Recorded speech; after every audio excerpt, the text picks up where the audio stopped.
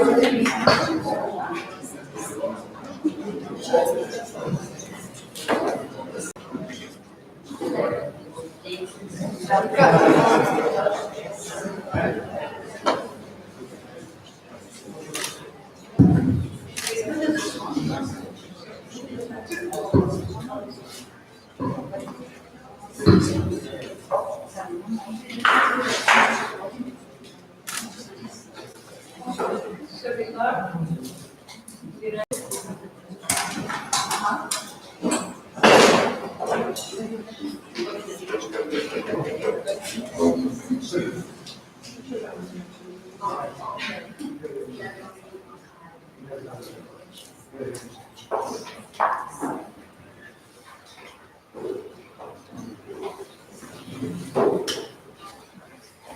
morning, everybody. Do you hear me? Good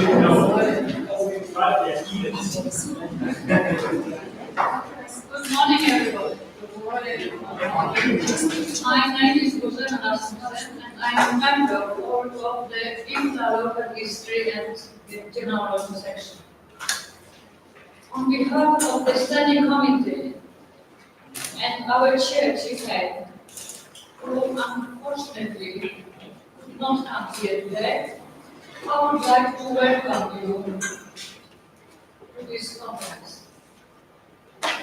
It is organized by our section together with Asia and Oceania Section. And Laila Hussein Mustafa, she's going to chair the conference.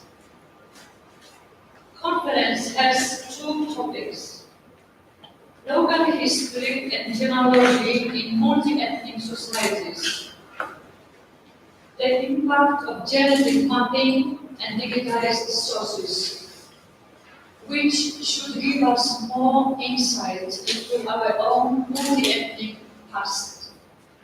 We have been more and more aware lately that we are genetically, we do not come from one nation or from one ethnic group. Our forefathers come from different ethnic groups. So maybe it's time to say goodbye to one nationality. We are no more Polish, Serbian, or German. We are a mixture of different ethnic groups. A little German, a little Romanian, and a little Serbian. I myself am 70% Polish, the rest is Baltic and Tatar origin. And the second topic accentuates that libraries are not anymore passive institutions, printing books and other writing sources. They have become more and more mediators, producers, and partners in development of local communities and their local heritage. Preserving culture, awareness, and understanding. I would like to welcome all presenters from different parts of the world and countries. Some of you have traveled for many hours in order to come here. United States, India, Japan, China, Lithuania, Romania, and of course, from Serbia. Welcome to all colleagues from Serbia. We are happy to be here at the University Library, happy to be in Belgrade, and happy to be in Serbia. Now I give place to Professor Virgo, Director of the Library. Thank you.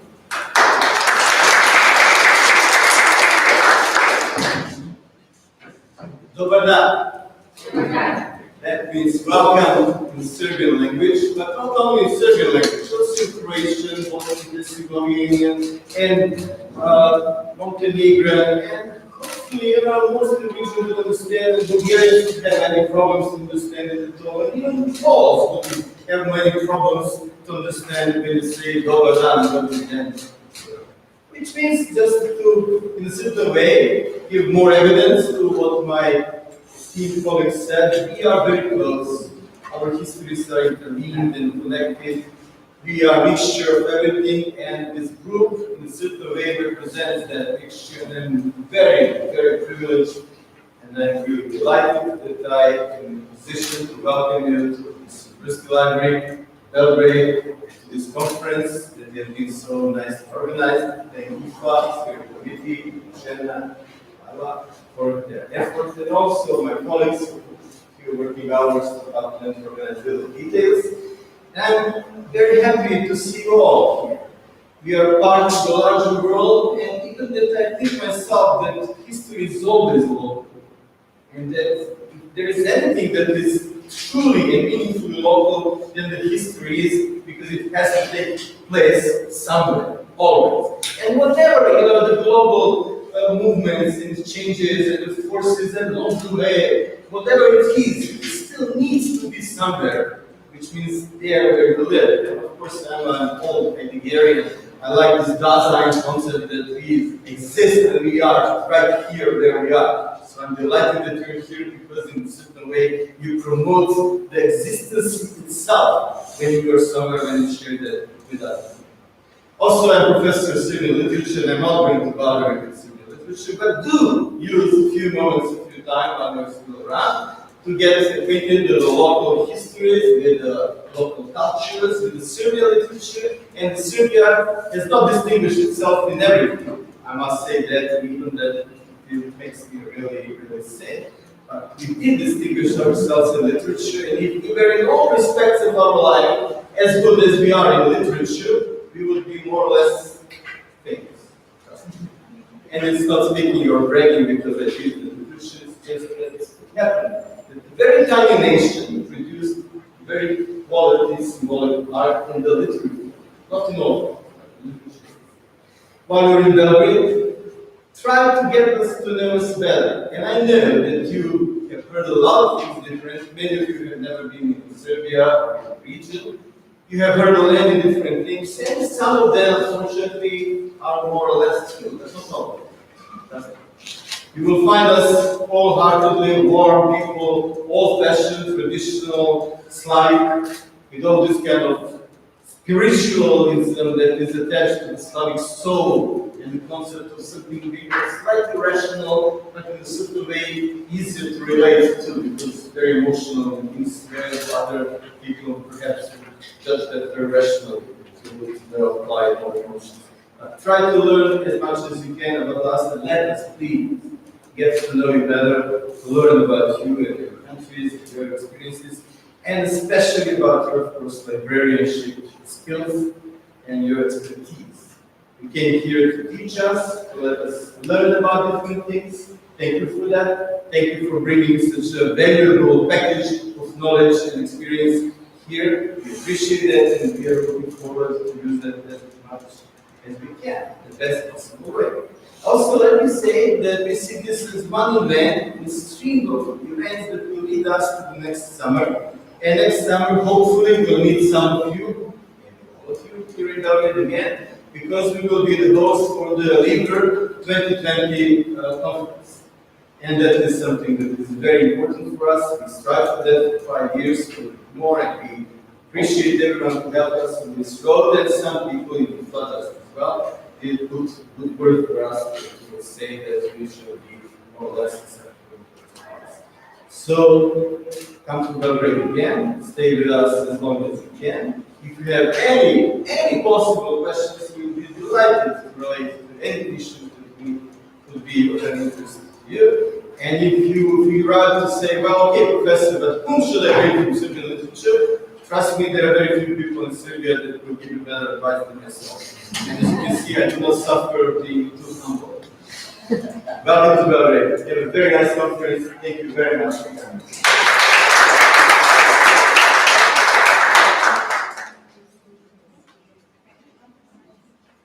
Of course, some details. Hello, Agnes. I'm Donna Kostic, and I work here at the University Library. This is my colleague, Sheila Jivic, and we're here just to give you briefly some technical and practical information about today's conference. At Hard Rock, we'll have a dinner break, and it will be organized at a nearby restaurant that's called Watershed. You will be able to sign up for this dinner during the break at this conference, the first break. And also, we are organizing a tour with our colleagues from the National Library, who are organizing another IFLA satellite meeting. So the tour starts at 6 o'clock, and we will leave the restaurant. All of you who are attending this dinner, we are leaving the restaurant at half past 5 in order to be able to get to the National Library at 6 o'clock. So my colleague Sheila and I will be with you the whole day, so we will be guiding you through Belgrade and to these tours. So again, welcome to Belgrade and have a nice conference. So Sheila. Moana said everything so perfectly. I have nothing more to add. Just if you have any questions or technical issues today or any questions regarding the day tomorrow, feel free to ask us anytime. We will be here or at the registration desk outside of this room. So have a great conference and thank you for coming.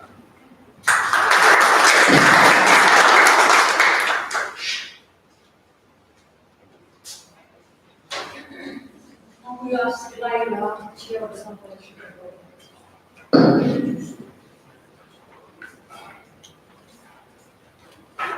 I'm going to say good morning. I don't know if I said it right, but good morning. Thank you very much for being here. I really appreciate everyone is leaving his house, his job, to stay with us for 2 days in a very, very important moment, honestly, to my career. Because being in Serbia, it was a dream. So I'm very, very happy that I was, my colleagues really made it happen in my life, because I write about library during wartime, and I wrote about Serbia, about what happened during the war, not in details from translated materials, and it's, for me, being here is like, you know, like you write about something and suddenly you see it, and it's very important. This conference is going to start now, and I want to welcome everyone, and I want to really thank the library for hosting this conference and make it easy for us to be here together and start a 2 days conference. We'll start with my colleague Lynch and his colleague and the other colleague Sherry Bosch. They will talk to us about the Family Search Wiki, and together we can accomplish more, presenting by, as I said, Lynch and Sherry. And before they start, I just want to make sure that you all listen to this one announcement, because writing local history, it's really a new movement. Before, history was written by the authority. Today we are writing our local history, and this is very important movement, because we write it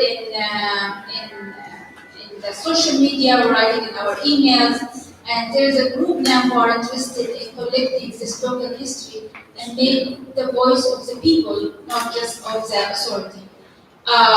There is a grant, if you are interested in applying for grant from the British Library, apply for money, to preserve local history or to preserve old materials.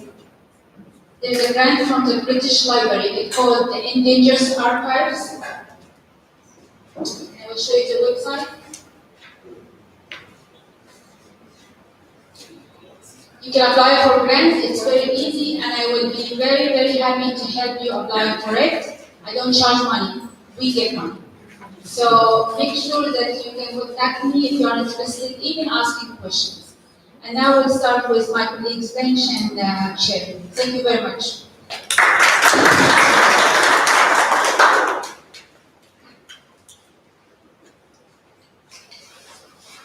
By the way, if you feel comfortable to stand, you can. If you want to sit here, you can, as a speaker.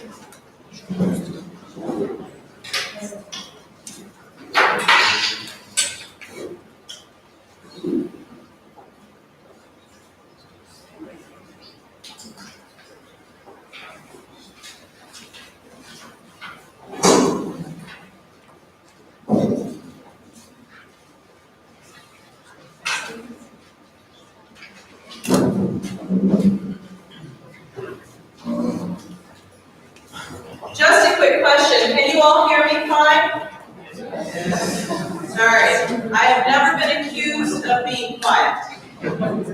So, my name is Sherry Bush. I'm with Family Search International. I live in Salt Lake City, Utah, in the United States. So, by raise of hand, have any of you heard of Family Search? Good, some, excellent. We are a very large website. It is an international company, but it is headquartered in Salt Lake City. And my colleague is passing out a handout. So just for those of you who do not know what Family Search is, a little bit of information, get out of the way. It is the largest genealogy organization in the world. And we have the world's largest genealogy library. As you can see, we were founded in 1894, so we are over 100 years old, so relatively young compared to many libraries in Europe. But we are a nonprofit. That means that we no money. We get donations, and that we're mostly volunteer driven. So we have thousands of volunteers that help us with our preservation efforts. Great. So today, for just a few moments, I'm going to talk specifically about one part of our website, and that is our research wiki. Now, how many of you have used Wikipedia? Anybody use Wikipedia? No? Okay. Good, this is wonderful. Wikipedia is like an encyclopedia that many people can contribute information to. Ours is a research wiki, so it is based on how to do genealogy research, how to do local history research, but ours is vetted and sourced by professional genealogists. So we reach out to the community and say, give us your best information, and then we try to disseminate it or share it with other people around the world.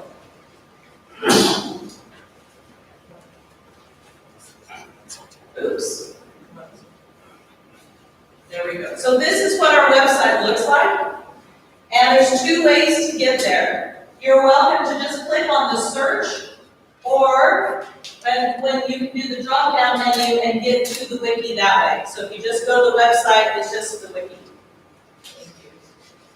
When you come to this page, and this is very small, I could not get it any larger than this. But my example was Serbia, because we are in the beautiful country of Serbia. So of course my example.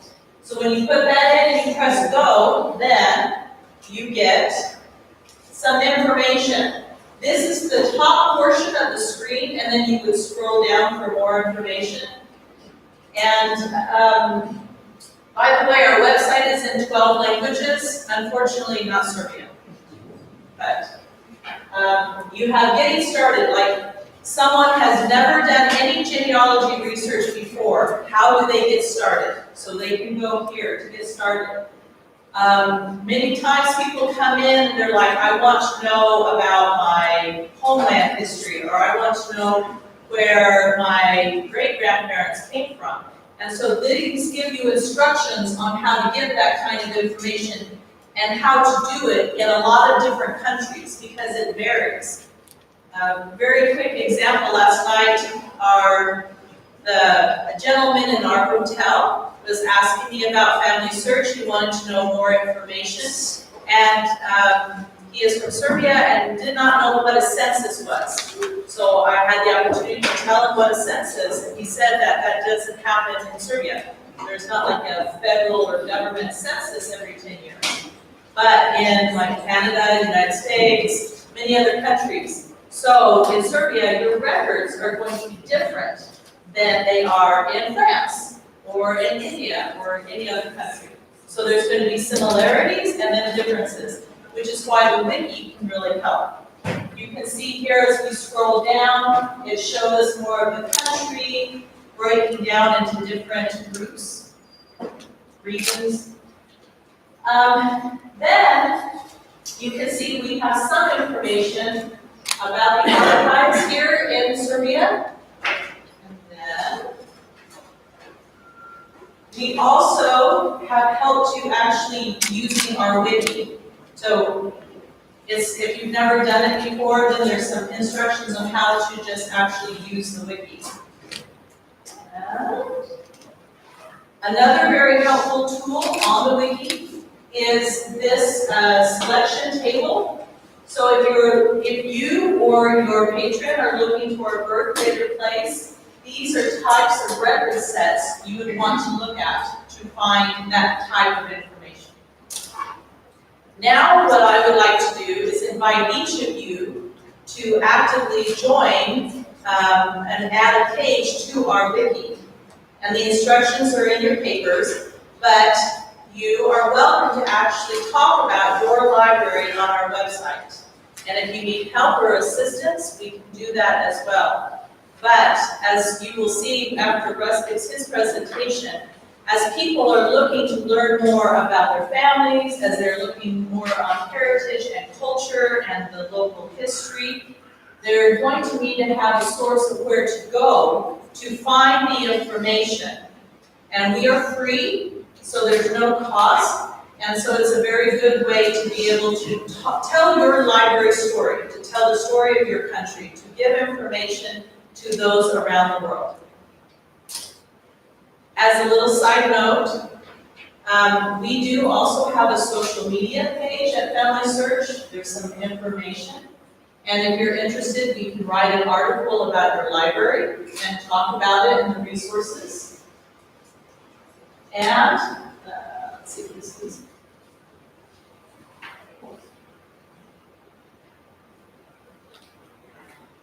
Go ahead. We continue actively to have scanning materials, scanning cameras in libraries, archives, churches. We work with many different organizations to preserve these wonderful, rare local histories and genealogies and information.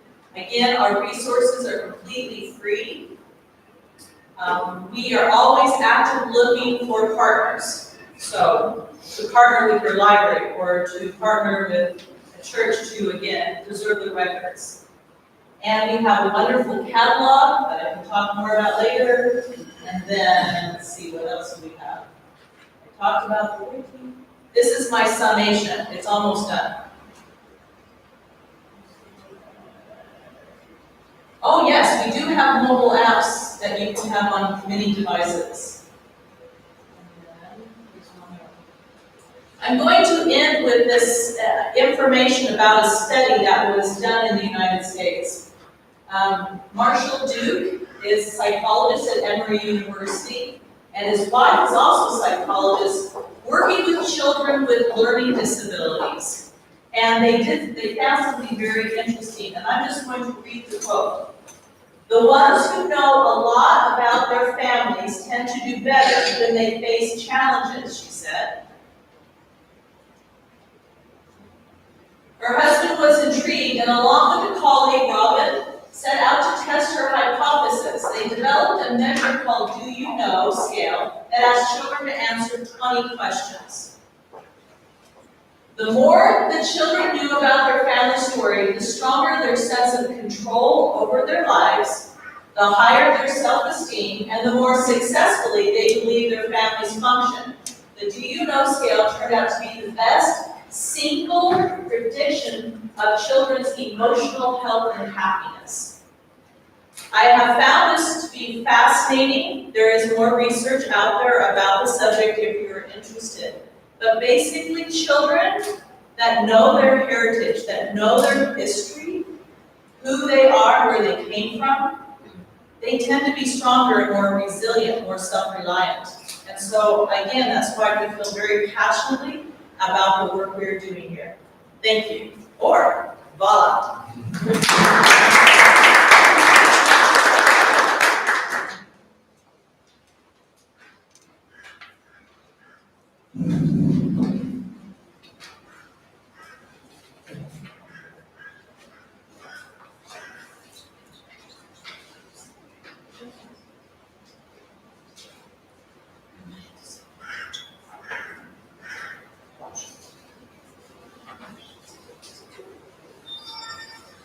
Dobu Dom. It's great to be here. A pleasure to be able to speak for a few minutes. At first, Sherry and I thought maybe we would split each presentation, and then decided that no, it would be easier if she gave one presentation and I gave the second. So I'll be talking about the DNA resources for librarians today. I'll start with a quote from an author in the United States, Alex Haley, who wrote Roots in the 1970s. And afterward, in lectures, said, "In all of us there is a hunger, bone marrow deep, to know our heritage, to know who we are and where we have come from. Without this enriching knowledge, there is a hollow yearning. No matter what our attainments in life, there is still a vacuum, an emptiness, and the most disquieting loneliness." Sherry and I feel that this helps explain the motives for a lot of people in the United States, in America, to test their DNA. They have this question. Can you go back? I'll let you know when I'm doing this. They have this yearning to know who they are, and they have found, particularly found because of the television commercials that constantly come on and invite them to take a DNA test, to go ahead and do that.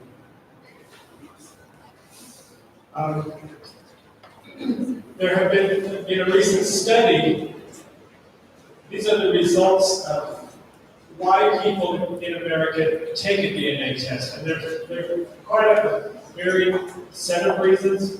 Some just for curiosity, others with an intent question that they're hoping DNA can answer. As Ozina mentioned, one of these is ethnicity, really to learn who am I?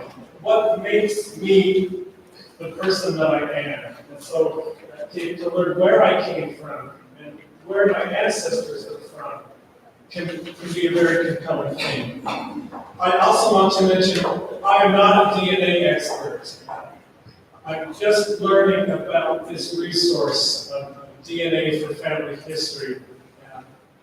But it has grown so much in the past few years. There is a lot of potential. I've also learned in just a little bit of work that I've done personally or helping our patrons at the Family History Library, how much is possible. So I guess at this point, I do know enough that I could talk all day long about this because there is so much involved. So all I can do today is just give you a brief introduction of some of the concepts and information, and we'll refer you to many of the websites where you can get more information. I think it will help to see a TV commercial that might explain, again, some of the motives and some of the trends that we are seeing in America.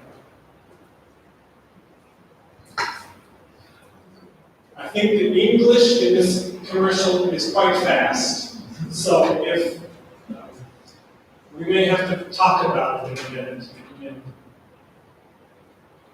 when it's over. I've always been interested to learn more about my family roots, and so is my dad.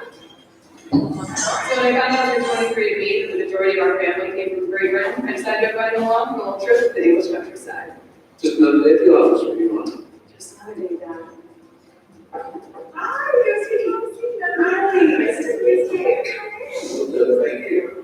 First time in touch with It is my first time. it. Turns out a lot of our ancestors came from this area. I've always wanted to research my family heritage, and so what better way to do it than with my daughter? So you can see here, with 23andMe, it actually gives you like the top regions per country where your ancestors have ties to. Let me see. Yeah.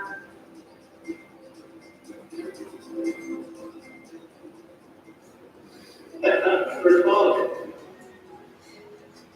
How are you? Hi. I am. Lovely to meet you. You can see the sheep just over there in here. right? The first thing that I've used to learn is his name, so we can call it back to you. Mark, hello. Sit down, Joe. Yeah. It's fast. It was really interesting being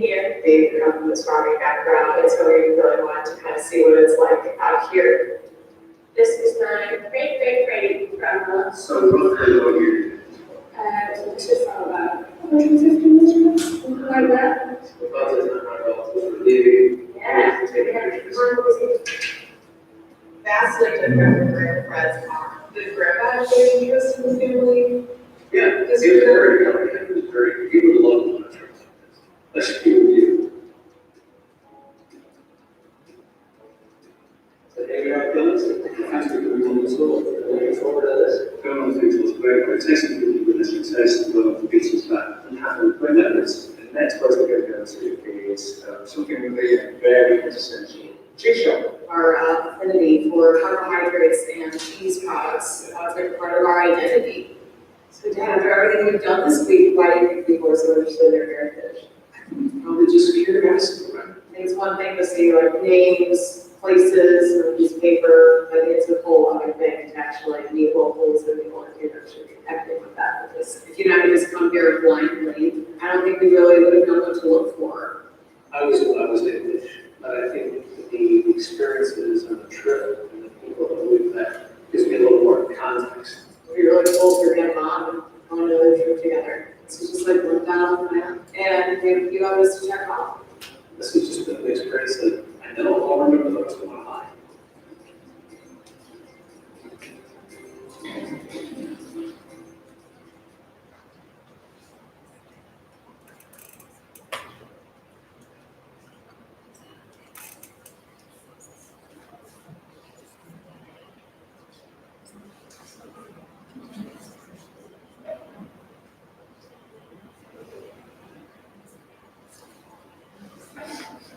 So I hope that TV spot helped do a little bit of explaining both how people are adjusting to get more information, but also how industries like the travel industry or Airbnb would take advantage of this opportunity well. And so you may see more Americans coming into your libraries now that they have confirmed their ethnicity and have questions about it.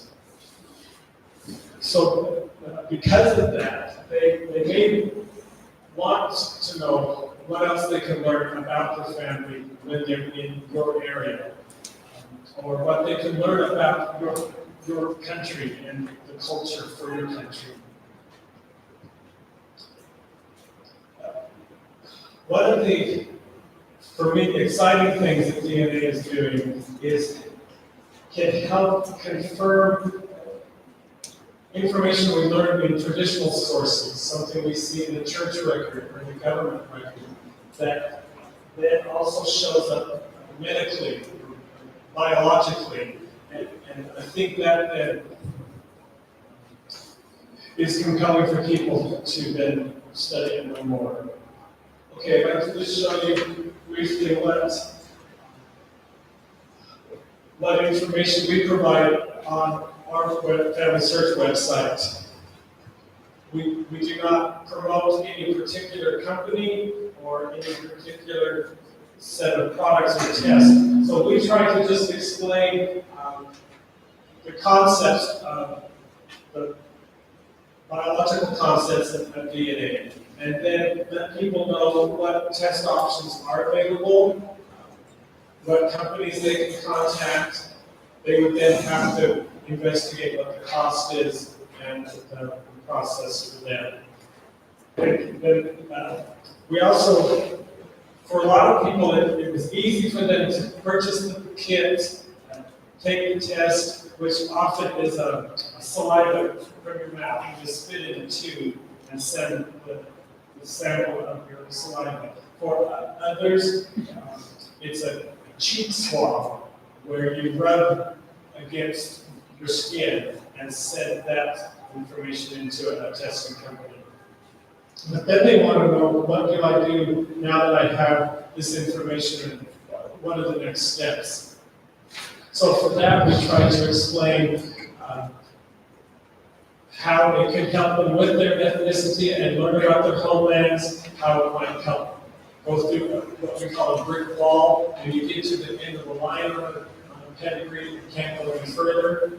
we tell them about cousin matches, which is a way for them to get in contact with other living people that are their biological relatives, even though they may not know exactly how they're related to that person.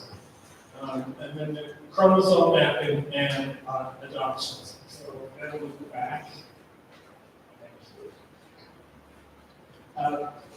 Because there is a lot of information that might be, that the medical community might be familiar with it, but we in the library community don't know, or as hobbyists doing family history wouldn't know. We have a lot of frequently asked questions, or what we call in America the FAQs, and as well as some terminology. So we try to help people know, because there's so many different tests, what these tests are. Then there's the emerging science in haplogroups and chromosomes that we try to have a vocabulary page to help people become familiar with these terms and their definitions and uses. So lastly, I think one of the best pages for additional information is a group called the International Society of Genetic Genealogists. So if you did look at any other websites, I think going to the isogg.org website would be the best use of your time, because it's loaded with good information, and which I think has both basic introductions to things, as well as this is where a lot of the experts in the field for genetic genealogy and using family history with genetic science can be found. In the handout, we can pass out the handouts. And again, we have them in English and in Serbian, so take what language works best for you. In the handout, we have quite a few other websites that would be useful resources for you. Okay, so in my limited time, that was the information we wanted to present. I hope it's helpful for you, and as we have discussions about this in the next few minutes, we'll try to answer any questions you might have. Thank you.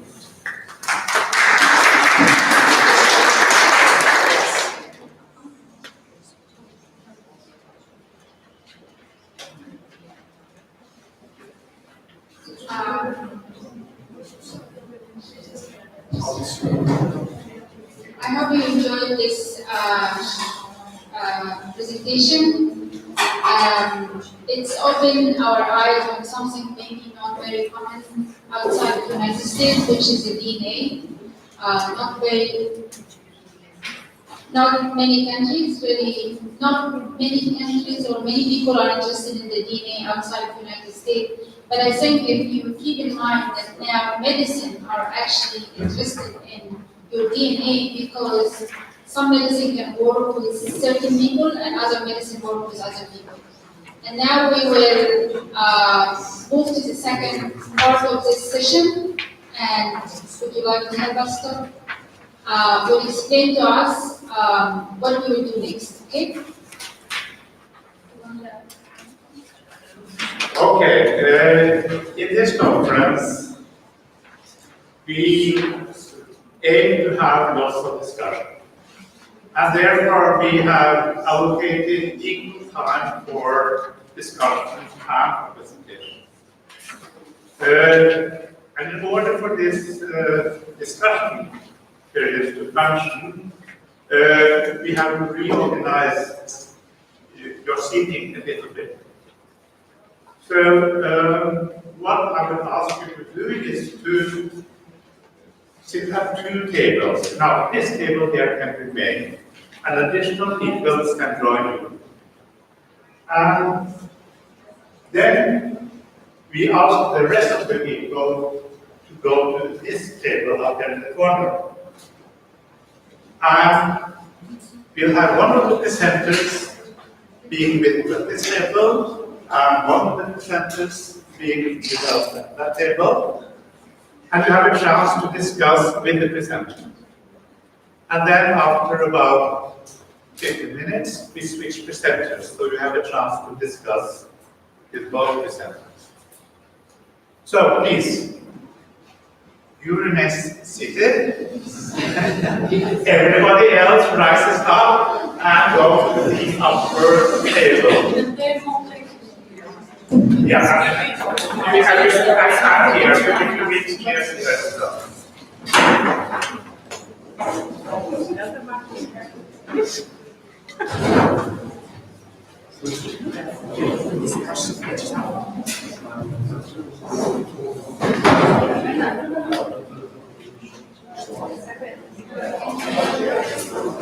You can go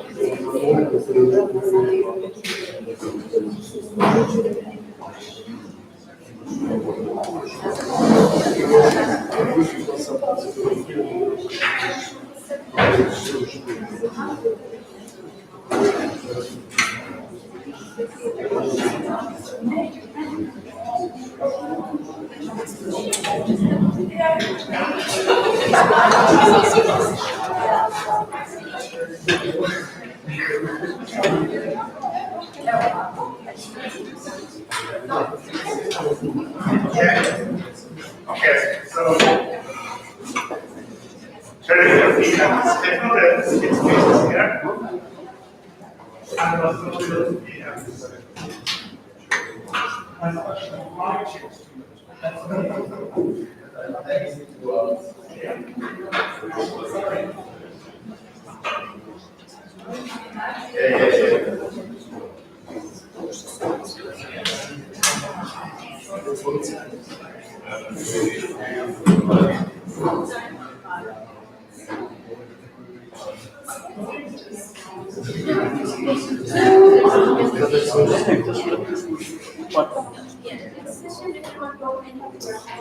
But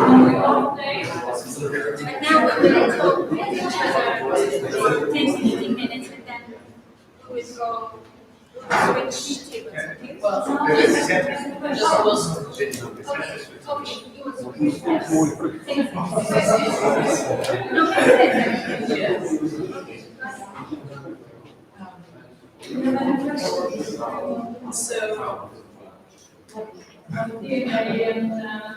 Starting with questions. Yes, well, I was going to ask, are all of you from, I assume all of you are librarians? Yes. And so do all of you interact with your patrons? Like, some people are just catalogers and they don't interact with the people that we and your teacher, yes. Okay, so then you really influence. Okay, so then, now it's your.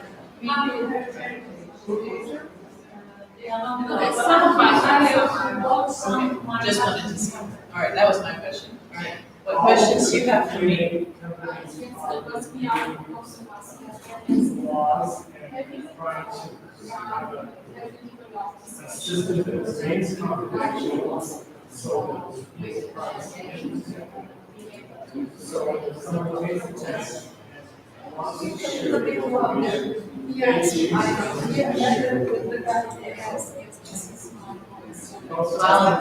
I'll repeat the question. So, she asked if specifically that Family Search did any DNA projects with libraries. No. So, we don't offer tests and we don't offer any additional research. However, what we try to do is help with education. So we're a neutral party. We're basically the Switzerland of DNA because we're not selling anything, we're not promoting any one thing. So it's just, here's some information to try to help you and also to help your patrons that walk in the door. That's all we do. So So let's assume I want to start this how can you? I can help you just with the So I thought you. with the DNA specifically or with the wiki? With both. Okay, so with the wiki, I can be very helpful because it would be wonderful to have a page about each of your libraries. And I'm sure each of you have something very special and unique, like a special collections or rare books or materials or maybe expertise, like you know a lot about something in your library. So to create a wiki page, and by the way, each day our wiki pages get over 5 million hits, so it's every word searchable, so we have a lot of people that are coming to our website. So it's a nice way to direct traffic to your online resources, but also a reason for people to walk in your website. That is like, if they don't know that you're there, and they don't know your hours, they don't know what you offer, then why would they come? So we can help with that. With the DNA, when you have a patron who sees the commercial, have all of you seen a DNA commercial? Yes, no, maybe? Okay. Some people, I guess there's a television show in Serbia about DNA? Yes. Okay, so you're getting more questions? Yeah, okay. So our page about the DNA can actually help answer questions, or if you don't have the answer, you can say, oh, let's go look here. It's a resource. It's only a resource for the library. Does that help? No. All right.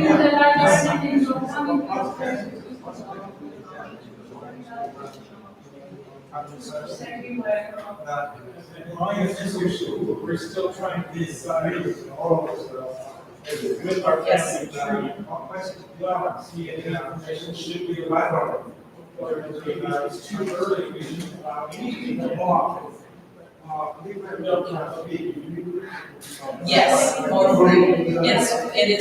it's more easily found by Google, yes, and other search engines. So we pay other search engines as well as Google. And then also the benefit is that people, when they're searching for any type of record, then they would know if you have it listed, then they would be able to more easily find it. And then if they know it's there, then they would say, I want to go to that library, to talk to a librarian, to see those records. I want to go see this rare book, or I want to go and look at a manuscript. But sometimes I have been to university websites and libraries, and I've been to public libraries. They have many amazing resources, unique resources, but they're so hidden that even the librarians don't know they have them sometimes. It's like the rare book specialist knows, but the other librarians, they don't know what they have. So by having all of this put on the website, it's more easily found, and then people can come in and ask. Does that help? Yes? Okay.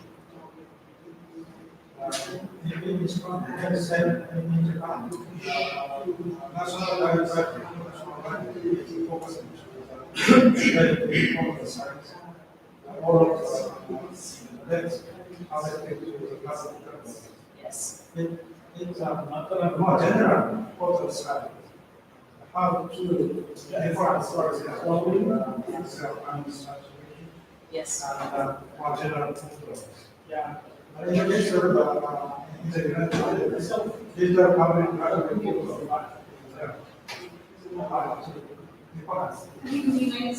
more general, special, particular. So you can be as general, very general, or you can be very specific as well. We like both. First law of economics, something is better than nothing. So since there is no censor in Serbia, or the last one maybe was 10, 20 years ago, how people find their roots? Like, you get people coming saying, we know they are not coming to libraries. So what do you think? I don't know, I but now the libraries, even though according to our library law, all regional public libraries should have a local history collection.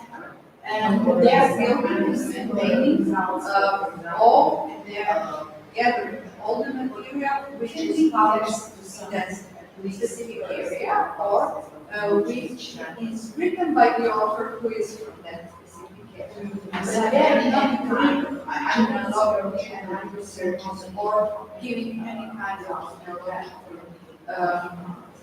information. No, just don't do that. What I think now is kind of talking is that it would be our modern history collection in public libraries are Yes. great opportunity for that kind of service or for that the kind of database which should be put in the public libraries just to start about research in the community. Distinguish certain countries Different countries has different way of prevalence this. or But for example, the old fashioned in the Middle East, art. people have small area, like a small street, and there is a small area in the street where there is someone who writes down, so and so had a baby, his name is blah blah blah, and another baby, and they register the name of. But this is a local hired by the government, and it's severe now in some of the countries of the Middle East. Some people are, the tribes will have someone who will report the history of this tribe. So this person has 5 kids, have another kids, and they have names and they move here and there.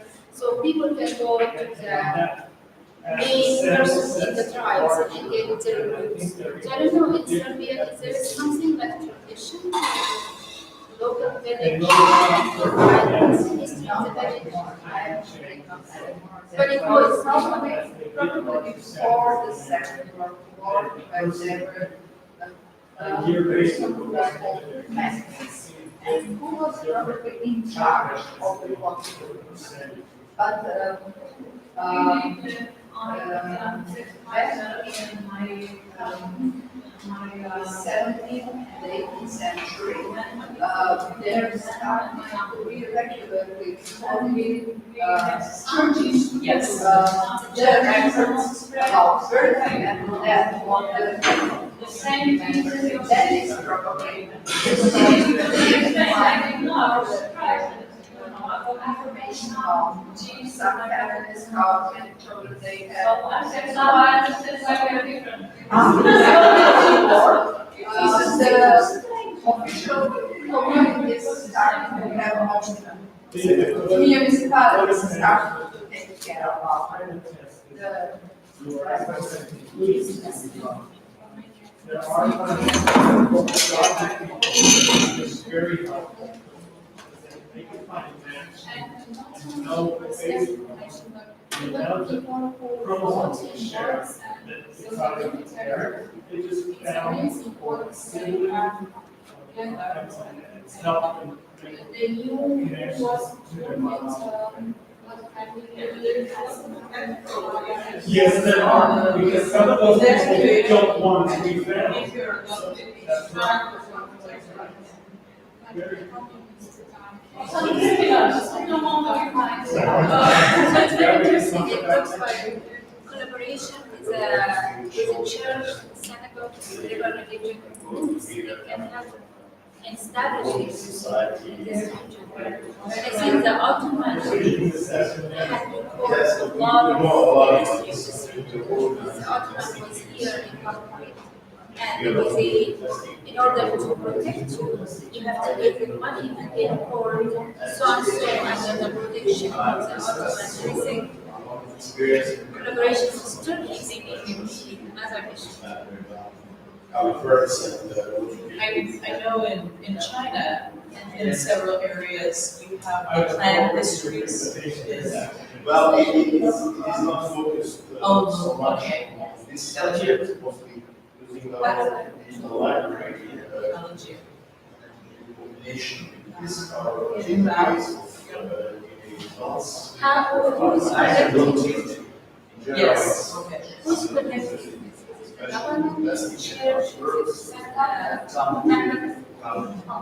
Which can expect, sometimes And it we goes back. expect, Oh, many centuries, isn't great it? grandfather, father, The family plans, they go back was 1,000. honestly, you cannot find that. Which you can find maybe that your ancestors 2,000 years ago came from Siberia, or I don't know, such people. Not really much. In general, always almost testing includes all parts of your DNA. It works, I guess, for societies like USA. You have people from many different parts of the world come here. But in Serbia, especially some communities which are close for hundreds of years, more or less all people have the same humanity. It's not so much different. You can see that you have 2% of this or 3% of this, less or more. But if you look at it in general, it's the same. Not just the Serbia, it's the same. Serbia, Croatia, Montenegro, Macedonia, it's always, you look like the same people. And also, It's very hard to find something. so Yes, we are very experts on You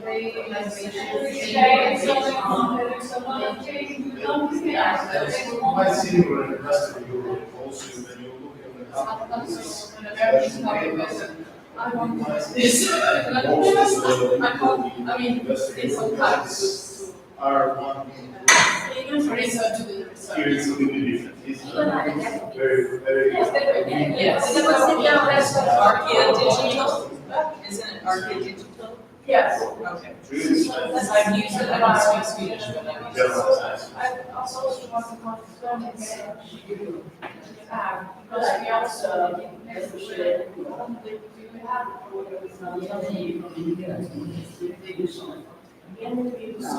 I have talked about just like how the libraries can, but Family Search has for individuals as well. So I have an account and it is, I get free, but then I go in and I put my name, and my parents' name, I build a family tree. Anything living does not show publicly, just for me. But when they're deceased, then it shows. Let me.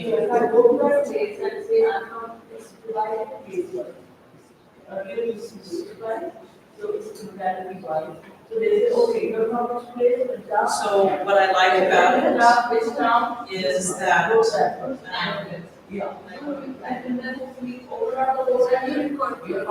I record my family history, and I can put, so these are my grandparents. And so I added the pictures, and I can add like little stories. So I put in their birth date, their marriage, their death date. And then you can see I put in some pictures, and I can have more information. I like it because I can source it, so I can say, here's his birth record, here's his death record, here's a picture of his headstone, where he is buried. So we have public, Family Search is very large. So this is for an individual for me. And so you can have an account. Right, personal, not until if you put in a death date, then they will see some, but the person has to be dead. Sorry, this is more. Okay, thank you. But if you are interested, but anybody, it's free, so you can set up and begin building a family tree. If your patron is interested, but to your point, as you were saying, that the families have stories, they can write their stories here. Vala. I'm working very hard to learn these skills. Thank you.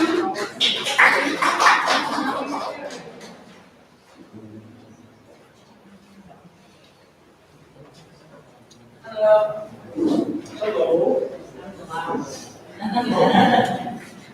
So today we'll be just checking if you have any DNA questions. See what kind of issues be happening in your life. Anyone try processing that we cost is basically What is to say that religion creates hierarchy in society. For Criminal identity, your social choice are determined by. So I think I also this question that when you trace the process all this in like DNA, that's what you say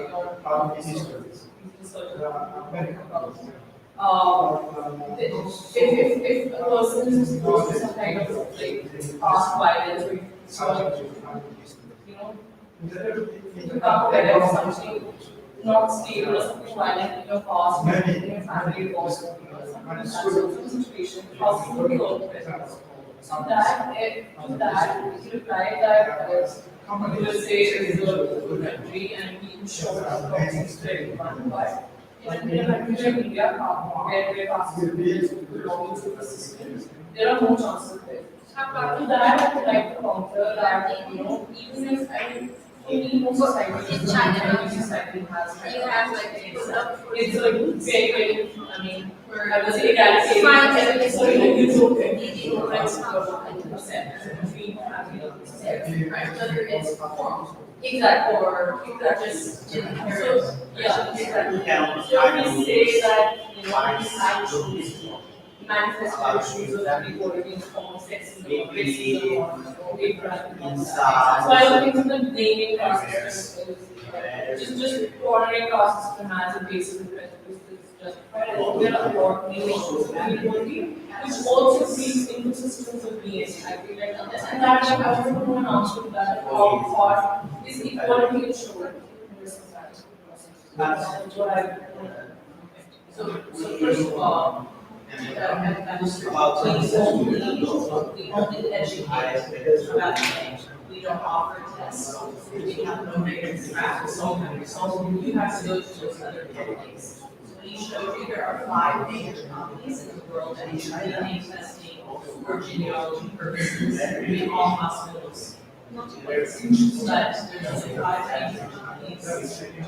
One's based in Germany, one's in Israel, one is United States.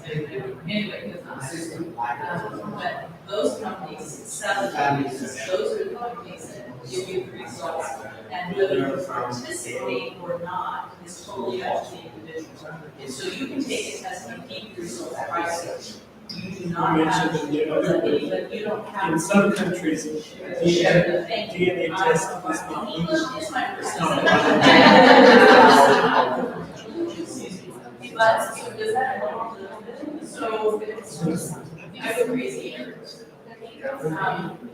But so to your point, yes, those kids are smart reality. It's part of the human and planet. However, if you participate in DNA, you don't have the results. Now, that's free. We also have individuals. I was just showing them on my phone, like anything that we does not, like I set up an account, my email, my information, it's just free. I copied my husband, my children, and my parents, and there's a death state, nothing living shows. Nothing living is totally protected. But again, even on those, we don't have anything. Again, we're here to educate and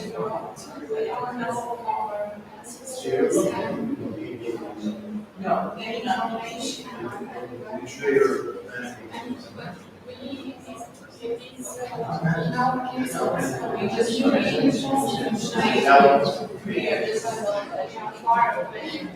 So it's actually for many companies that became very heritage because so many organs with certain heritage, and it doesn't work. It's like, for example, I have African and some ministry work with black people, it doesn't work. And some also people have inherited, like it's medically, it's medically proved that Jewish women are expected to have breast cancer more than women from different backgrounds. So there is actually DNA is not just I was right, but I think also you should look at this how to feed the medical sector with this information to discover medicine that high blood pressure medicine work for white person. So diabetes work for this common medicine. Some people say it doesn't work with medicines, it's my genes is the medicine. So I think it was also one lesson. Research history of the future of my people. But the reason is that controversy about medical is Of course. privacy confidential. But also it can be used like, I mean, but it also can be used against you. Yes. Because we have the history of Hitler who was trying to connect medical history of people and should use it against. I mean, there's no really. Genocide. Yeah, but it was used for some we know about it. So it's really, it's something people have to think about it and look for how to protect it before we reveal it. So it's very important to watch protection issues. But now we are trying to Can you speak a little bit? Yeah. I think I don't know how long we'll speak to the audience. Is there any question? I know you said like in India, I think so. I'm also having this sometimes there is no companies who create known as should be sent. So that's the main second question. How many of you? We have before publishing sometimes we have the there's a bill which was passed, you get laws and they don't have right from it. Every day that whatever gets made on information or your child will be something that's something and then you will realize you will say, oh my friend will be exactly. It's not that so everyone now since the rest of the and education grow I just like our festival schools for criminal justice system and cases and the laws Be positive what the results are to show. because we didn't think that it's for later and it's because Back on your first question is, the so in that testing companies majority do work with some first of all medical there is no professionals access to justice to make sure they're and the testing ones who are waiting for information. like 90% That then way, from the local from different some of them use the same laboratory. and I'm sure that So that it doesn't matter whether you buy it 40% company A or company B, because the results will come So back. how I But don't know that others if this are can different, be really brought to another level. have some different testing parameters. Again, they try to check the medical community to make sure they're on the correct. That which sort of strikes at the level of So, prejudice which we usually the want to have information is towards quite like- compatible, and there are some I think that's- companies that will let you transfer information from one test into their database It's the criminal without justice having to system pay for across your test. countries are specifically biased towards many countries. Some sort of work in Africa, for example, for landowners. Yeah, which is actually just the end because People who work, they are leaving their land, they are able to go back and by tracing your roots, you can actually trace even your if the crime is not ownership over the land, over the house, which is having like different countries, actually, people are not, I mean, you go with a claim, but you don't have paper, but if you can say, I'm from this village, and my roots goes to this family, and land is inherited, like, your shop. So it can serve a lot of actually purposes, not just $50. That I have 10% African American, 10% Middle East, 10%. It's not just this, it's also in the United States. It can give you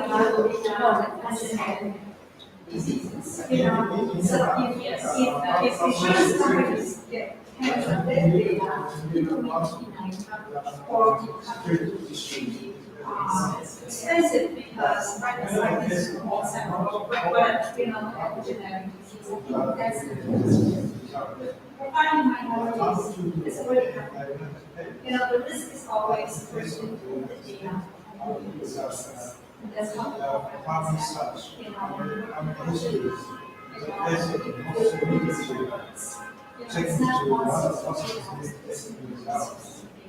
DNA is added to such thing that protection. So, the testing companies are very sensitive to privacy rights and confidentiality. And so, if you take a test from them, you're able to control how much information you share. So you can say, I want to take the test, you cannot share it with anyone else, or they'll say, I'll take the test, but you don't share my name and my identity, just the information. So there's different levels that you can grant access and information. So you say, yes, you can share my name, I want to correspond with other people that match, or say, you can share my name and my family tree, so that if we match on any of these family names, we can correspond. As has been mentioned, it is controversial. I'm not sure whether it's going to go in the future. So, my institution, we're still deciding what would be best, and so we don't store any data information. And I don't know if we ever will, because it might be too personal to store and share. And then, as a librarian, if you put anything online, there's no privacy. No matter how much the government gets the database and more the security. So you have really to tell yourself, taking the risk when I get to my personal information. It's a picture of your credit card and the passport. So there's no guarantee for privacy, no matter how much the company will swear to God and keep your privacy secret, but you can't so they can go bankrupt. I get sometimes from my medical company to say we are the laboratory is getting bankrupt without moving to another laboratory. So you have to take some risk. Really change perspective in many areas.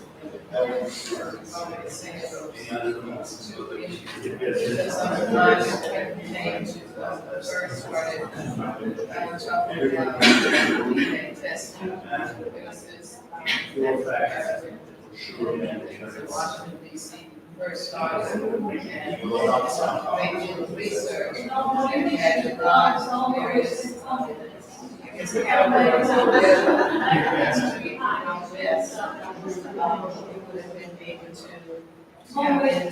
you would have been able to tap into accurate information in regards to some reading. There's still an eye there, maybe tomorrow, the information tested. And we shortly thereafter, that we go to companies who begin to bring up and want him to collaborate with them and share his information, which thank goodness he refused to do so. And as just today, you can see so many companies out there And some of the conferences I've been to about this particular issue, there are some the participants of the attendance and saying that, so there's shows, and but there's several that received back, each one is so limited, so some of has to be on graduating, and a much of their so they're with that particular 5 years until the so as you were saying, and some of the others of the legislative expressions. For example, research as to content that is so much equipment, because some of these levels are out there, it's only for profits. It's only that we have a place and to segue some of the security aspect of it. We see our actors like this these acting during lockdown. So once the house is not database, so if they're able to get into that, which is supposed to be for online actors, for example, then when they come to the rest of our companies, we are definitely a lot of places. And so if they, but they text my there, it is always a positive collection. So we have the permanent user there, because the people and they don't hear today, so that's why Alabama is where the senator looks there, or they'll say to go along with the, that was the original scan, right? They'll just scan, and they scan us, and they'll still, and they question as to how that will do any combinations. You use that word, as they say, where there's a caption for Jonathan, or my urgency, what works best for you, and make sure that we, personally use or represent. This would be a new thing to research. I'm sharing what that's the thing might be, but so and sometimes we actually have another person that we have some good mindsets as active genealogy, but I think that information also says this or not, and it was so we expertise, we provided some resources, we provided some resources for those who are government, which is really our stars out there. So just conclude, so we can go for 5 minutes later and then come back for our next journal. The conclusion is there is need to trace our heritage. We just actually work step by step, so privacy and not for our collective data. Without privacy, we are losing. So we don't want them to collect this information to be used against us. So we have to push hard for privacy and being really punishable if someone gets chooses this information against against women, against whatever ethnicity. And now we'll go for 5 minutes break. If you have time for coffee, tea, fish, and come back for to listen to our next lecture. Thank you. 10 minutes, 5 minutes, no. 5 minutes, 5 minutes, 5 minutes. Yes.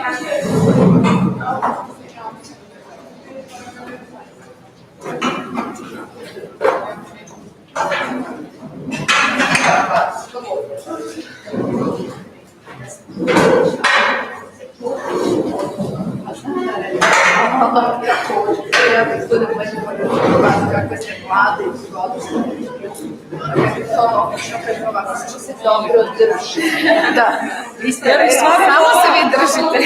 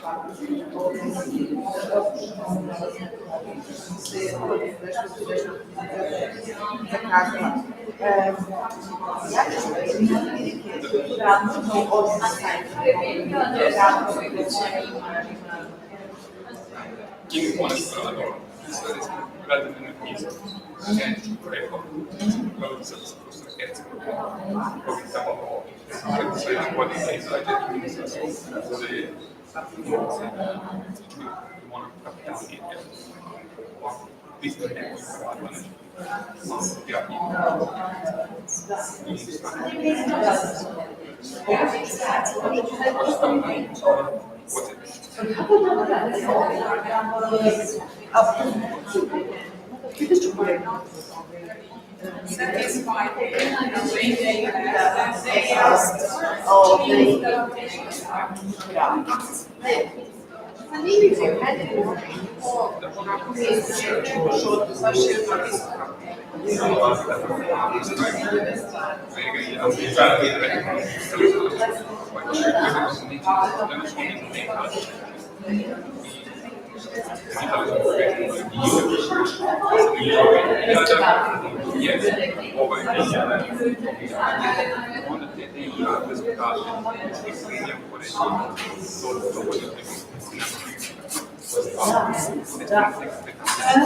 And then after they have settled down, until they prepare an issue, because then they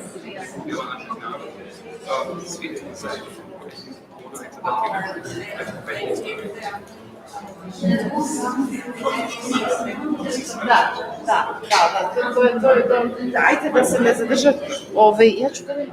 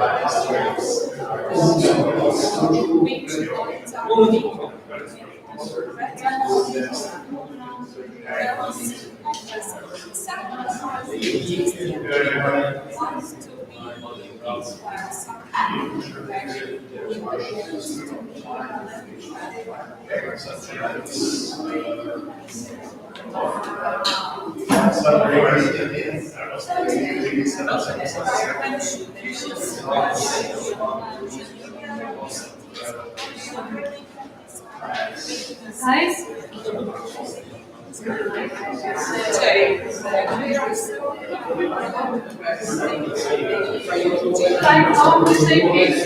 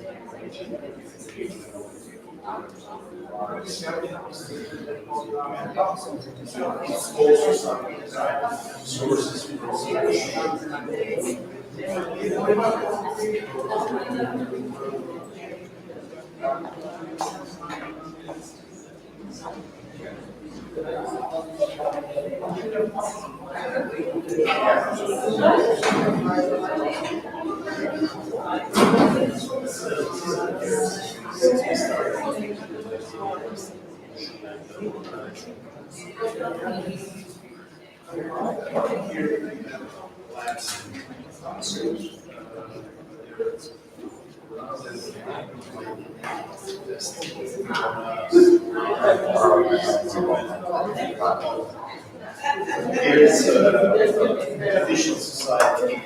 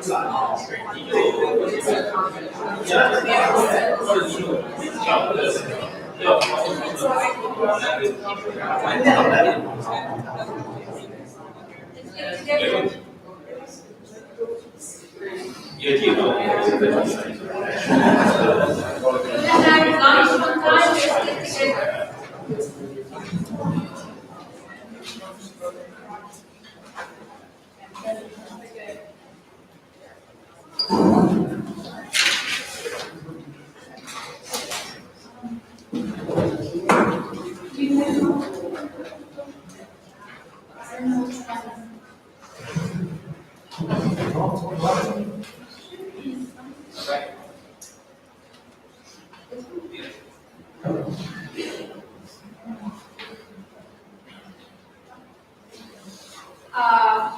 will start our session, but we have to, Milana, want to say something before we start?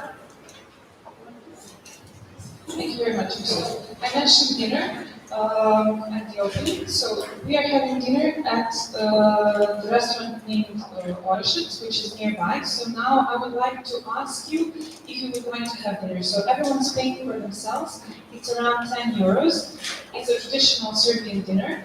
It includes two main dishes, some mixed grilled and roasted meat, traditional Serbian salad, traditional Serbian bread. So if you would like to have dinner, which starts at 4:15 and lasts for an hour and 15 minutes, then you should just raise your hand and my colleague Sheila and I will count you and we will just confirm this reservation. So who would like to have dinner today at 4:15? Please raise your hand. You don't want to? Yes, but this is another dinner at 4:15, so you don't want to have it. Okay, no problem. So one.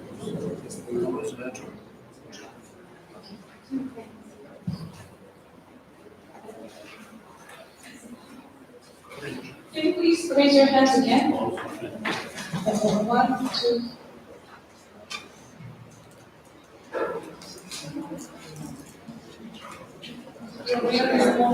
So 9 people. Vegetarian.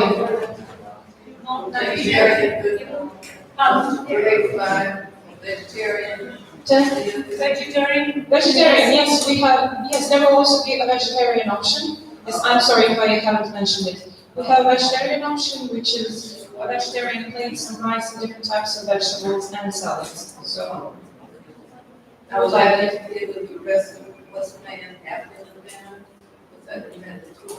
Yes, after the dinner, all of us will go to this library tour. So we will leave the restaurant around 5:30. And my colleague Sheila and I will be taking you to the National Library. And those of you who do not want to have dinner at the restaurant, but they would like to go on a tour, you can be at the National Library at 6 o'clock, or you can come at this place, the restaurant Orishit, and we can start from there at 5:30 and go to the National Library. And this restaurant is very close to the library building, so we will give you all the directions if you are not going to the restaurant and would like to go on a tour. I would say go to the restaurant. You would like to go to the restaurant? Okay. Yes, it's like 300 meters away, maybe more. Yes, there are 10 people. Okay, around 10 people. Okay. For those of you who want to go to the restaurant, don't want to go to the restaurant, but want to go to the library dinner, we will write the address of the National Library, so if you want, you can also take the taxi to go there, if you prefer. It's not that far away. It would take us maybe somewhere around 30 minutes of really relaxed and slow walk. But if you would rather go there by taxi, we will write the exact address so you can give it to the taxi driver if you want to go. So this is in case you're not attending dinner at the restaurant. Okay, thank you. Okay, now I will ask our colleagues from China to come next to each other here, and we will start this session with 3 presentations. After this, we will have a discussion like the one we had. We will have 2 groups discussion. And now we will one group discussion. Sorry. So let's start, and thank you very much for who's going to start there. Thank you.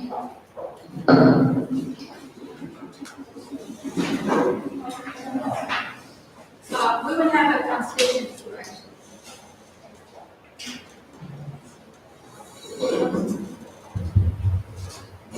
特别荣幸来到这里，感谢组织者的辛苦付出，才有今天的会议顺利召开。很开心在这里见到一些老朋友，包括 Brina、Russell， 还有 Takashi， 也认识了一些新朋友，特别开心。First, I would like to thank you all for coming here. I'm very happy that today I met with old friends like Milena and Takashi and Russell. 去年我们参加了马来西亚的IFLA年会，然后在会议上的时候，季祥德博士在会议上就中国地方志做了主旨报告，让很多人了解了我们中国地方志。Last time in Malaysia, we also talked about local chronicles museums, and we discussed more about it. And now we are again here to discuss local chronicles museums. 大家都知道，那个世界上有4大古文明：古中国、古巴比伦、古埃及、古印度。4大文明，只有中国文明传承至今。地方志为中国文化的传承做出了很大贡献。There are a lot of, when we talk about Chinese chronicle museums, they're very important aspect of Chinese history and especially their development in establishing local chronicles museums. 中国有一个古话叫“国有史，方有志，家有谱”。地方志作为地方百科全书，它是一种中国独有的一种文化传承载体。它不同于地方史，不同于历史，地方志真实的记录了一个地方区域内自然、政治、经济、文化、社会的资料性的一个文献。There are many similar things like encyclopedias and archives and records, but local chronicles are ones that also encompass more than that. They also include economic, cultural, natural, and other aspects of that reality. 地方志在中国有2000多年的历史，从隋代起一直延续至今。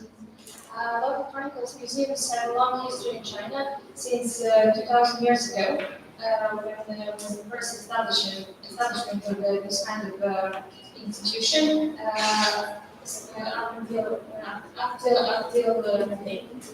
我知道今天参加会议的很多都是图书馆界的专家，大家之前有听说过档案馆、博物馆，还有图书馆。但是我想了解一下，在座有没有之前听说过方志馆？ Everyone here are involved in business matters, so all of you heard about these kind of museums and archives and libraries. That what I would like to ask today, if you have heard of this kind of local chronicles museums.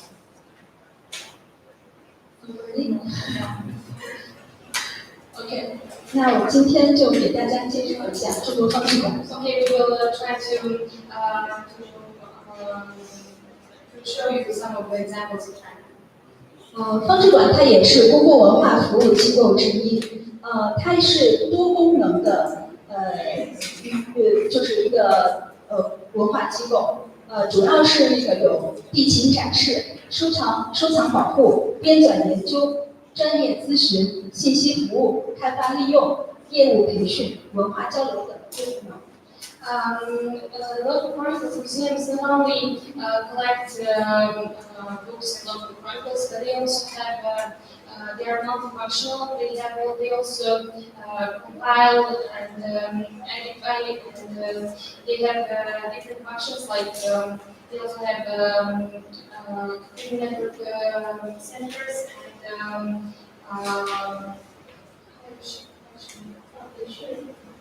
trainings.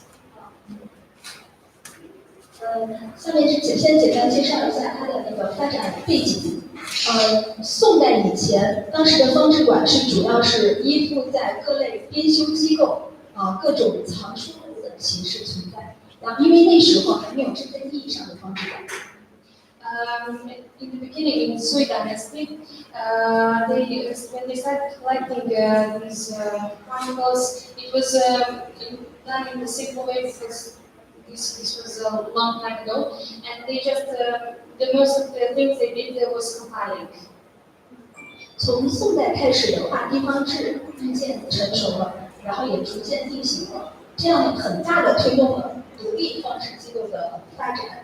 特别是北宋九律图志局的成立，标志着中国历史上独立志书编纂机构的正式成立。From then, these local chronicles museums experienced fast development, and they became. There were a lot of other filing bureaus, and they were developing since until today. 清朝呢是中国方志发展史上的鼎盛时期，也是中国方志馆发展的一个很重要的时期。清朝，对 in the Qing dynasty, also these kind of museums were very important, and they compiled a lot of chronicle museums, and they became a very important part of both the country, both in the country and also academic purposes and so on.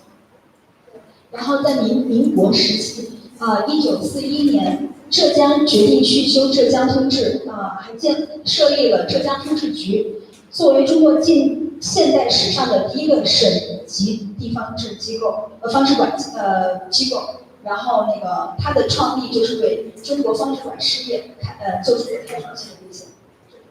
Especially in the 1941, when it was established the first of these kind of local chronicles museums, it was important for. It was the first one of such kind in the Republic of China. That follows the same. Today we follow the same principles that were established there. 特别是中华人民共和国成立了以后，就是各地都兴建方志馆，然后在以前中国地方志它主要是编修一本书，然后到现在就是发展成了也是前所未有的一个黄金时期，在地方志事业发展上，对。Especially after economic reform and opening up of China, these kind of chronicles museums experienced such popularity and development in the country.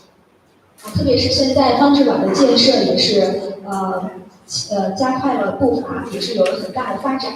就截止到去年年底，我们有过统计，在中国建立省市县各级方志馆有603家。Today there's these kind of museums spread across the whole country, and there are 661 in total in China. 方志馆呢，它跟其他的一些场馆有一定的联系，也有区别。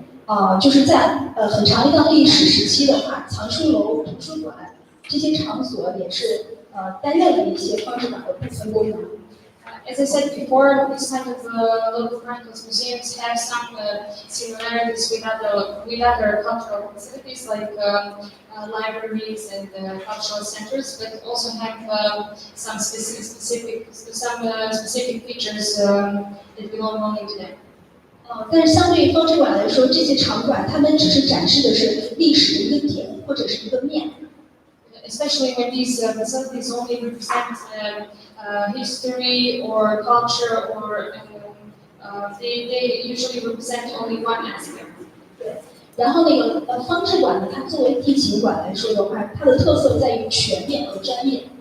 But local chronicles museums, they are multifunctional, and they have a lot of they have a lot of both characteristics and functions. 全面主要是它全面展示了一个区域内的所有情况，人们可以通过方志馆了解到当地的历史包括一些文化，然后起到了其他场馆就是有一个补足作用。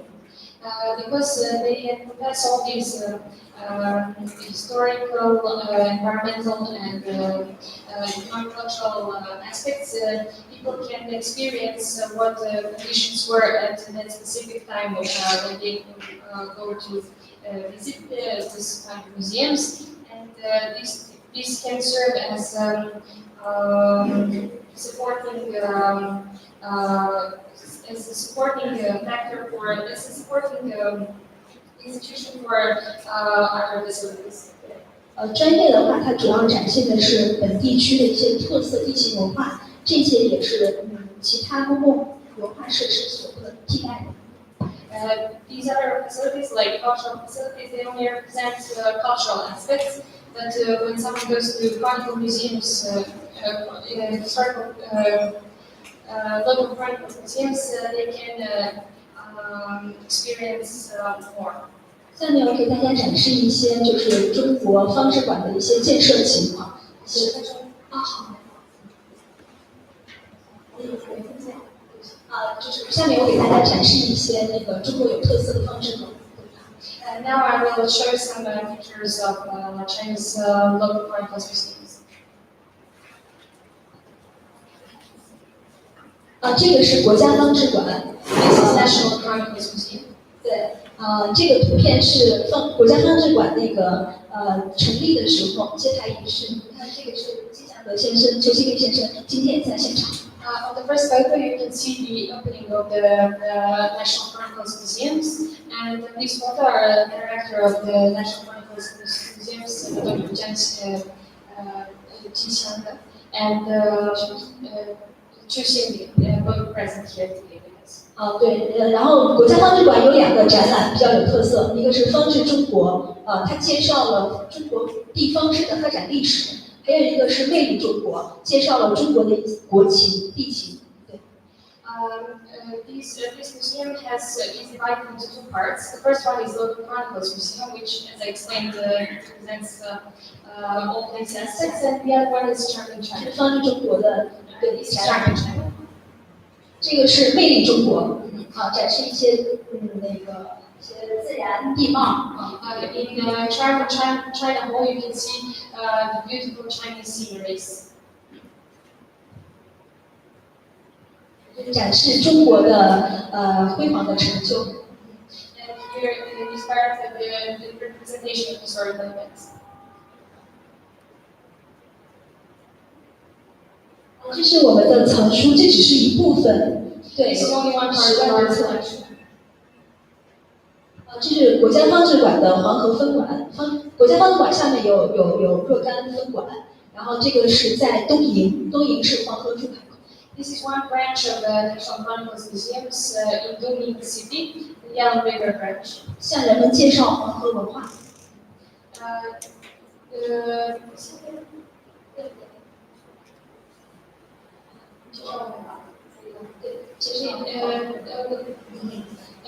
They represent the culture of the Yellow River.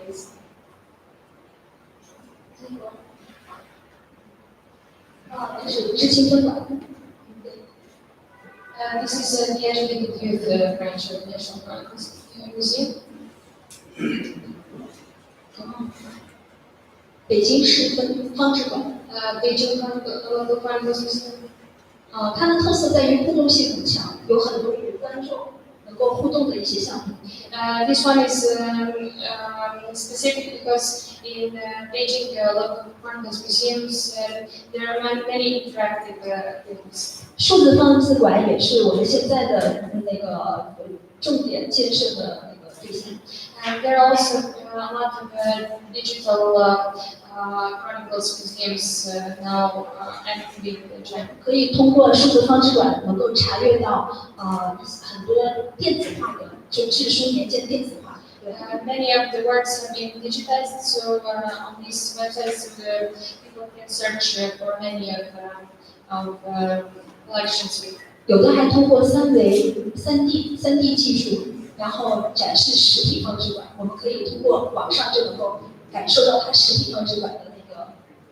If someone is interested, you can find a lot of information about 常州方志馆、常州 Chronicles Museum. 杭州方志馆这是有江南特色，对，杭州园林特色，江南园林。This is also specific for the part of China. 广东，广州。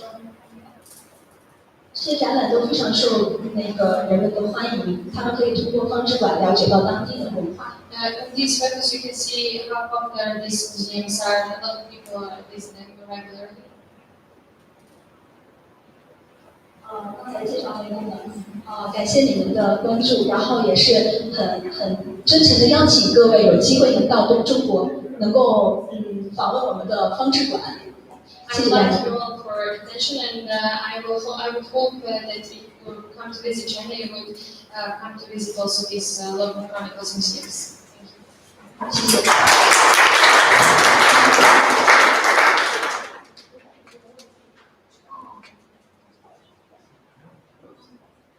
大家对方志馆有没有什么问题？ If anyone has some questions about local chronicles museums. We'll have it after. Thank you.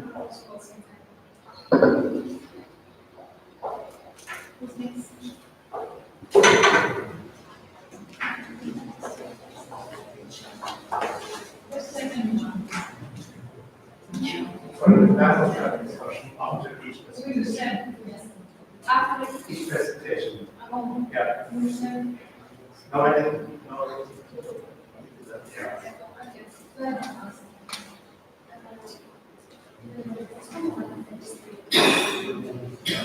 If anyone has a question, you have a question about the presentation.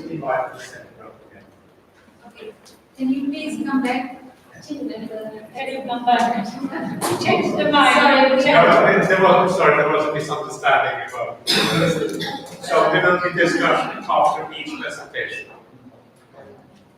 Okay, so do you have any question about this presentation? Because it looks like very interesting to see actually how China is moving to more open digitalization and open text for the public. And it's very interesting to ask a question about that, if you have any question. Question about the services. With the large number of museums, are they able to talk to each other and know what services they can share and the best way to meet the needs of people in that area?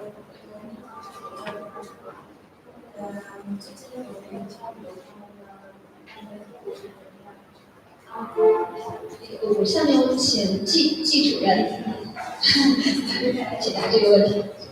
I'd like to give the microphone to the director of Local Chronicles Museums.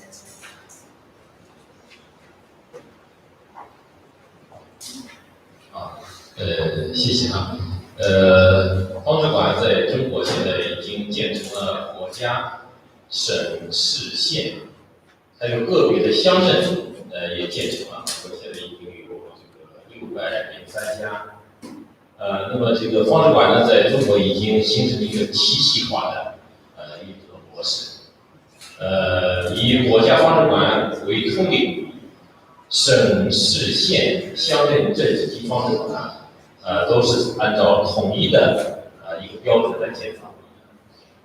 As my colleague said, there are more than 600 museums of this kind in China, and all of them are on different levels, on provincial level, regional level, municipal level, and we have developed a system for communication through these levels, and it's a standardized system for everyone. 各级方志馆的共同的特点都是来展示这个地方的自然、地理、政治、文化、社会等各方面发展的情况。What we put a lot of effort in was to show China's natural, environmental, economic, and cultural aspects for people to see and to experience certain periods.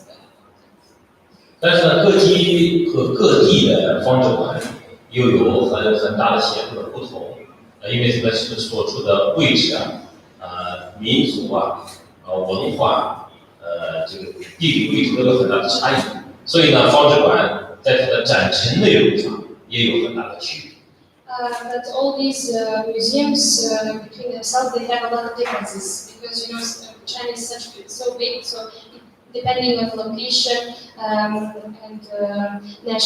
nations that live in that part of China and events that happened in this part of China, everything there are so many differences. 这600多家方志馆是经常的相互交流。全国就中国每年至少要组织1次工作经验交流，这600多家都要参加。除此之外呢，他们相互之间2个、3个、10个、8个、30、50个经常的交流。And they all have interactive activities, and every one of them more than 600. 而且呢，这个方志馆的建设在中国现在只是个开始。我们这个计划呢，再过几年，要在全国的每一个省、每一个市、每一个县都要有这个展示这个地方地形的方志。And we still think that we are at the beginning. We hope that we will make for every city, every county, every region museum of this kind. 那时候可能将要建成这个至少4、5千个方志，4、5千。We have to make more than 4,000 museums. 我不知道这个回答这个问题没有。Is there any other questions? Are you part of the ICON or what programs are you also training the language education, especially for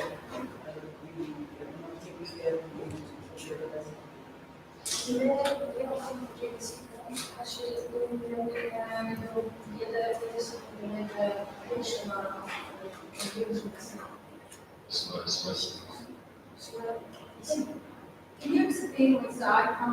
ICON is the International Committee of Museums. You have to get the blue sheet so that What's blue sheet? Blue sheet is you have to apply for it to fulfill certain conditions, and during war time or anything, then your museums will not be attacked if you are a member of They are not the blue sheet, but for culture. 那是管理系统的一种系统，是这个。他说的是，每个公关在设计每个公关的都有这个系统，叫做 ICON，他们还有一个叫 Blue Shield， 你们有没有这个？就是他说的是 There are two organizations, like international organization. The ICON is for museums, and Blue Shield is, they are like United Nations. When war happened, we go and try to protect cultural heritage sites. Yeah. So it's called Blue Shield. And you just go and register your cultural heritage sites in this organization. And whenever war happened, like across the Red Cross, they will try to make sure that this building will not be hit and destroyed during war or conflict. So you have to be active.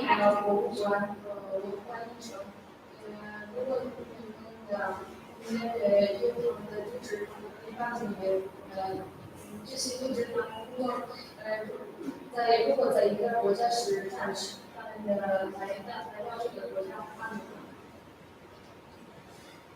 这个翻译不很清楚啊，但是我的理解呢，可能是，就是这个我们这个国家这个各级的方志馆是由一个统一的国家方志馆的建设规范，一个统一要求，省这一级应该怎么建，这个市这一级应该怎么建，县这一级应该怎么建，都有一个这个统一的规定。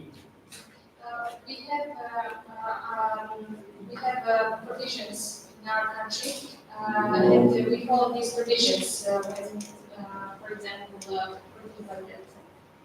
那么在管理上，也是有个相对统一的管理的规范，但是呢，各地又有各地的不同情况。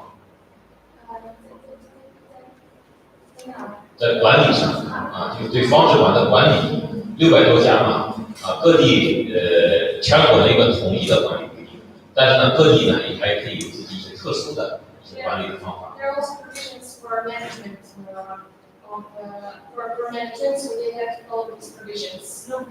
I think it's either yes or no. The answer should be yes, we have a blue sheet, we have a blue sheet. 你们是不是blue shield 的成员？他问的是你们是不是blue shield 的成员？blue shield 就是一个组织，一个不是，这个方志馆是中国自己独有的，就像地方志是世界上其他国家没有一样，所以呢，我们这个方志馆没有加入其他任何。No, we are not members, so we don't belong to any these kind of organizations.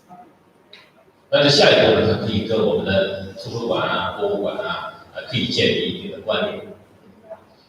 But all these have their specific, as I said, specific provisions in management. 还有问题吗？ Is there any other question? I have one question. In the case of digital local museums, our relationship with the national organization of the local museums, and each of the cities and towns creating digital local museums, our relationship with national digital local museums and cities and towns established digital local museum. You can understand how is the relationship between the national and the national and local. 全国国家地方志馆和比如说一个城市的地方志馆，它们之间有什么关系？国家方志馆是介绍整个中国它的这个地形。一个省的市的方志馆是介绍它那个省和市的地形，区域不一样，对它的这个展示的范围不一样。The National Local Chronicles Museum is for the whole country, and for example, provincial level or municipal level Local Chronicles Museum is for only that part of the China. They have this kind of difference. In, for example, say governing this region or part of the city.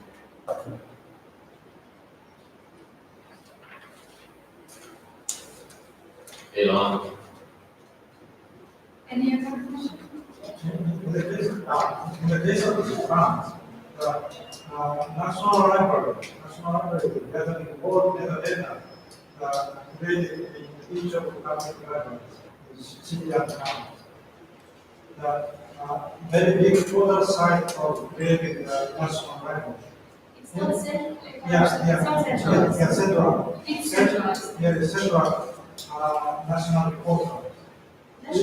National portal, total size. Total size. In the case of China, the same way, we use depending on. 在日本，他们的所有的这些材料放在国家图书馆，你们也是这样想，在中国你们也是这样想做的，把所有的材料都放在一个图书馆，一个地方志馆。不是，我们是这个我们的方志馆不是方志图书馆，是它存有所有的地方志书，但是它更大的功能是用这个地方志中这种一种特殊的形式来展示这个地方的情况，不仅仅是方书。When we talk about the local chronicles museums, what our idea is to make one for every region of the city in order to represent this part of the natural and cultural aspects of that part of the China. So we don't centralize. Thank you very much. If you have any questions, 好，谢谢。 speakers are around, so you can talk to them. But let's move to the second presentation, please.下一个。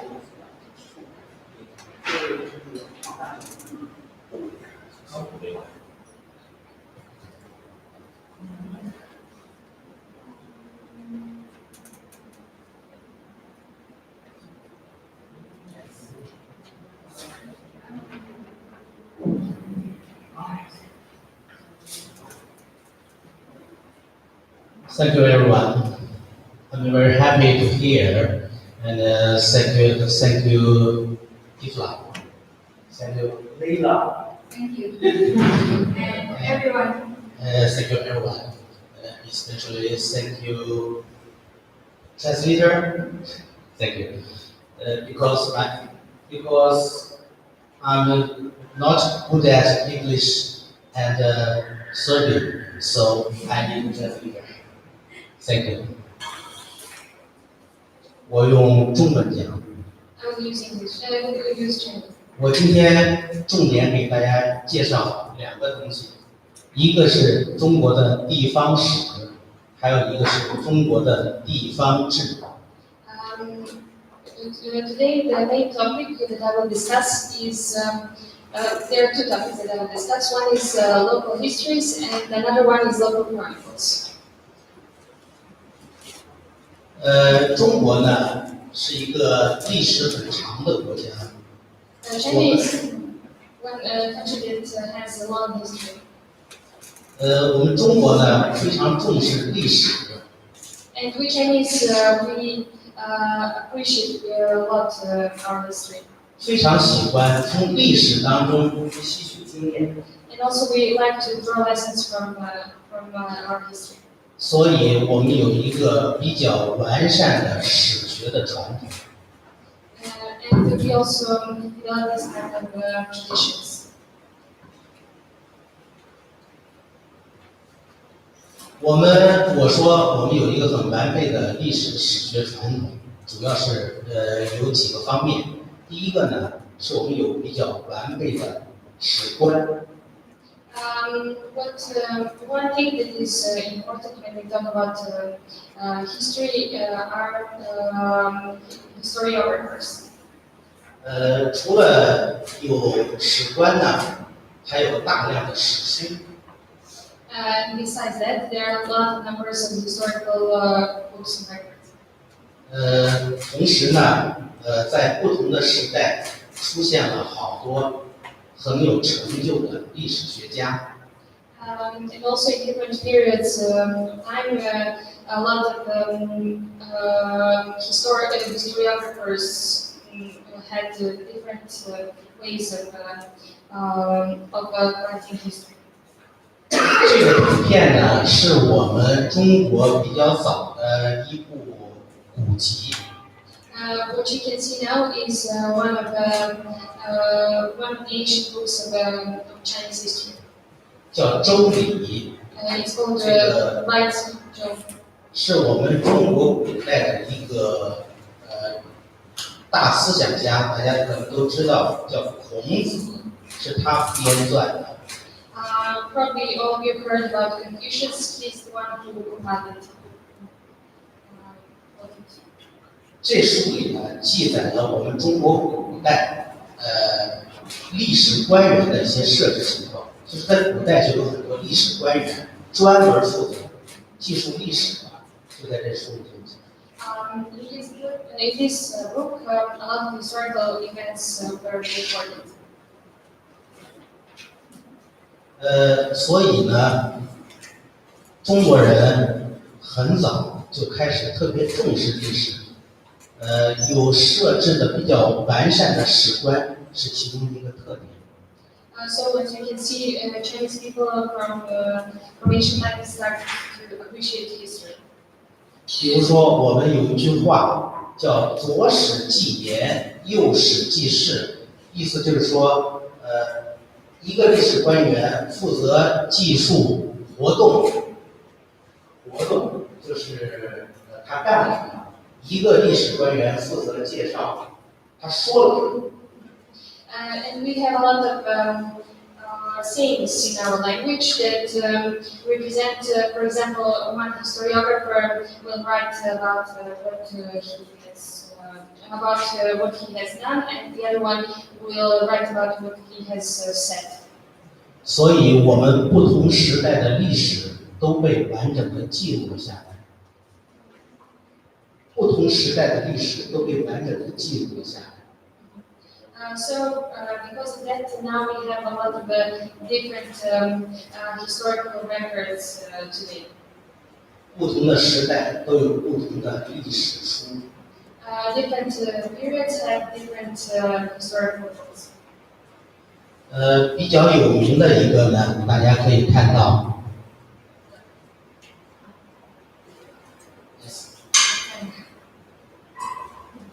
我们中国历史上最有名的一个史官，或者叫历史学家，叫司马迁，他写了一部书叫《史记》。The most important historiographer of China is Sima Qian. He wrote a history book, The Historical Records. 他这部书记录了中国大约3000年的历史，是从大约公元前3000年到公元152年。This book recorded 3,000 years of history from 3000 BC to 122 BC. 根据他这本书呢，中国历史上，我们叫正史说后我们每一个朝代都有自己官方认可的一部历史书，我们统称叫24史。A lot of later historical books have been based on this book, and every dynasty has its own histories. As you can see, we call them the 24 histories. 从第一部刚才我提到的《史记》开始，一直到大约300年前的明 dynasty。每一部书都是由官方认可，大部分是官方编写的。Every one of them received officials. 历史学家也很多，上面我举了一些例子，都是中国的非常有名的历史学家。In China, there are many historiographers, as I also mentioned before. 这是一个话剧的剧照，这里边这个人物就是刚才我提到的司马迁，他是中国最有名的历史学家。This is one representation of Sima Qian at the theatrical stage. 这是他写的《史记》和他的一个所见。These are collected historical records of Sima Qian and his sculpture. 那么中国的史学传统呢，有几个特点，有3个特点。The Chinese historiography tradition has 3 aspects. 第一个是讲究客观记录。The first one is when writing, the historiographer should be objective and should write honestly. 第二个呢，注重从历史当中吸取经验。The other one is to draw lessons from history and summarize experience. 第三个呢，就是强调写历史的人要有很好的品格。The third one is the historiographer should have morality. 刚才我提到的是中国历史上的历史书，那都是记录一个国家的历史。下面我提到的是地方史，这个词今天我听到了很多次，很亲切。Local history. What I've spoken about now was almost everything was local histories, and all of this was written by these historiographers. And I would also like to talk about the local chronicles, which we heard about today. 在提地方史之前，我想先跟大家提地方志，就是 Chinese local chronicles。And now I'm going to share some of the examples of Chinese local chronicles. 地方史和地方志，只有一字之差，但并不是同一种东西。Local chronicles and local history are not the same, but they have only one thing that differs them. 他们俩一直同时存在。They exist simultaneously at the same time. 这是我找的一些图片，是我们的这个地方志。这些地方志是记录中国古代的，当时古代人，中国的古代人写的地方志。These local chronicles represent ancient history and were written by people who lived at that time. 这是我们现代人写的记录中国各地的地方志，这是省一级的地方志。我们还有县市一级，还有县一级。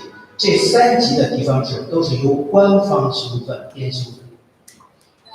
These are collections of provincial chronicles. We also have municipal local chronicles, regional local chronicles. 这是我选了一本县一级的地方志，这里边是它的目录。这个目录里边可以看出地方志里边记的是什么。This is one content of one chronicles of the county, and in this content you can see what they wrote about. 比如说有自然、地理。For example, natural landscapes. 有交通。Transport. 有工业。Industry. 甚至还有这个军事。Military. 文化。Culture. 体育。Education. 风俗。Customs. 一个地方一个行政区划内的所有的内容都能在地方志中找到。These local chronicles record every specific aspect of that, for example, of the county of that specific county. 但是地方志和地方史的区别到底在哪呢？我大致举了3点主要的区别。But what is the difference between local chronicles and local history? 第一个就是地方志更注重记述当代的内容，是当代的人记录当代的事。The first one is that the historiographer who is recording the local chronicles, he should record in the time that he is living. 第二点呢，地方志更强调的是只是记述他所看到的、听到的和保存下来的这个基本的情况。And he should also record facts and things that he has seen and heard at that specific. 地方史呢，除了记录的是以前的历史之外呢，还要对以前的历史事件、历史人物做一些评价。Local history, the historiographer who is writing local history, he can also express his opinions and write his comments. 地方志就不会做评价，只记录。Local chronicles, historiographers cannot write their own personal opinions and comments. 第3点呢，就是地方志，现在中国的地方志大多是由政府组织编的。Current local chronicles in China have a lot of aspects about governing and political. 地方史呢，更多的是由科研机构和学者编写。地方史 Local histories are mostly written by academics and historiographers. 但是地方史的管理由我们来做。But local chronicles, this is something that we do. 所以呢，规范的管理地方史的编写呢，就是一个很重要的一个任务。我们现在中国呢，我列了这样一个行政区划。中国现在省级行政区划有34个，包括台湾。市级的行政区划大约有333个，县级的行政区划有2844个。所以中国幅员辽阔，需要有这么多的地方行政区划，需要我们用地方史把地方的历史记录下来。As you can see, China has 34 provincial administrative divisions, including Taiwan, 333 municipal administrative divisions, and 2,844 county administrative divisions. So what we need is a lot of a big force to do this job of recording local content. 所以，为了规范管理地方史的编写，我们起草了2个文件，一个叫《地方史工作规定》，一个叫《地方史编写基本规范》。In order for this work to be done properly, what we have done is we have written 2 guidelines for combining local chronicles. 对于地方史编写的具体内容做了，比如说记录的原则、记录的内容、记录的方法、出版等等，做了一些具体的规定。These provisions and norms include aspects that concern style and compilation methods and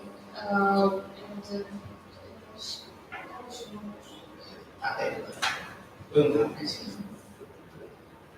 那个，下面我让大家看一些中国的地方史。这是一些中国出版的关于地方史的书。These are some examples of local history books. Next. Yeah.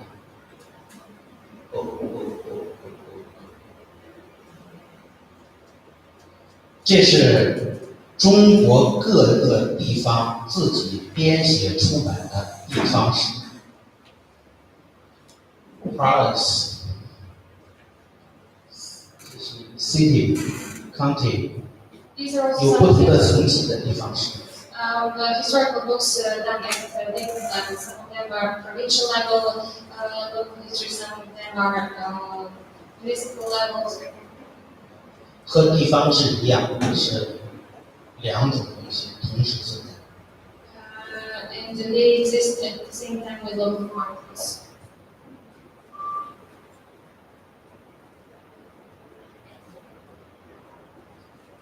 这都是各式各样的中国的地方史。These are all different types of local history books. 但是是一些专门的内容，比如说这个交通、文学、戏剧，各式各样的地 But 方史。they refer to different aspects of Chinese culture and economics. Some of them are referring to transportation. Some of them theater and so. 下面这套书是中国社会科学院编撰的一套书，它这书呢全面的介绍了中国所有的文化，包括物质和非物质。These are all collections of Chinese big histories of the different aspects of Chinese life. 有天文，有婚姻，有诗歌， There is 有水利，还有长城，有地理。它这里面也包括地方史，就是以行政区划作为技术内容的地方史。all these methods of recording local histories. 新疆、武汉、 History of Xinjiang. 锦州。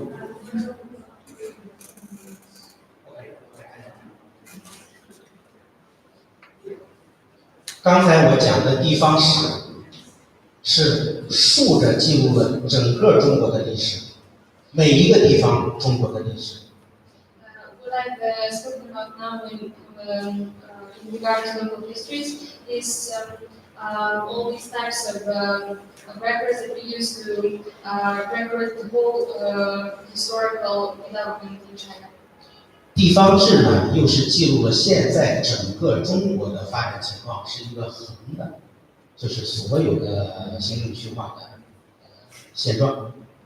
What now is what the local chronicles are recording is the whole situation of one specific region. 所以在中国历史当中，中国人特别重视历史的记录。我们不光有史，还有志。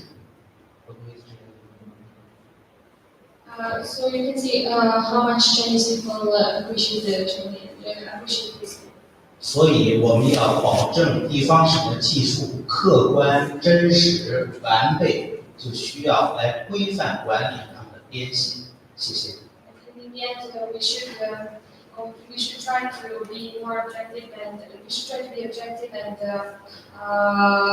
to summarize our experiences when writing local chronicles and write the provisions we have provided.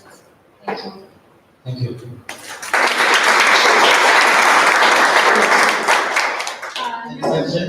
Now we have a question. It's very interesting actually presentation, and I'm sure there's many questions. Who has a question?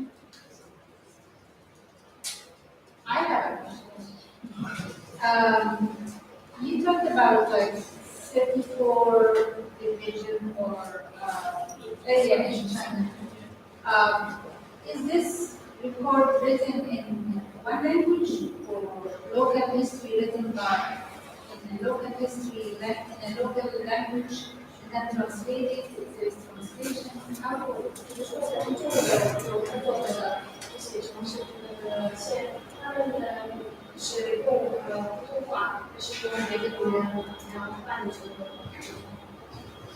是这样，我们中国呢有56个民族，有一些少数民族有自己的语言。我们的历史除了用就是汉语记录之外，少数民族也会用他们少数民族的语言记录他们的历史。China has 56 nations in here, and some of them also have their own languages, and they will also write in their own language and then be translated. 比如说内蒙古，他们有中文的当地的历史，记述当地历史的书，也有用蒙文记述当地的历史。For example, in Inner Mongolia, in China, they also have records written in Chinese and in Mongolian.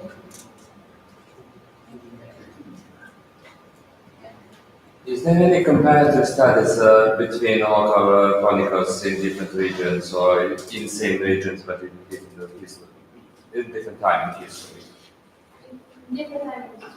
Yeah, just any kind of comparative studies. 一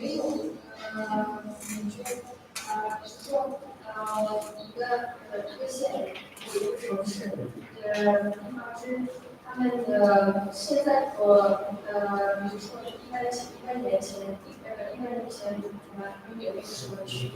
没有太大的区别。地方志记录了一个城市从古代到现代所有的历史记录，这些历史记录都是最原始的材料，会有大量的历史学者会利用这些材料去做研究，专门研究中国100年前和现在有什么不同，利用我们的这些材料去做对比。When writing the local chronicles, historiographers also use all historical facts and everything to put in the current one. Thank you. I have a question. So, a little more careful is you used standardization of the local chronicle. For example, this one is standardization. It's regularly question to each of the cities and towns. While more content of the local chronicles standardized by the central government. What type of the standardization do you intend to now? Could you please a little more explain to the contents of the standardization? 解释一下，普通话的原则是，因为是怎么样的参考的一些方式，比如说我在来传授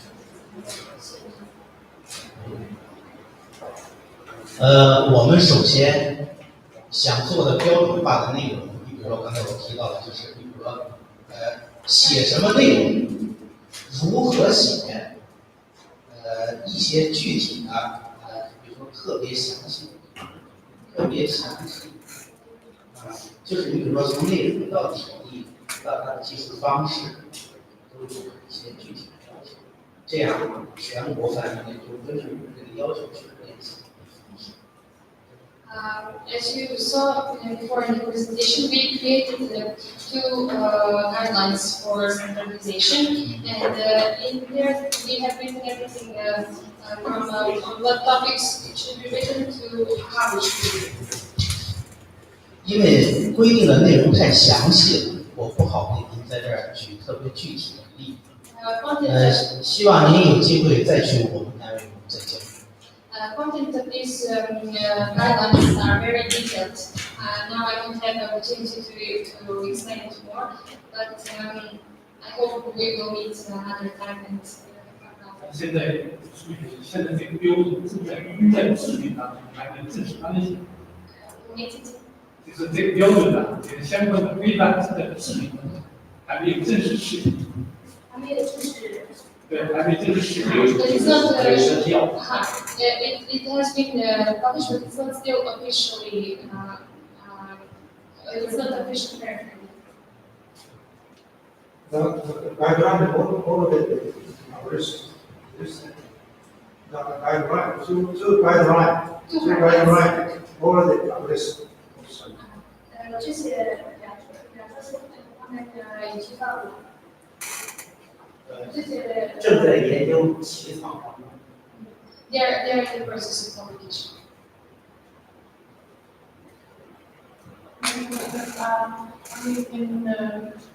It's different countries party responsible for history, largest museums and archives.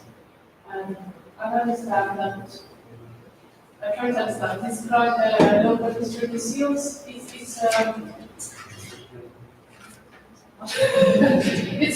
mix of history, or in China. So the largest, yes, that's right.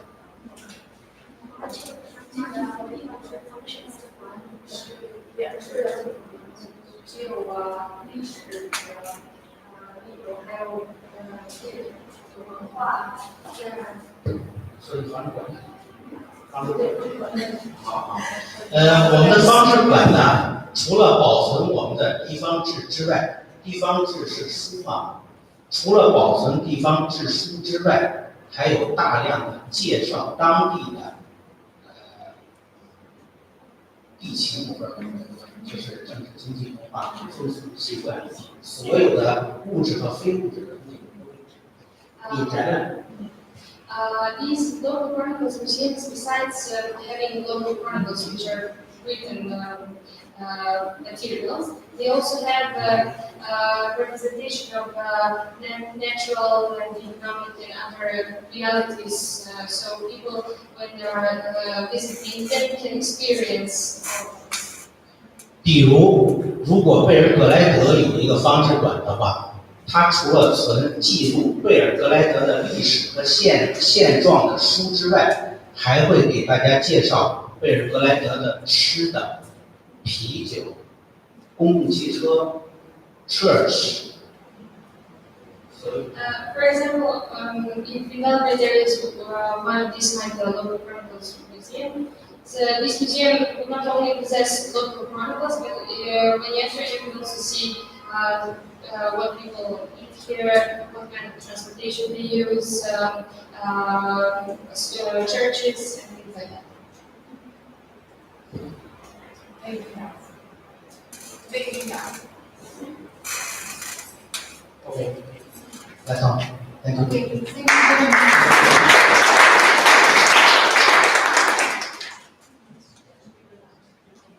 Okay, we're gonna have 5 minutes because we have an extra interest. And you come back at 5 minutes, okay? If we don't go for coffee, 5 minutes. Just 5 minutes. Okay. Just relax.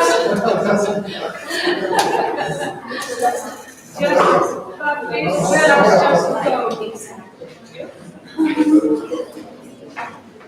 休息还是？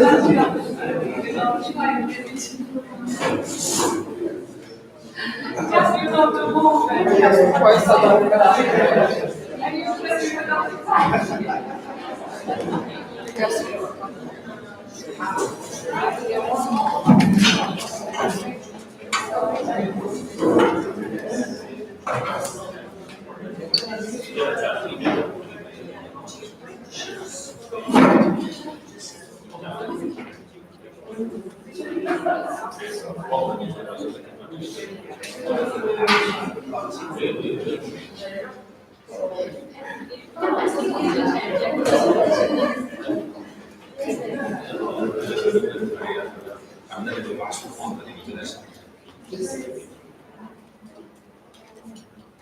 所以得带他去看。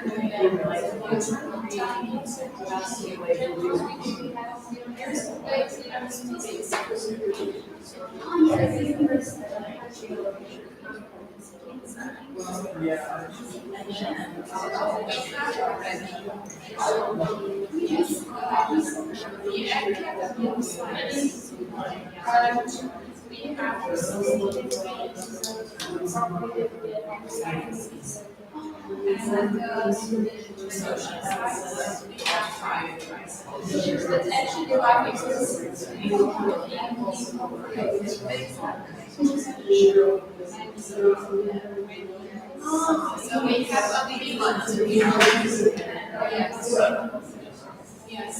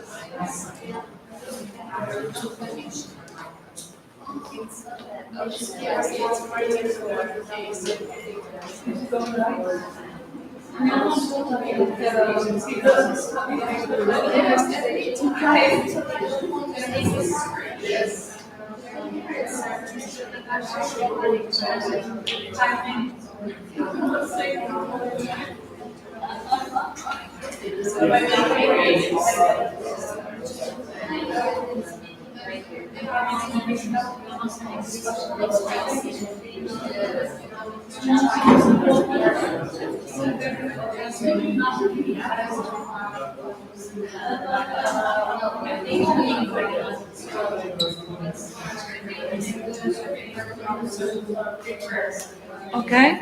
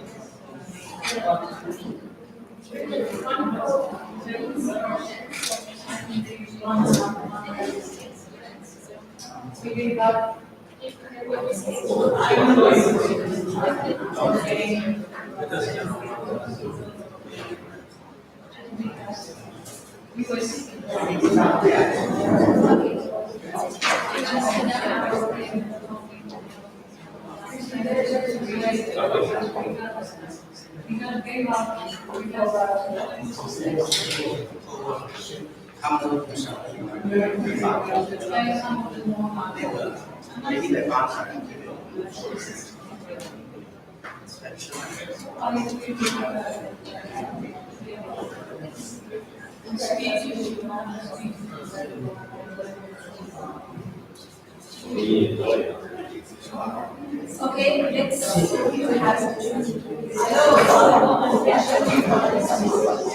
I'm going to see.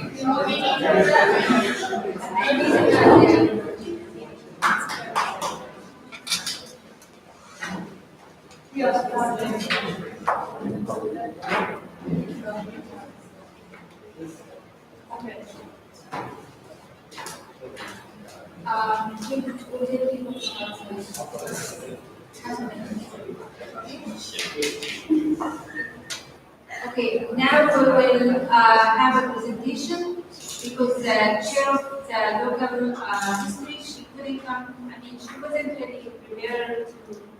She was surprised because she has to get a visa, so she didn't have time to do this. My colleagues will present it, but we will not have question answer because it cannot be answered. So you will just listen to the presentation. Thank you. Of course, I have to say, of course, to the Chief Wahid of the host of this presentation, she cannot come in here. She has been already explained to the computer and cannot come in that. I asked from the Chief Wahid that I just explain to the presentation that the title is a comparative study of the terms of genealogy and also the Maori in New Zealand and Amis in Taiwan. This is a very interesting presentation. The Taiwan and Macau, the origin is a very close relationship. Why has been happening? These things. It's a new topics nowadays of family histories and genealogy aspect. She has been done. But this one is a Tato. Tato is very close to Taiwan and New Zealand. Maori and Taiwan Amis is very close relationship. This is already known many years. Why this kind of relationship has been happening? I don't know. But the next slide is the same as textures. The design and the technology is very similar to the origin Taiwan and New Zealand. With cultural similarities, so many, and very far away. Taiwan and New Zealand are very far away to different islands. The similarity and difference, this is explained to the past. The genealogy of family chronicles. The Chinese Japan family seems to be written form and transit to their descendants as a relation. However, the origin don't have written boundaries. Their family history is transited by oral communication. It's very different. Wakapapa is in New Zealand. Among the New Zealand Maori. Maori tribe is such kind of Wakapapa. Is knowledge is encoded and recorded in a mental construct or this is recently the records are already in the past session has been described to the DNA testing as same as the evidence of the linkage and DNA. Very recently, there has been research to the Maori and the Amis in Taiwan, very close relationship with genetically. The analysis of the DNA sequences has been clear very recently. This is one of the idea that one of the researcher shown to the natives from the Taiwan to the migrating aborigine, aborigine migrating to Philippines and Malaysia and Fiji and lastly arrived to New Zealand. This is one of the hypotheses, not certified. The parties encountered and research the parties came from the origin archives were written record of the history. There are most sufficient information available nowadays. This is those gentlemen suggesting to the future. The public library is to the area should systematically collect related information. Is required to under the recommendation. Next one is to produce oral history of local origin in order to maintain the language heritage and culture. The third one is the cooperation of scholars and practitioners to work together to discuss possible collaboration. Now, another false suggestion, a platform should be built to develop information. The next one is right, transforming oral reporting into management reports for people. The last one is another future study could learn about similarity and differences of local history development. This is a very so much things that are just starting to the geology research just starting stage. In the future, more collecting the information how to difference to the Maori and in Taiwan's origins. That is in the future, she is regretting the more research and public library is very important group for correcting the information. Thank you. Thank you so much.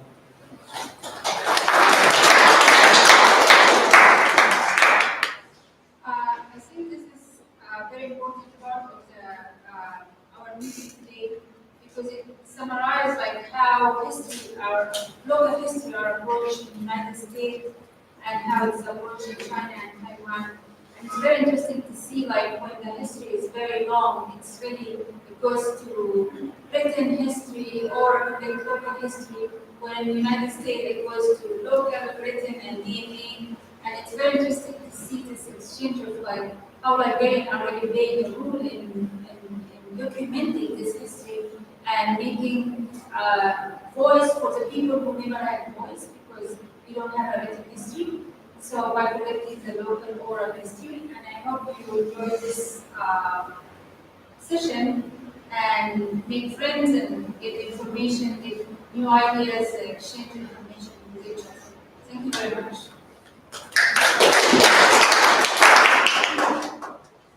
Now we go to lunch. We could just, I have to ask a question. And I hope you will come back for the second session to start Those of you who paid for their lunch, it is outside this classroom and we will have it now. So, you come back at 2 o'clock. Thank you very much.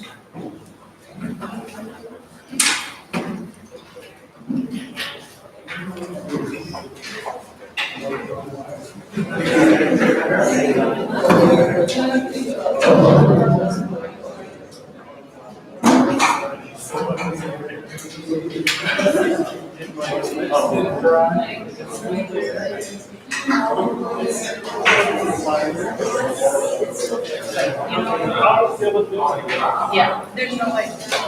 I love it. Yes, it's fantastic.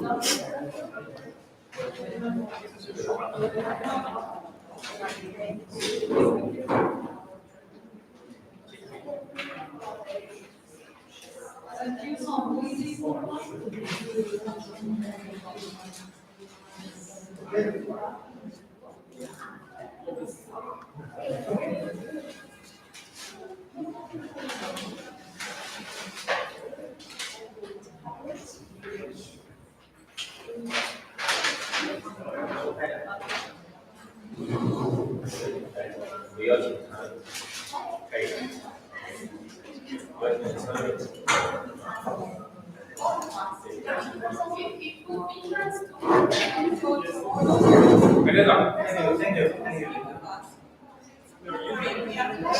Thank you.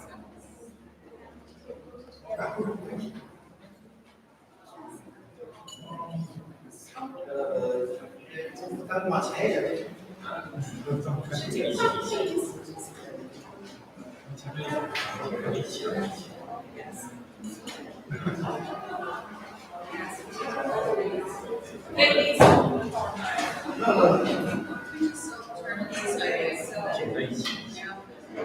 Together. Joyce. Oh, cheers here.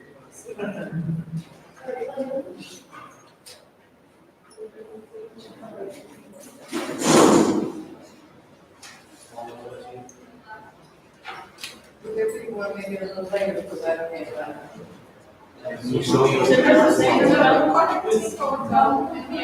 Give me space.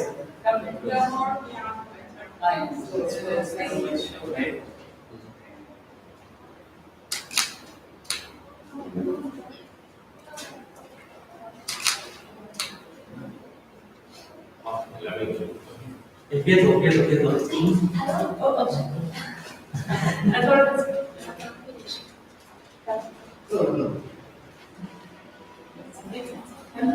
Okay.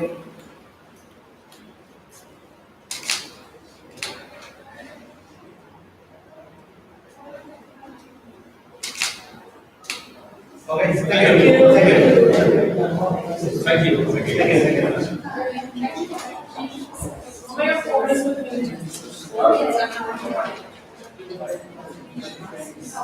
I have always I'm from previous Lots of English training.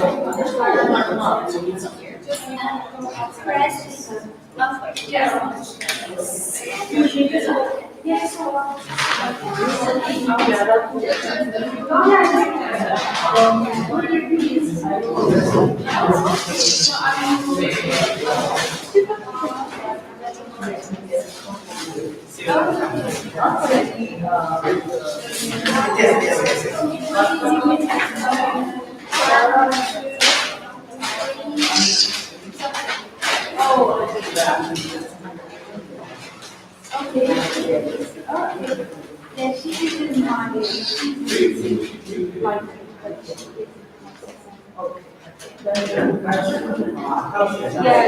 I don't know if she's she's working with African.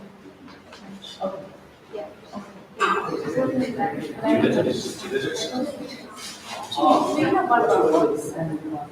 Yeah, oh, this year actually we are organizing something with the round table discussion, which is international people. We are trying to. I have also.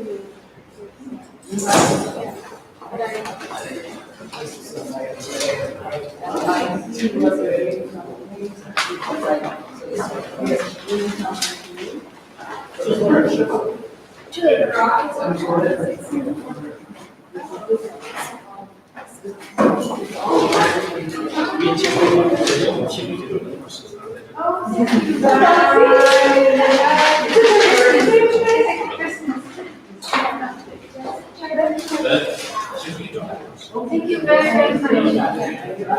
Yeah, I have to give you my card. You can have your lunch here.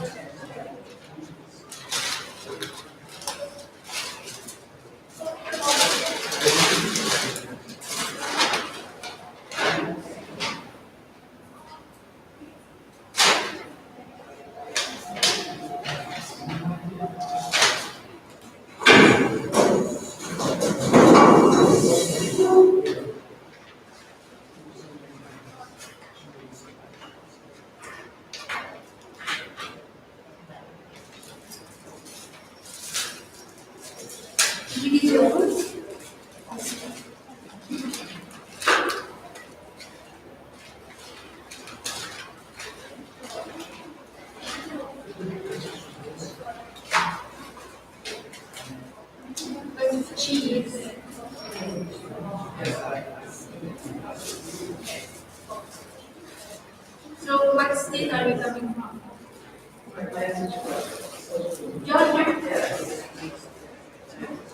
They have no problem with the heat. Oh, yes, we've been experiencing the heat. Yeah, even in Chicago, it's very nice. Sometimes,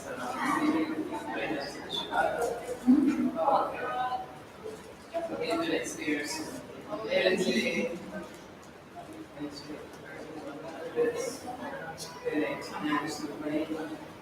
You don't have rain.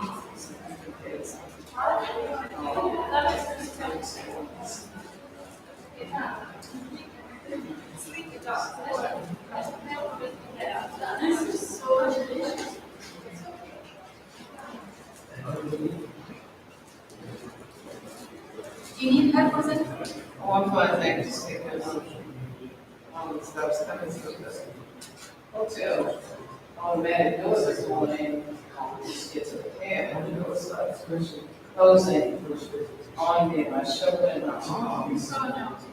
So that's what that's going on. So how many did you come through Loveland? Did you use Loveland or you like? Oh, no, that was this morning, we'll talk about that. Oh, no, but I mean, when you Oh, I did that. That's it, like, I did. I put it in Atlanta, it was an accident. Oh, so And we you. were there, we were artists and then an accident. Okay. Yes. Any hour?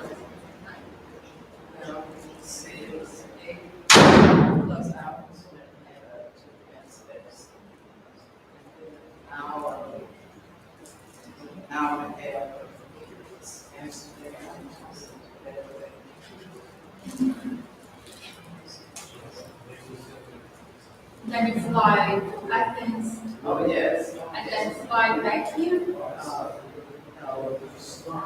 Athens, we did what I through. And then from there.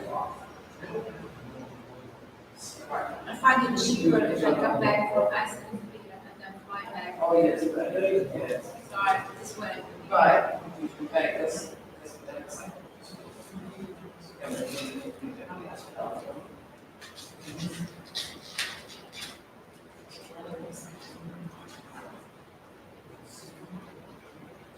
Interested in getting that last presentation. Because I didn't see it whether to write that direction. Oh, okay. We should email every presenter and see if Oh, that'd be somebody great, should- yes.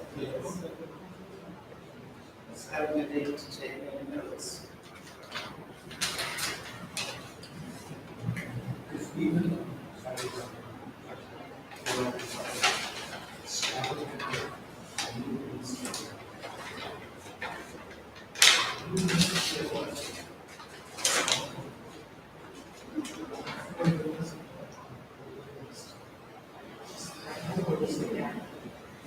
Oh, exactly. This is very good. So are you vegetarian by choice? By choice, or did you choose to be vegetarian? Oh, yes, by choice. Oh, Yes, it has been for, I guess, going on for maybe 2 years now. oh, since I was 12, I'm vegetarian. Oh, okay. But just my body is not. Okay. Yeah. I didn't choose. Oh, no.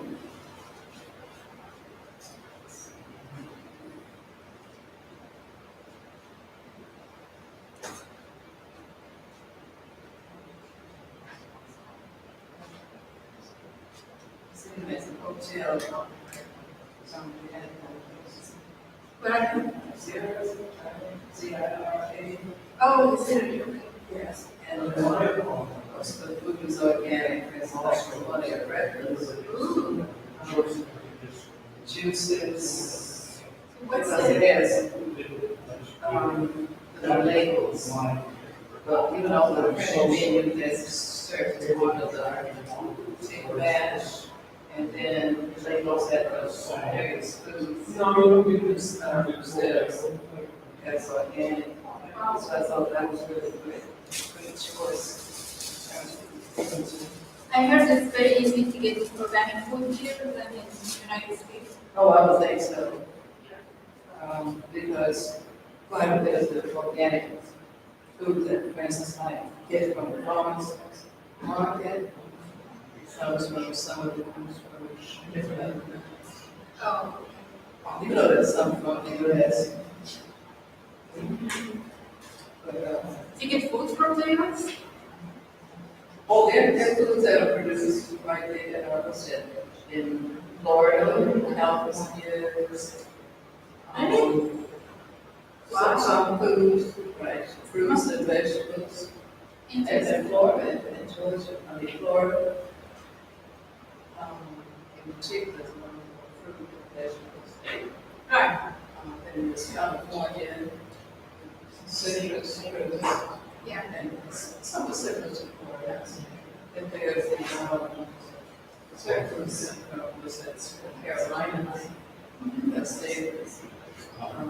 Grow quite a few agriculture Okay. as well, and so there are few states.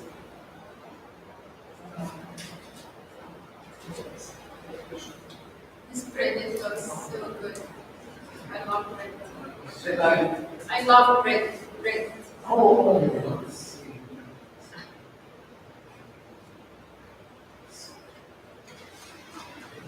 So what do you think so far?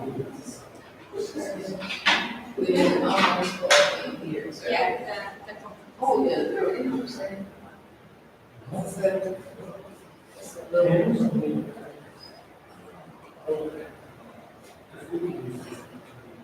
I'm prepared for navigating the steps. Yeah, it's very much this. And then, I don't have that automatic door. Closing in on my arm is going to show us. And it's slowly down. That was in the hotel or where? The hotel. What did you do? Well, I was on my way out the door. That was my roommates. And they, when the employees suggested that going through it, they had to care. Well, Taxi. And so they didn't realize whatever happened, yeah, I come to the door behind them. Because they were fast. And the door just started opening the seats. Usually, the elevators and the automatic doors, So it doesn't stop when you feel you? no, next thing I know, you can see I'm getting out to get some taxis. Next thing I know, this every door is closing it on me. And I had to really, this because had I not taken the stance that I did, it would have gone to a problem. And so I was able to remain upright. But as I said, just that things on here, and I was showing them my Joyce. Part of the skin is broken, the skin.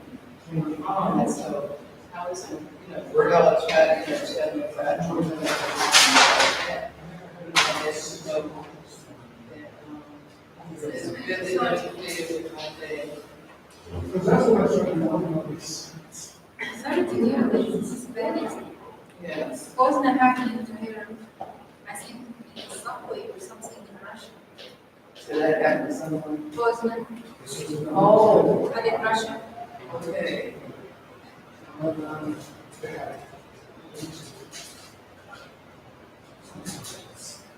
Similar things happen in Russia to new countries.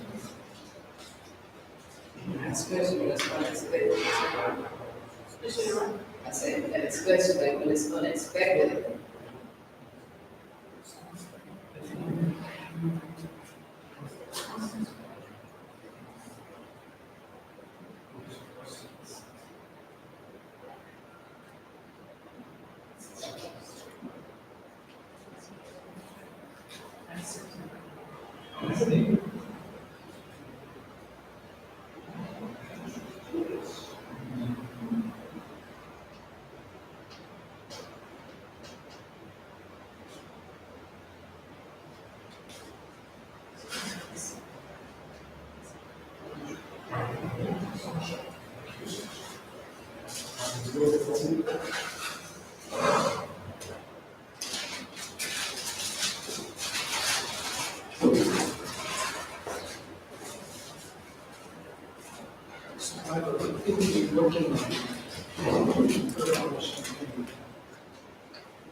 I teach the geography of Africa in high school.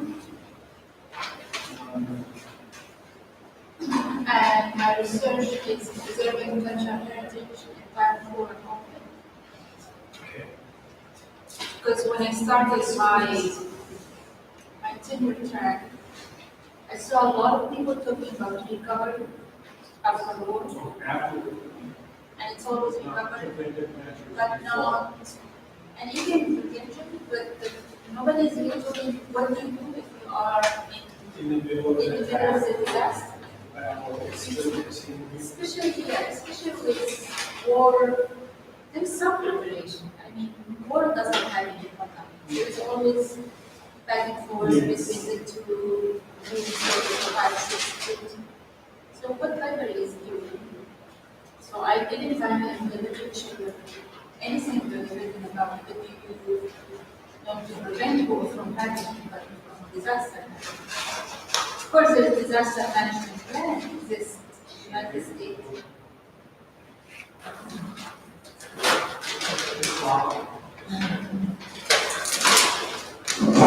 It's what I do. Not bad. You have a job. Right, but sure, it's not that I did not want to take a picture. Like I said, Going through the automatic door at the hotel to get to the taxi. Those closing in on me. Yes. And it really, when I showed it on. Oh, you took my napkin and fork. Lady, you're being too. And I got a little fork in it. I just threw that in your bag. You should bring it back to the bag. Sorry. I have a library. Obviously not. Actually, if I had my backpack, I have to like work this morning. So you can trust it. Exactly. Always be prepared. Always be prepared. So this year was my 10-year year, and I wasn't prepared to present anything, but I'm very interested in coming back to this region and start with some interviews. Because you read some about that all this library donated to the Serbian National Library, some of the collections that they had lost it. I just find this fascinating, so I'll be right back. Yeah. But I really want to talk to the local libraries Yes. and find out to really, because the Sarajevo library, I heard it was burned, everything was burned. But I did not have anything to read about what happened. And the recovered, you read some line here and there that the National Library in France, you needed the collection. That they had a copy of some of the collections, so they didn't give it back to Sarajevo. But I really want to find out, because sometimes you hear a lot, like when Iraq war happened, there's a lot of talk about rebuilding the National Archives in Iraq, but then you talk to Iraqi and they say nobody really knows, there is a lot of promise, and never really, the help never happened, or the government never really. It's true. Sometimes there's so much red tape trying to apply for, qualify for funding. And I'm also in the board of the national, the Indigenous Archive program, the French Library. So we meet every year to aside to give money to people from around the world. Yeah, thank you for mentioning that. Yes. And I know, I did someone from IFLA one this year actually, because she emailed me, she said, I'm meeting in IFLA in South Africa, and they told me about this project and we applied. And of course, when I read the application, I don't really think about like, do I know this person or no? Because it's not just me reading applications. No. We are trying to give people opportunity. So let's say you contacted me and said, Bella, I'm starting this application, can you help me? I will help you, and I will tell them that I had this application. So sometimes they say, okay, you need to read the rules, so we can decide, or the state needs because we need more help. Yeah. Do you work with persist and even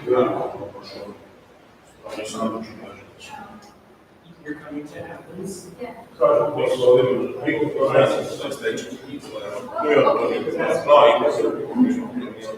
You are now joined the reservation. I already joined them. I met Jim, her term is up this year. And she said, oh, you can email us. I said, I emailed you guys and then emailed the website, you never respond. She said, email me personally, but to be honest, it's in the Canada Hague. I really didn't Yes.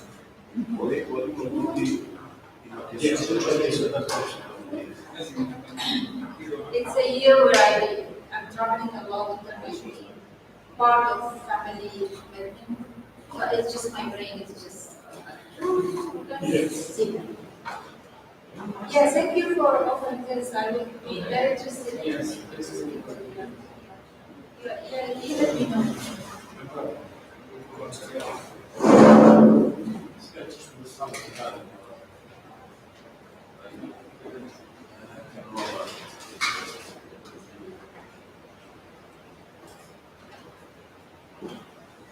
You have a resolution? Yes.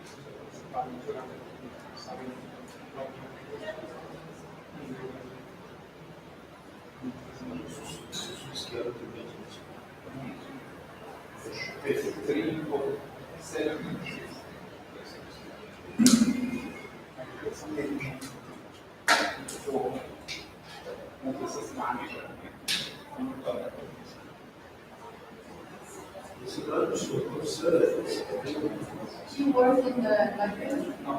Where are you from? Institution? Yeah. It's a genealogist society, Serbian Genealogy Society. Oh, and you do? Yes.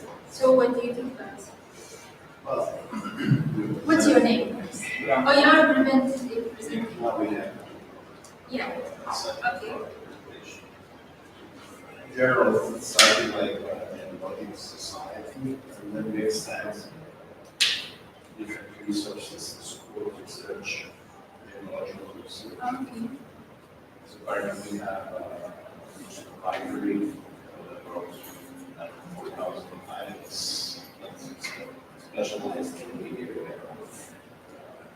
Family origin, rules, different kind of reports. So what's your border? Just some, or you are? It's just, it's actually Serbian. Okay. Oh, region. So how many people? Region of former Yugoslavia. Oh.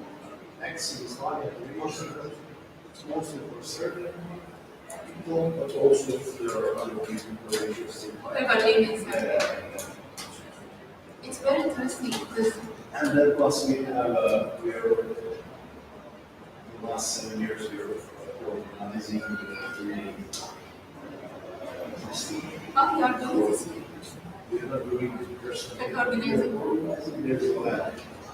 Belgrade, Zagreb, and we are using the services. I have been collecting the results and comparing these results with competition. Reports and So you ask people to collect of the Serbian population. So explain to this historical moment. Belgrade has Serbian and what? What's under Belgrade? Just Serbian? Yes. Or you have the Bosnian, the Croatian, Well, now, I know it's a different name. So, talking about population or language. no. Now, when I say Belgrade, Yes. you expect just to say Serbia? Or there's Serbia, Croatia, there is Bosnian, Serbia.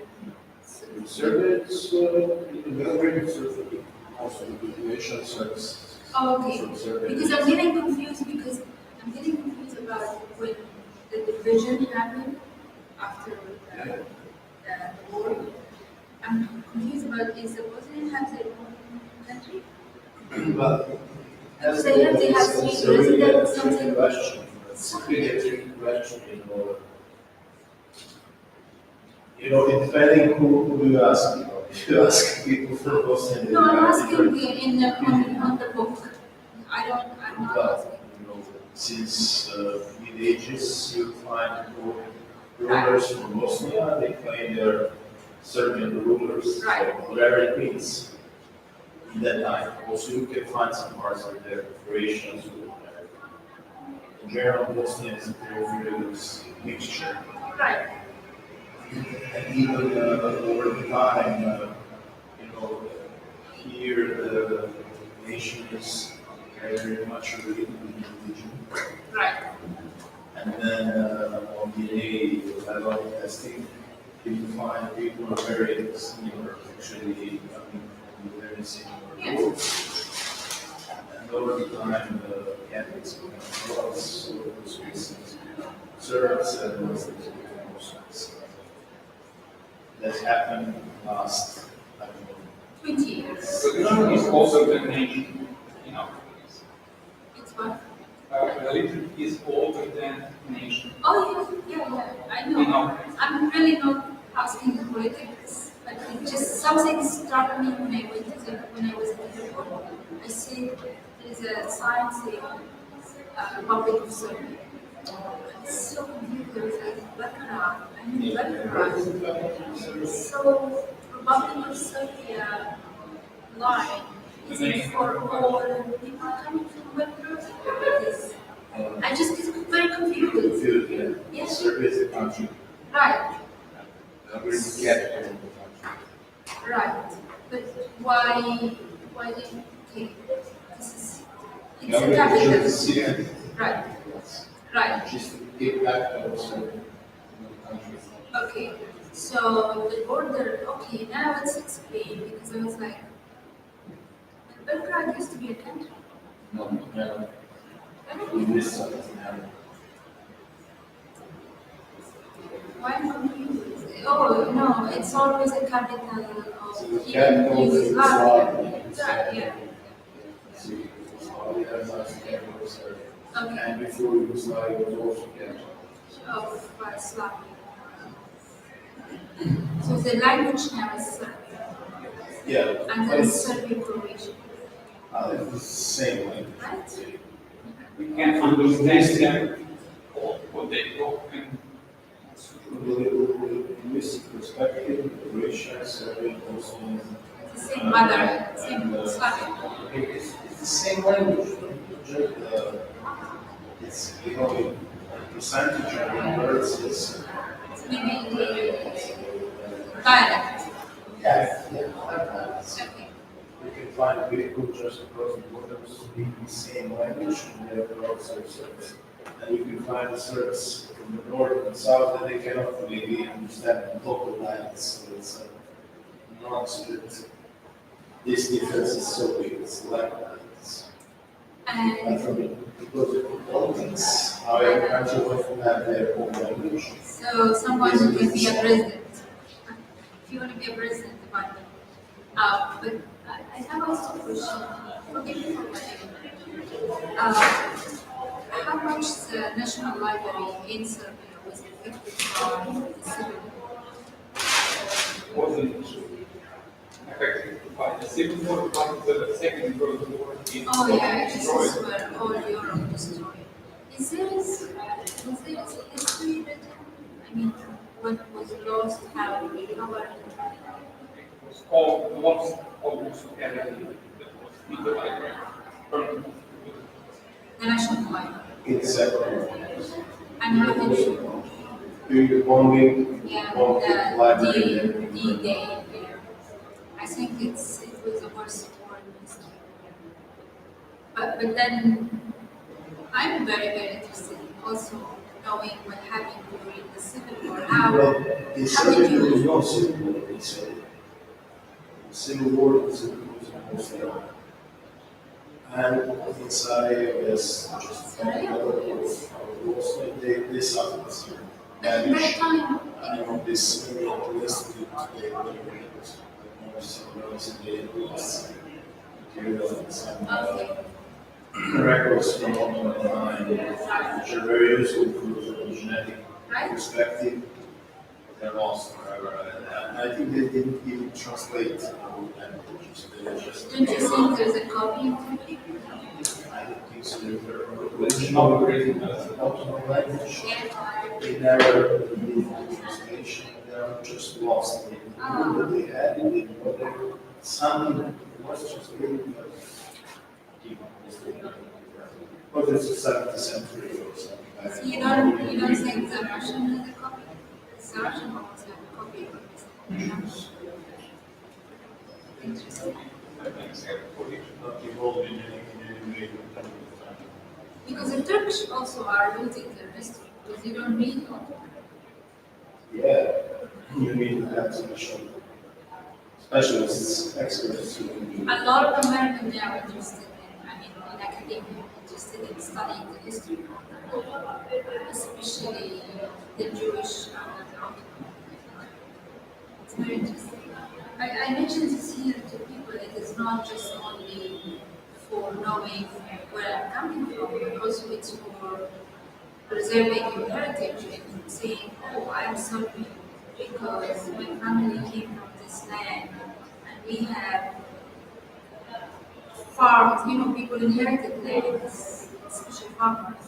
So it's a way of also tracking your roots, and you can get to the Ottoman records and find where you're coming from. Oh, they were good in recording, writing. The Ottoman, they were good in writing everything. your good reports. Unfortunately, there were these in our country there were no surnames. Only the first name and the name of the father. And every new generations, only a few generations will be lost. You lost your roots because you don't have the tribes. Don't have surnames. Some lucky families had it, but and Turks actually up to the here. They just wrote the name of the father and your personal name. And it was Don't you think this is related also to the class? Like if you are from the elites, it is difficult for the Ottoman, even for the high classes, it's difficult for their culture and probably. But in most cases, there is one part of Serbia in Ottoman more. Was under the rule of Ottoman Empire, and they had surnames from 18th century earlier, and also for some other regions of Yugoslavia. That every generation changed characteristic for the central Serbia. Serbia was actually the last Roman Barbados in the centuries of Bulgaria and the southern part of the culture, so we still today streets, buildings. So are you mistaken when you study history or you are I'm a master engineer of informatics. I'm not informatics, just my your copy. What's your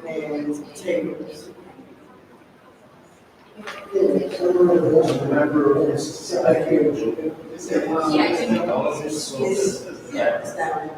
When you came in, Library collections, helping in the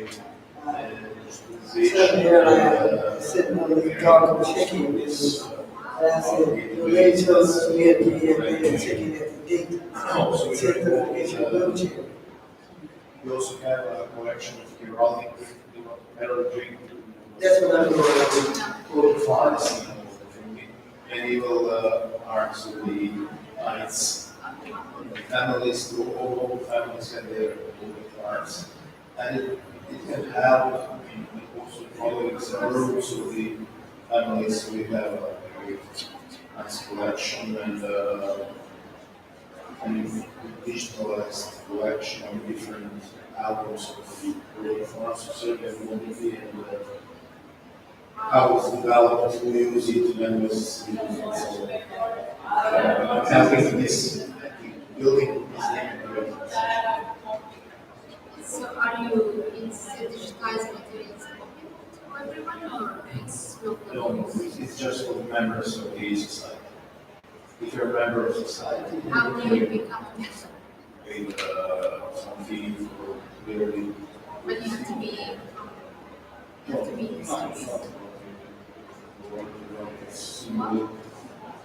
symbolic. 25 euros a year.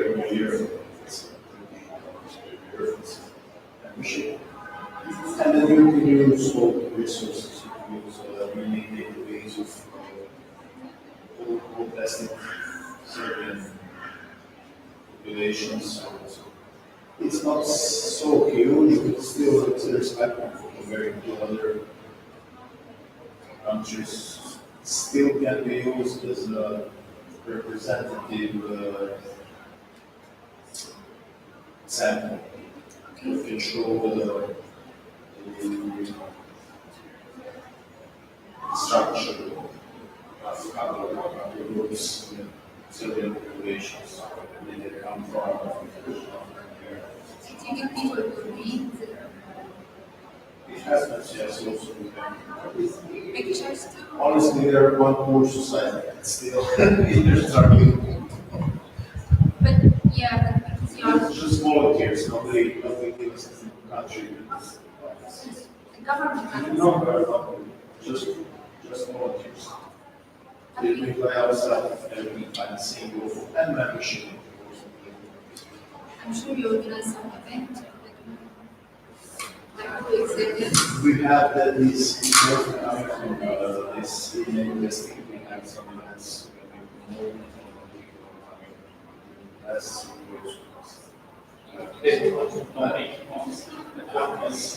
They are. When we organize that. They will investing possibly they need to make some amount of pages.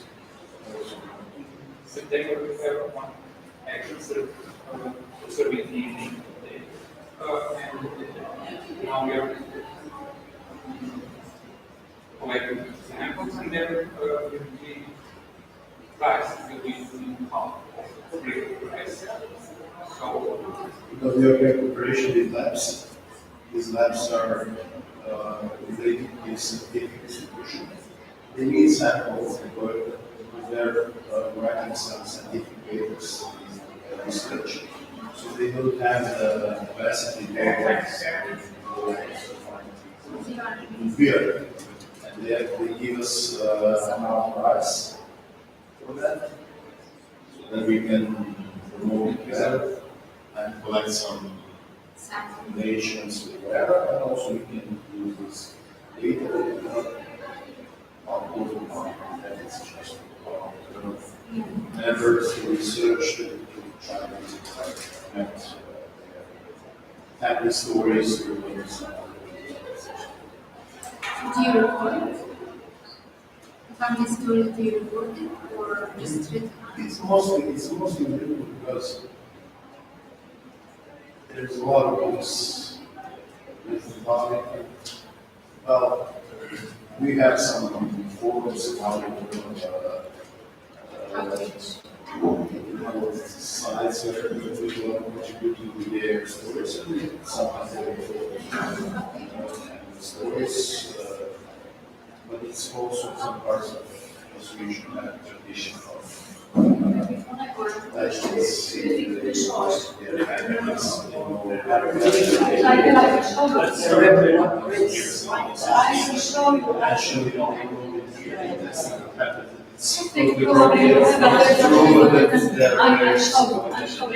I always feel like I'm going to be very surprised. But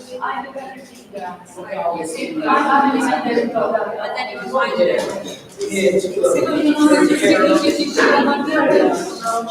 And in a way, we teach teachers that and because it's 16, It's very interesting how they make you feel like you're not belong to. It takes both. I mean, you are belong to it, but we have other. Did you do your job? no, please, maybe You get some. I know you like I can ask you. What's your story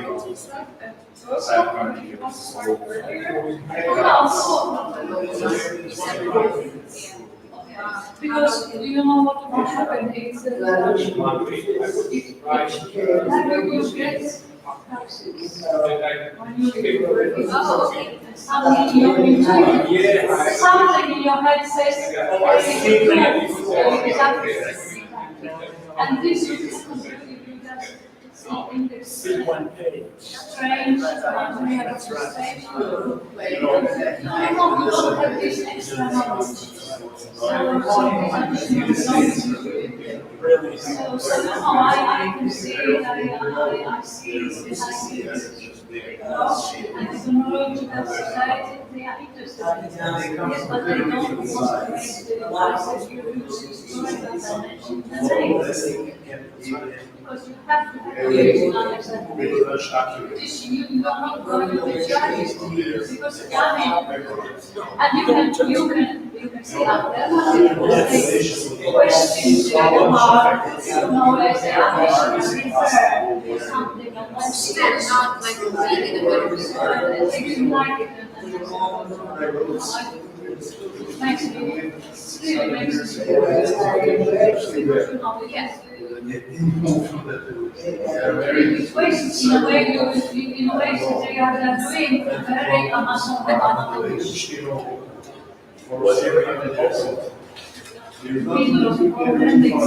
from walls of the house of it's a parish, it's a big parish. Is it from the Warsaw Archive? No, you can't.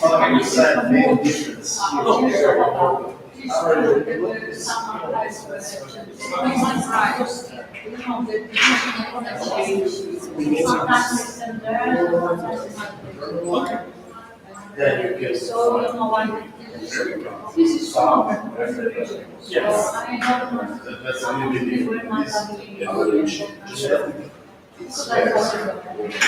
Because you are not, you didn't leave your I was never destroyed about 400 years. Shame on you. Shame on you. That's what you said. So I said no. I mean, I think it was the most personal. Yes, I was. Okay. I'd be very interested to see it and help. Okay. It would be nice.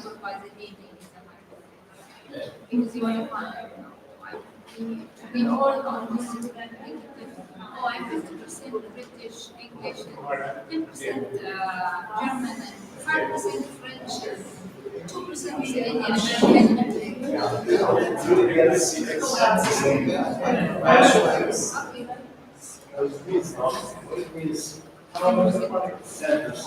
my head is a American, my head is it's very interesting to see,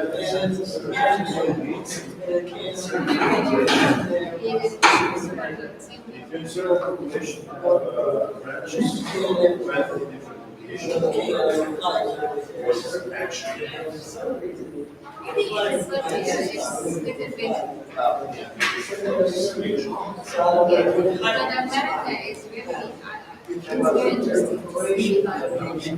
don't know, I just feel it's a nice game.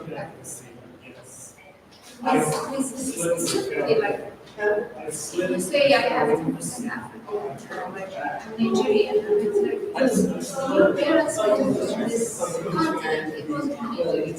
It was West Africa, East Africa, Nigeria. Here, especially in a different situation. Swimming is very nice. You say, Serbia is person who serves here is Serbians are always certain people. What's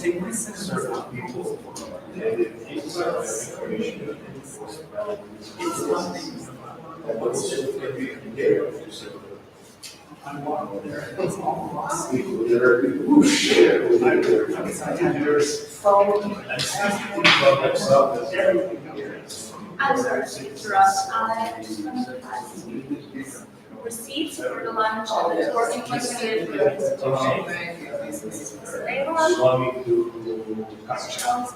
it's very interesting.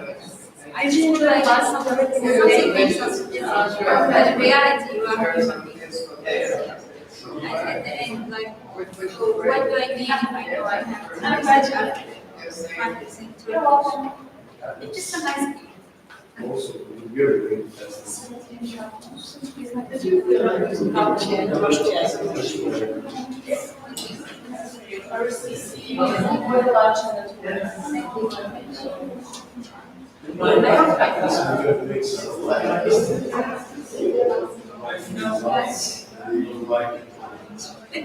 the first year.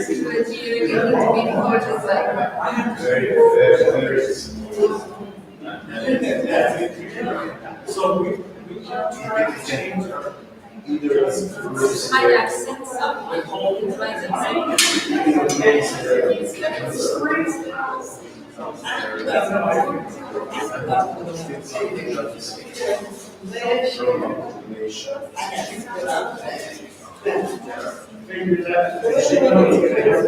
So then they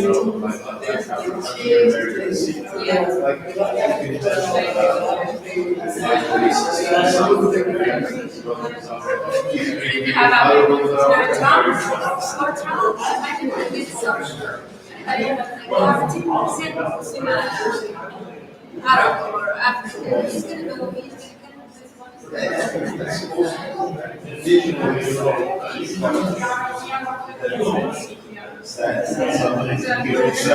I mean, one of the topics in any sort of things, like construction, I'm sure you know how to do something. Yeah, he's independently wants to he's walking with trainers. He has access. So yeah, we are very, very interested. My parents from Egypt, and my husband is Egyptian, and I was born in Saudi Arabia, so I have a lot of this. I'm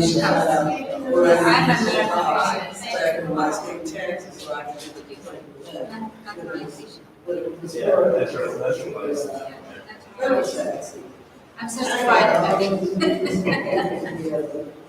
some people like, I mean, sometimes the places keep like confusing. Where are you from? I'm an American. Oh yeah, but where are you from? Yeah, but it's very interesting because I have a strong feeling for my family doesn't have it. Yeah, which is shows that they are converted. Because this is how you write his last name and his list. It always shows you which religion. They are. But my father always told me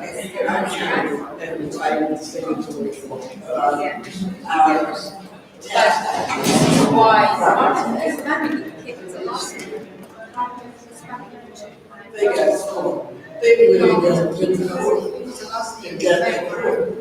so I would have cousins. My cousins.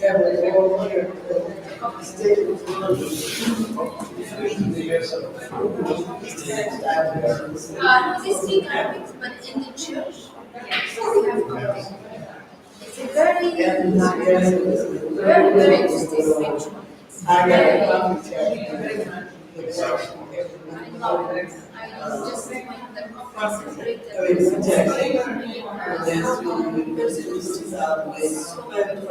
think it's very necessary and this.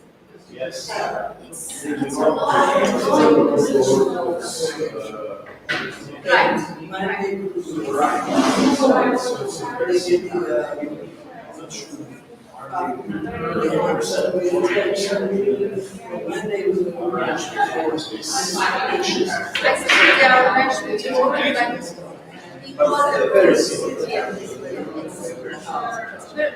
different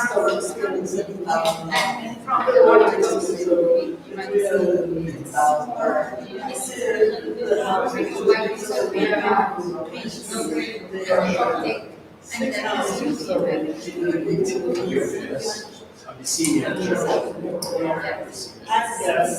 it's a long process. I used to go to the TV and my school I had a lot of companies. It was like always my school. But when you go out to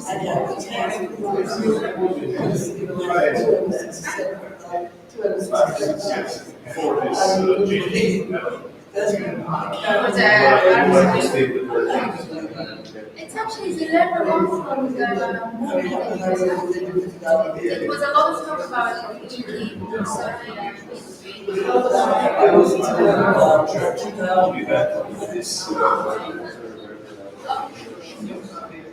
And my passion is modest. It's very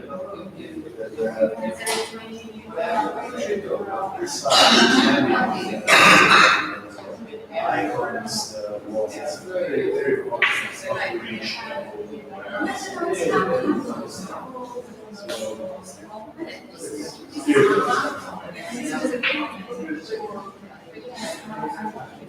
Jesus was a poor man. You go to church. Oh, in Italy, I'm great. I know, in the Vatican. It's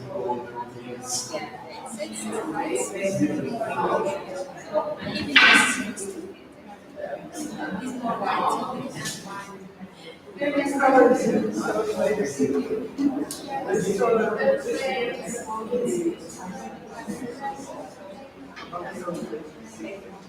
We did post in 2008.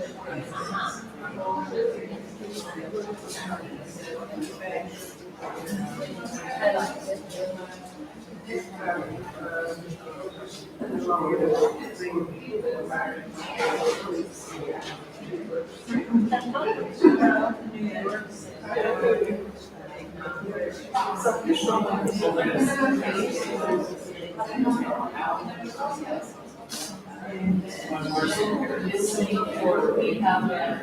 We have astrology, like the Dead Sea.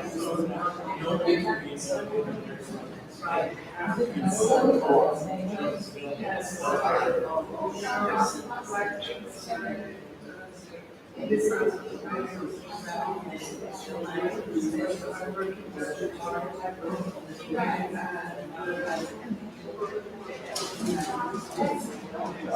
Sorry, no. Who's gonna grab us?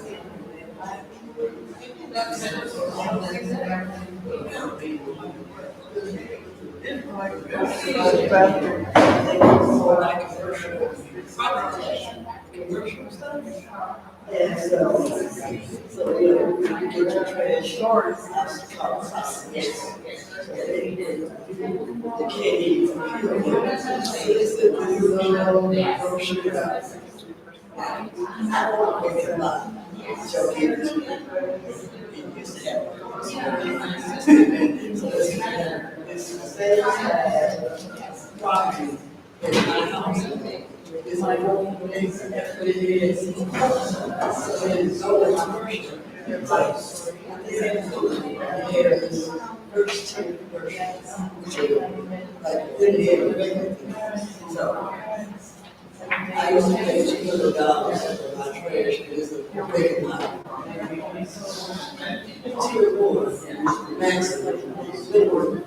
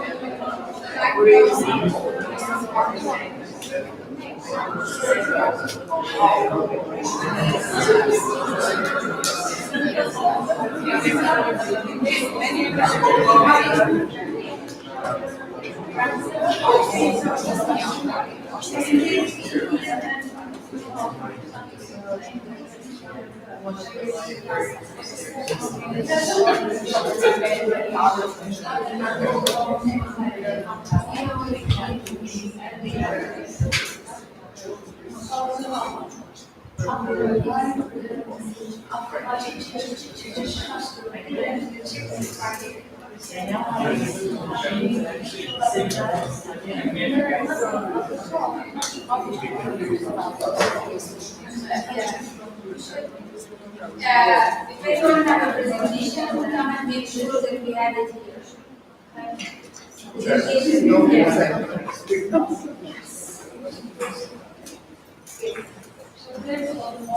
So what we have here,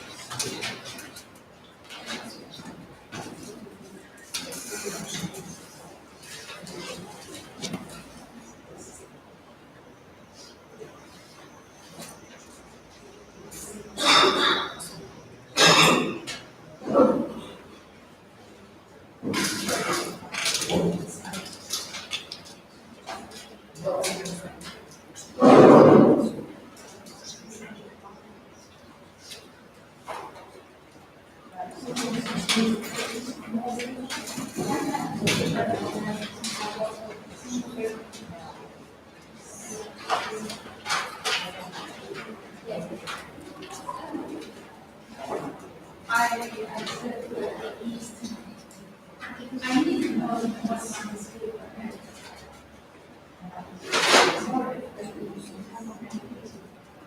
Changing this.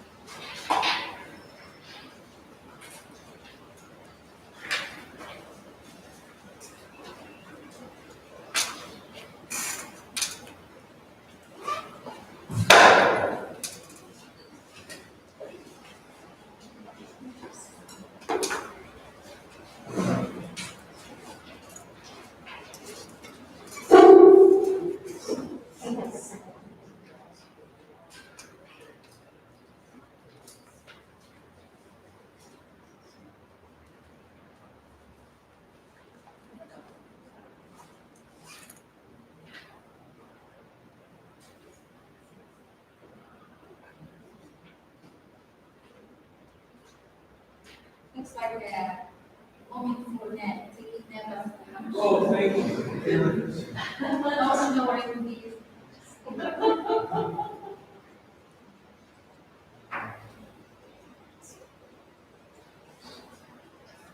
There's some coffee outside and water.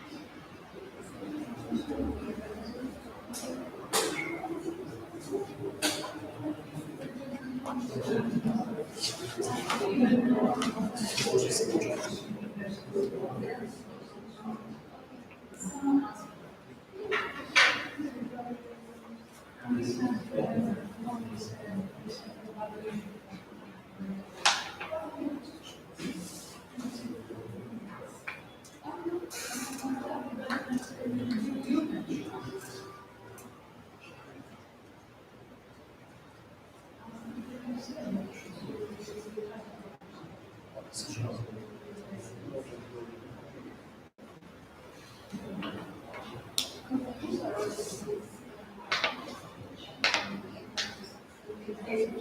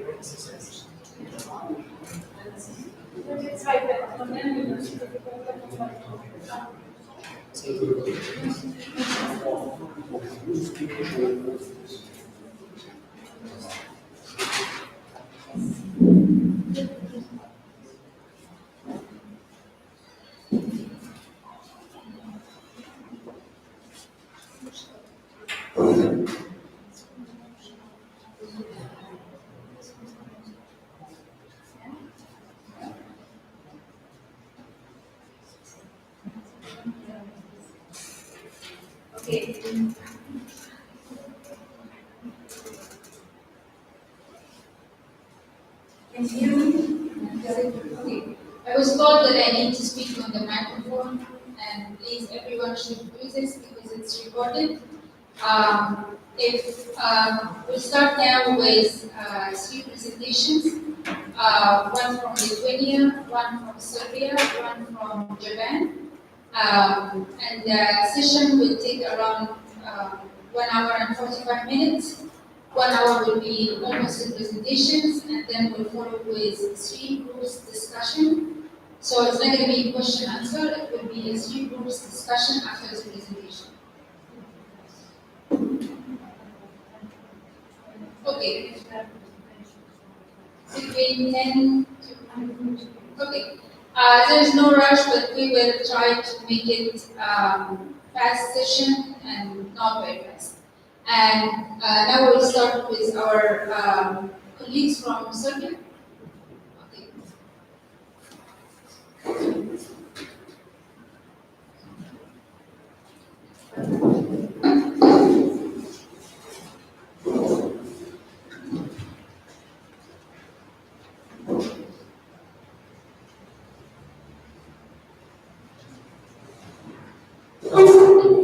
Everyone, I will present you the work of the Society of Serbian Genealogists from Belgrade. In 2012, we launched one important project, Serbian DNA project, which is concepted on collecting the results of Y chromosome DNA results. Project is concepted feasible, researchable by all the parameters, and it has an interactive Google map and also the statistic calculator.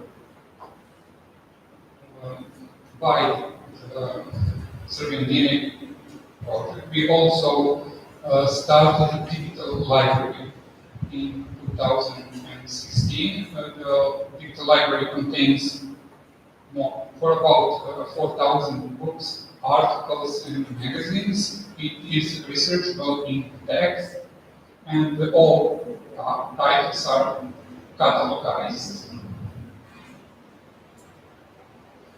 This is the web page of the Serbian DNA project. You can see here the interactive map in the background and the main board on the top. This is the website of Digital Library for ECO. As you see, the digital library contains most of the books from the area of genealogy, history, linguistics, heraldry, archaeology, etc. How to be used these two projects to find some new information? We will explain you on the example of the lost clan of Krič. This clan was first mentioned in the 16th century. It is a pre-Slavic population. They lived in the area of Nevesin in today's southern Bosnia and Herzegovina. Later, in the time when Slavs moved to the Balkans, they fight with them, and after that they need to move to area of Potarje in Montenegro. In fights with the new populations, on the end the clan was distinguished. And in literature it was a historical clan. Yes. The last families of Krič disappeared in the end of the 19th century. So how the clan was rediscovered? Using the Serbian DNA project, we first get the result of Mirić family, which we can find on searching board of the Serbian DNA project. We research for these surnames by entering the surname, the place of origin of the family, and something what is characteristic for Serbian population. We add the family's saint patron, in Serbian called Krstna. Now, when we click search, we get the result. And we can see that the Mirić family belong to haplogroup G2 JM205. On the map, we see that the family is located in the today's Montenegro. And now we research the same parameters in the digital library. We enter the surname, the family saint patron, and the place of origin of the family. This is the result of the research in the library, and now we see the results in the founded book. In this result, we can see that the family is bounded by the old parameters that we entered. And according to that, we see that the family is from the village called Kodeli, which is the same name as the one brotherhood that existed in history, also called Kodeli. I will also say that by the Mirić family, also Pejanović family was tested. The Pejanović family also had the tradition in from the place of Kodeli, and the same Saint Patron, family patron, like the Mirić. According to that, we would create a genetic brotherhood of the Kodeli, And after that, the third family that was tested was the family Kličković. It was the Kličković had the tradition being from the Yugoslavian days, Croatia, and when we search more about Kličković, we would see that there were no Kličković family in the Yugoslavia, but in this Yugoslavian days, there was a family Kličković, which showed us that there could be the possibility of that the Kličković family was a variation of Kličković surname. So this brings us to the conclusion that the Kličković, that the family Kličković was from the Kličković family, and the Kličković family alludes us to the clan of Klič. So the Kličkovićs are the descendants of Kliči clan. And in the end, so we according to these three tested families, could conclude that and some others also with the family surname which begins with term Klič, that all of them probably belong to the Kliči clan. After the testing of others belonging to the JM205 haplogroup, we until today we can see that there was found for about 100 persons tested in Serbian DNA project that belong to the Kliči clan. And that would be all.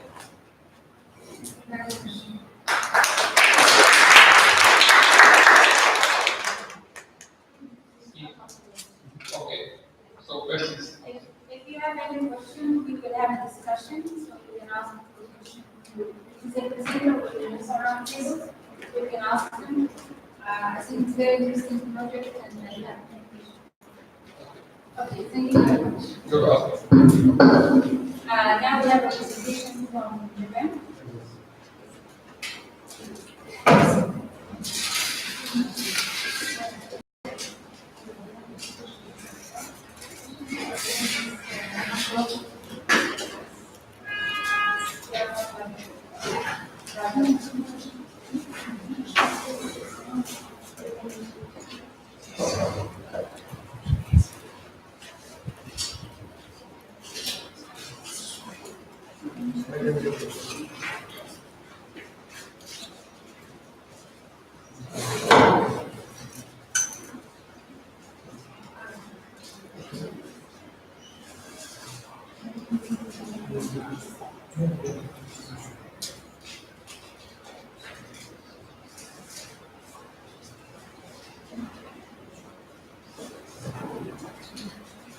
Good afternoon.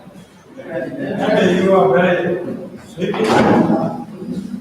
Good exercise is very important. My talk is focusing to the better collaboration. In Japan, there are many types of corrections has been digitalized and understood more easy to finding the invention is very important now. Of course, maybe all of you are very well known that Google Scholars is a very good portal, but not so focusing to more special materials. And in Japan, I hope to introduce many nowadays very important. I have already described to the linkage among the oral history collection of very important things. And also, this is I hope I want to say to in the future direction of the Japan, that it's very important for each of the countries has been building the data collection and how to other countries cooperate with others. In Japan, 1996 has been started in the countryside, and Japanese government decided to the digitalization of all of the content. At first stage, is focusing to the university libraries. Their roots and all the materials has been digitalized at first. The next stage, the public content has been done. And first starting to the university libraries, next stage is the public libraries. In Japan, there are 3 layers public libraries. One is top level is national library, the national libraries. And the second level is we are going to prefecture libraries. It's a large areas, about 45 prefecture libraries in Japan. The third level is cities and towns and villages. Prefecture libraries has been started to 2000.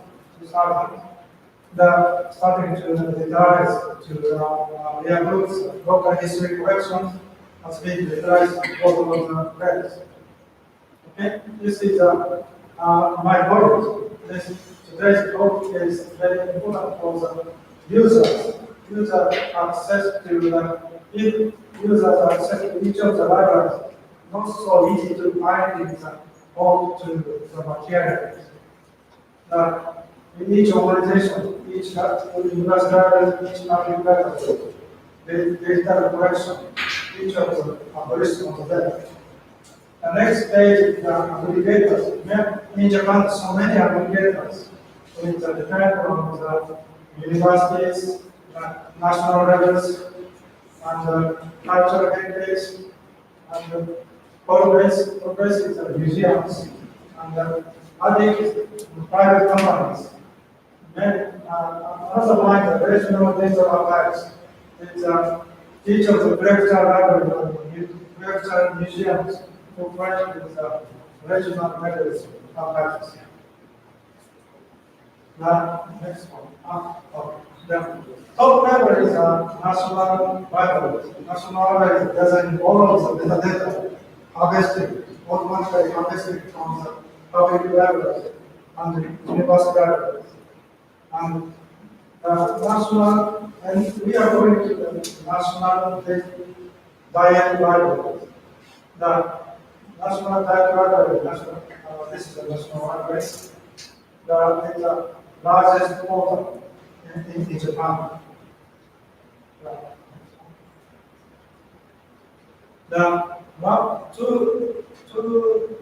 Two or 3 years before, the Japanese government has been decided new, more largest portal, not only to library, the museums and the archives, the broadcasting, all included to Japan Search. Japan Search is all of the cultural organization, including the large portal. Now, just starting from this year, the very new one. Now the Japan Search Better acquired version of the starting open to the public. This is a new direction in Japan. I was compared to the NDA search and Japan Search how to do what kind of the difference there, and how we are focusing to the searching to the local history materials. Now, this is a schematic of the Japan Search Data is now to many organizations related to the metadata, how metadata can be read, all of the documents and videos and others. Now, this blue colors out is not included to the very unique organization, the content. NDA such don't include this kind of organization. One, for example, Japan Broadcasting Corporation is a broadcasting in Japan, the largest broadcasting company. So many TV programs and others. They have that can be end up on this site. Now, this is a relationship between NDA and such as Japan Search Data. Nowadays, Japan Search Data is smaller than NDA Search. More comprehensive nowadays. I have shown to exactly. This is a local history source in Japan on NDA Search and Japan Search Data. I have comparative studies has been done to this one. In Japan, two Chinese letters used for local history. This is a more historical Chinese letter used in Japan. This is more modern, same as China. I have done the survey of the search and Japan search compared to nowadays, the total number of reports is very higher than Japan search. The NDA search is very more comprehensive. Many data gathered to many places. And this is only to data materials. This number of what we go into the printed books, printed materials. This is only to data materials.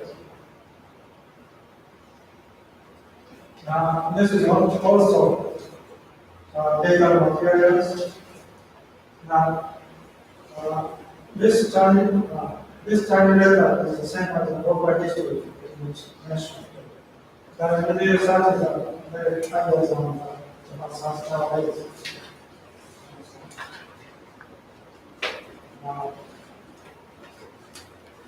This is a more detailed to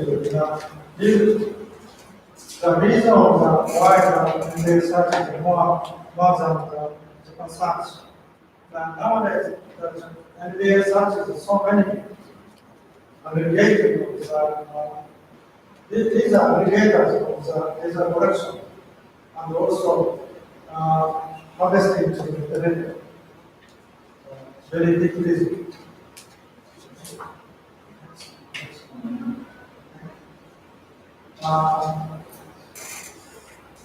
This is more detailed survey to NDA search.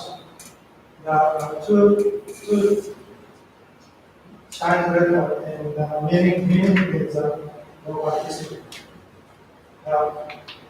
Same as when I've been shown to this Chinese letter is a historical Chinese letter. It's in Japan. They long years used these letters. The total number divided on here to have new one. And also, most of the part of the 50% or the 77% is food oriented. And data materials is 30% or 29%. It's very same as around 30% of the data materials. All original book is all the pages that can be seen. This is 30%.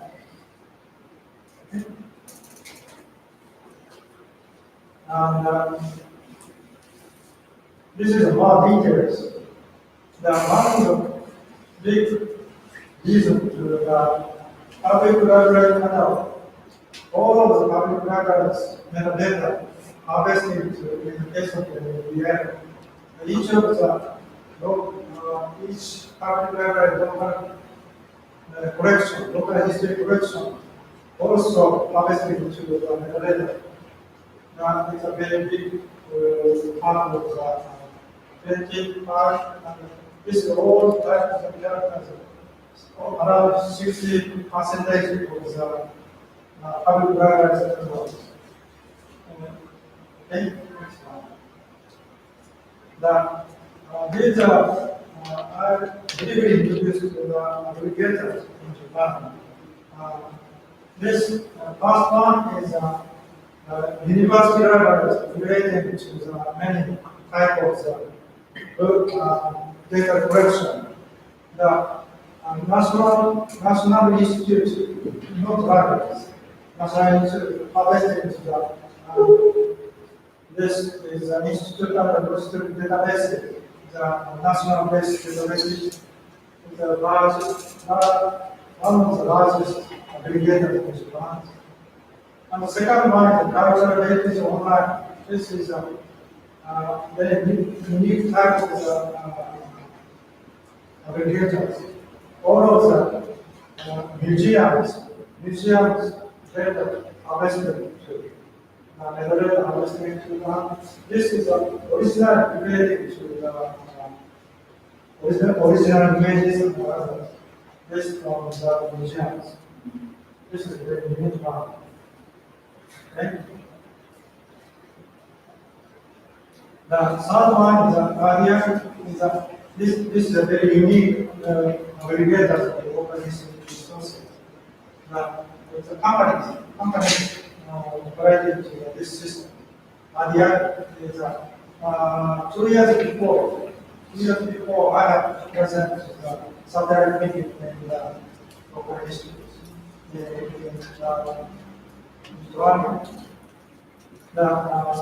this system with many types of local history in the public libraries and museums aggregated correctly. Now, after this is regional aggregators, each of the road regions, prefecture levels, aggregators levels for many. And this is a most part of the Japan's local history is very different. Most part of the Japan, Hokkaido Island is Ainu, is one of the origins. Japan wild is living. Many of the collections have been done and located this. This is also most part of Japan one prefectures. So this is very unique to the library, museums, art museums, Japan, archaeological centers, many types of centers, can be included this. Another one is this is the south part of Japan, the Okayama prefecture. This is also local history materials for many residents, many kinds of library and other resource centers. And the last point are different approaches to education. Now, this is local history resources, university reference, and local history materials. And these are some others. They try to role of the site. Using the other system to use this is basic. This basic RDF using to this basis can be retrieved from NDL search. NDL search is very big portal. Everybody access to that basis can be researched for each of the universities. Now, in the future, we have done what kind of things more important, most important things. This is the NDA search and the search what to do with in the future. It's a very important. Nowadays, most prefecture libraries provide service of data collection on the website. Orals were not included in these two large portals. The university libraries also same up. All of the data collection not included to this two portals. In the future, the more harvesting the internet is very important. Nowadays, NVIDIA search is in large numbers of libraries and data. Which surprised the president in recent years. But in the future, to how to more expand to have search. The search is more, not only to the library level, more expanded to the museum, and the broadcasting companies, and others. It's very important in the future. Especially to coverage of local history resources in Japan, such is more expanded. It's very important. I have mentioned nowadays very rapidly calculated about 30% of the local historical materials already digitalized can be retrieved in Japan. But other 70%, other side, 70% not yet digitalized. There are more resources, not only nowadays only to access to the paper materials. In the future, more local historical resources are to digitalize very important target nowadays. Okay? Thank you.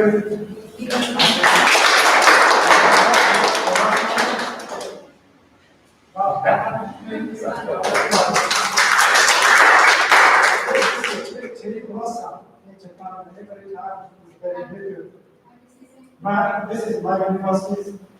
Did you see it? Thank you. Yeah, arigato. Arigato is the name. Thank you. Okay, now we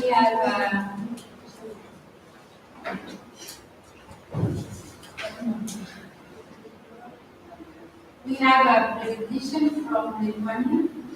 And actually, one announcement we didn't say at the beginning that we will send a survey to you by email to evaluate our work 2 days. So I hope you will respond to this because this will help us to review better next week. Thank you very much.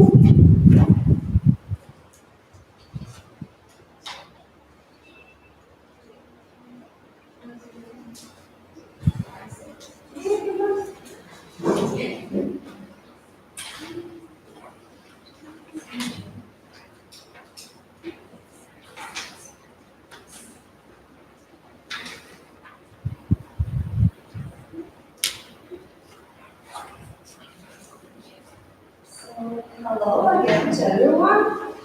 I hope you can hear me. So you can see my library. It's called the Sharif County Public Library, and it's in the Sharif city.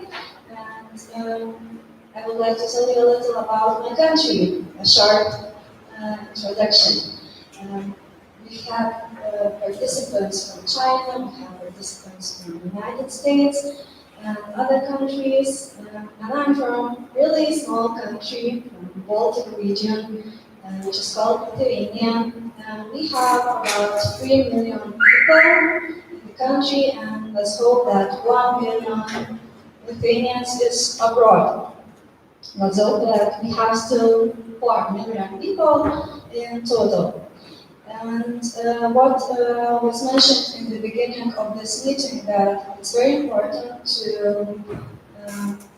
that the history will be written not by other people but by local people. And my library has started to work on that, and I would like to tell you a couple examples what we are doing. So I'm talking about digital video and audio certificates and the usage in educational activities. So why local history is important and why we are doing that? It's important because people who are witnesses of the history, they get old, they passing away, and because Lithuania had a rich history because of Soviet Union and other circumstances, we have a lot of to talk about, and young generation don't always know about that, and they can't really understand sometimes when the parents or when the grandparents are telling them what was happening like 20 or 30 years ago. It's difficult to imagine right now because there's a huge difference between what we had 30 years ago and what we have right now. So if you have visited a country like maybe 30 years ago, you would see totally different picture. And now you can see, I would say, a new country. We are still working a lot on many things, but young generation, they know that the country is freedom, they can speak what they want, or they can travel easily, so there is no problems. But for older generation, they had different history and different things to experience. So these people collected information, and it's very important to show to young generation how the parents and grandparents lived. And what was done?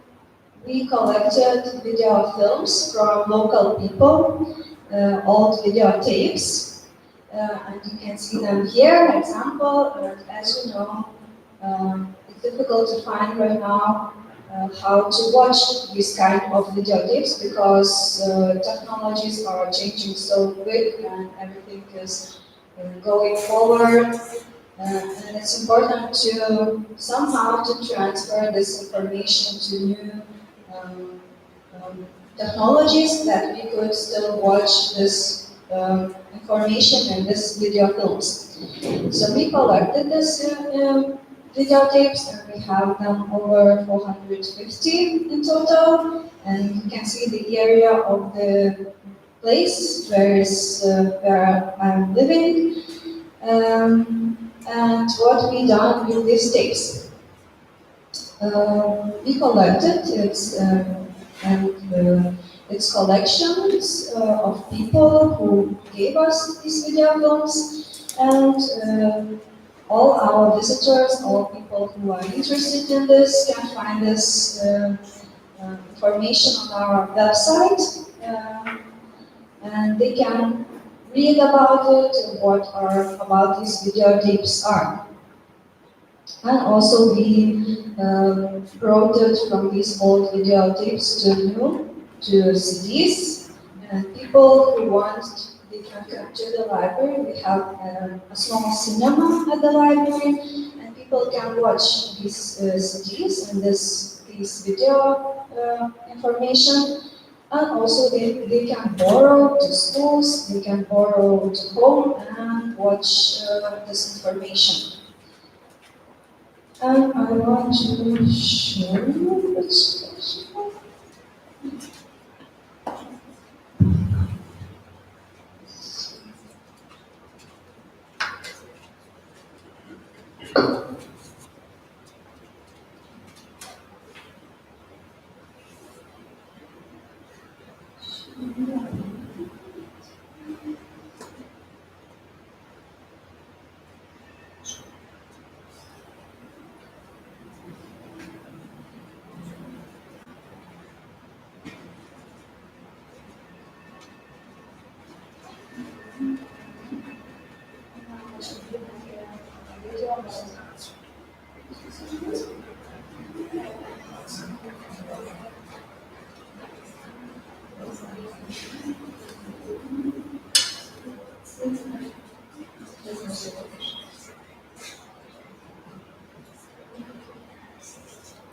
It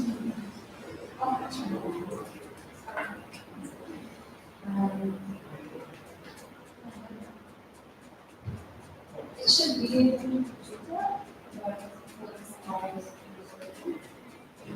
Yes. Sometimes it's difficult to people know when you're in a presentation. So if you don't have it, you don't have it. It's not linked to the If you find it online.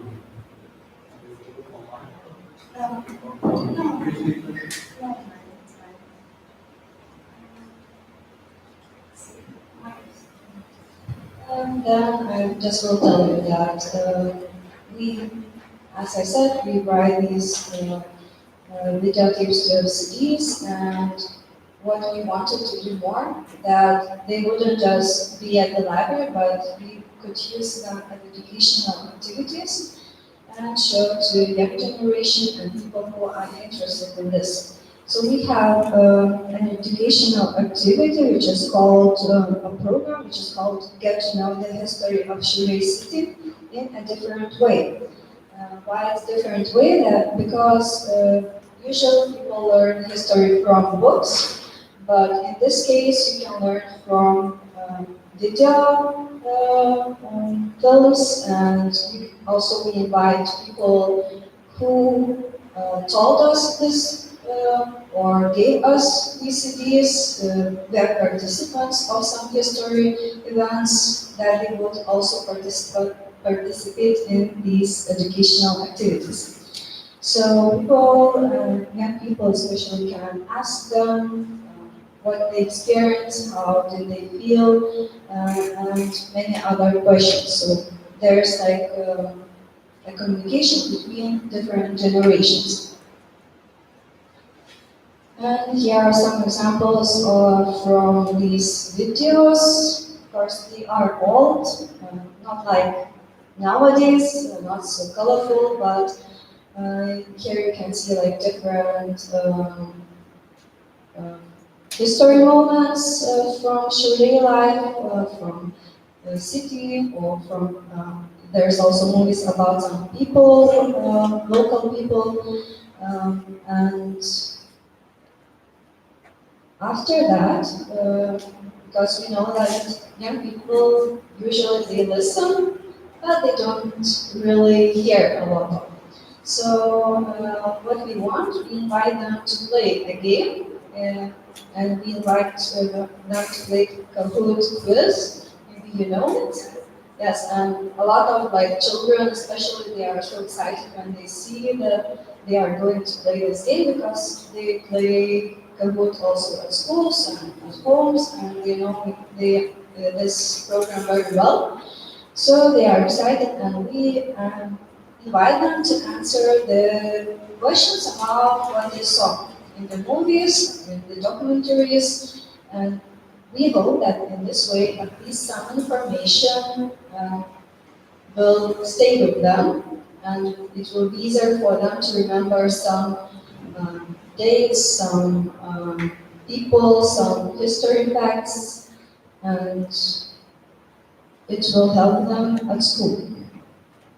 And what we are hoping to do in the future, we are hoping that we can use this information which we already collected even more, and we can to digitalize these videotapes even more and upload to LIPIS system. It's what we call it's a bibliographic system linking information about documents stored in Lithuanian libraries, like printed matter, films, videotapes, audio, cassettes, electronic documents, and etc. So libraries keep many information here that people could come to this website and find what they need. What else we are going to add some collections of video films about history of Shuri city to the largest Lithuanian digitalization library at Paveldas. and also to the website Europeana, that all people in Europe could find this information if they need. And also I will tell you very shortly about another project which we had with Professor Patrick from United States. He was professor at a local university for a few years and lived in the country, and he was very interested in one of historical moment which happened in Chile. And because he was speaking some Lithuanian, but it's difficult for him to speak our language, we had this cooperation between library and between professor. So it's a drama festival which is called IFLA, and it happened almost more than 30 years ago now.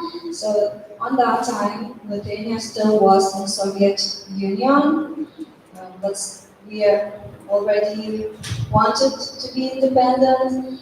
And this drama festival, some people think, and also Professor Patrick also thinking that this festival was like encouraging to get freedom again, and many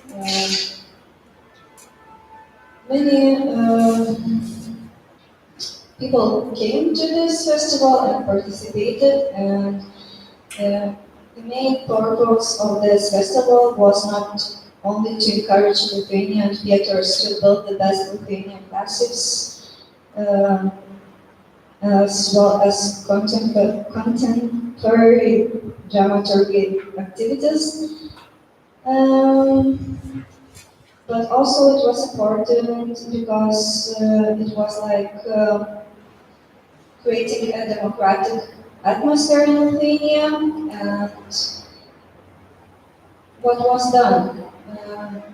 Because there was no information, just a few old papers who wrote about this festival, and many people who participated in this festival. So in library, and professor invited people to come and to give interviews and to talk about the experience in this festival, to talk what was happening, how they realized after a couple decades what was the importance of this festival. So 9 people came here, and we have 9 interviews, and you can find these interviews on our website.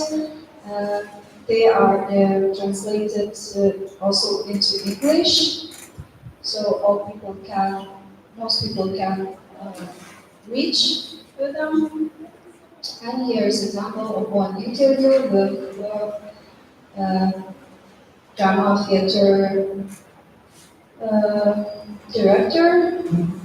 So all information is here, and we hope that people who are interested in this festival can search for information and find on our website. So as I said in the beginning, it's very important that local people would share the videotapes, the memories with people. And in our case, our library took this role of trying to collect information, and I hope that it's very that for community, it's for future generations. We will have collected important information, and anyone who needs can find it on our website or at our library. So thank you for attention.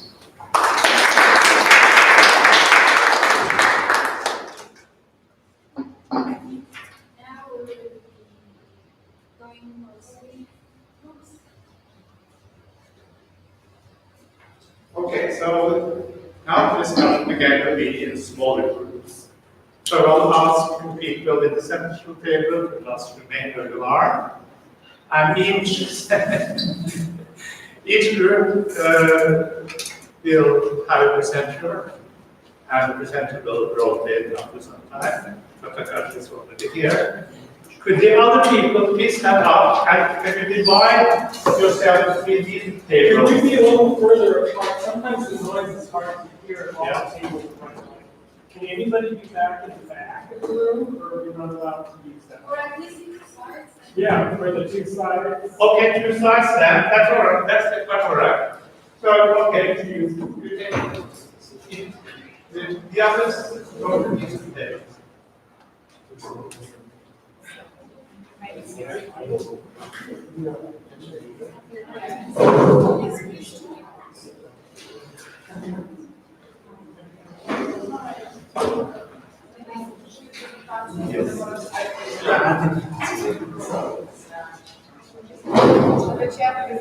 So again, you could start at that table, and when you switch, you go up. So we do it.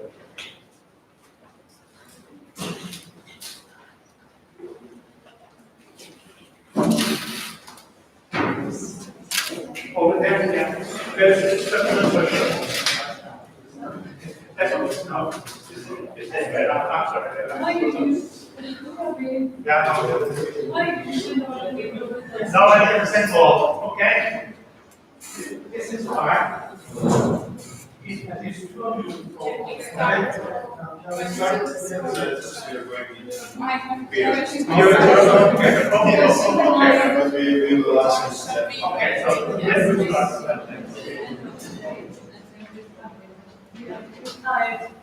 Yeah. Maybe could we have one volunteer at the table? Balance. No, we have 3 presenters. So we have 3 groups. Okay, that's okay. And the presenter from Lithuania, from there, please.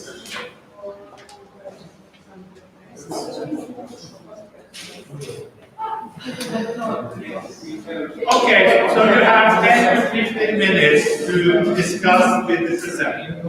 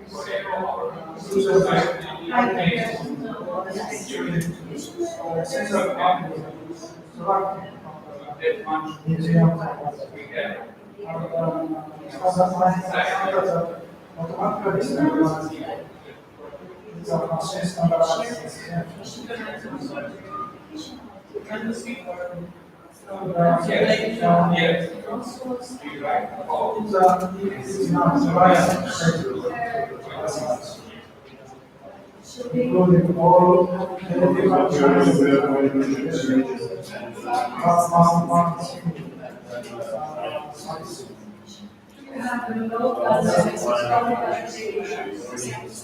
But I think it's very important to library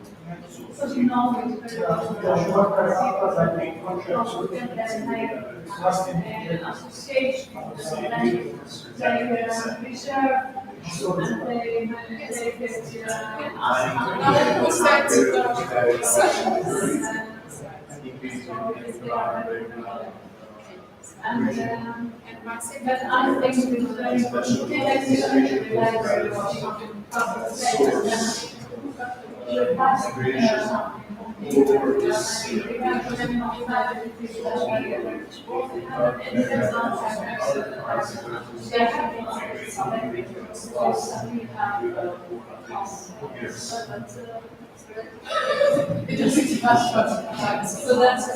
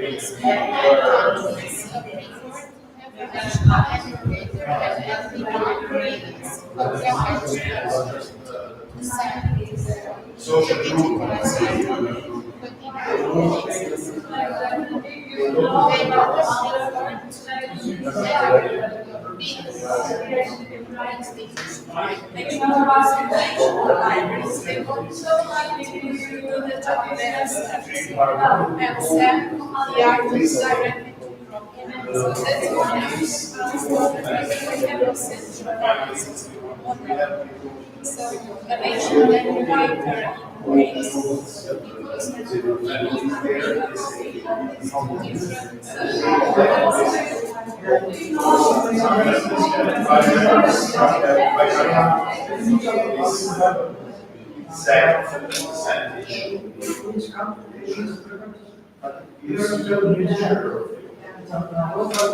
migration. So yes, we are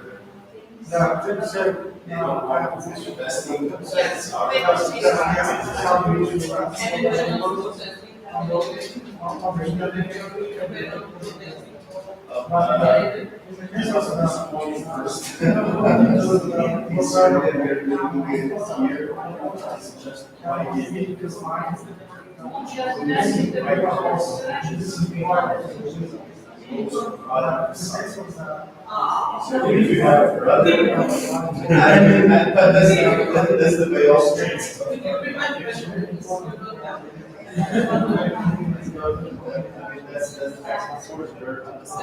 There are no problems between regional libraries and cities because in our case,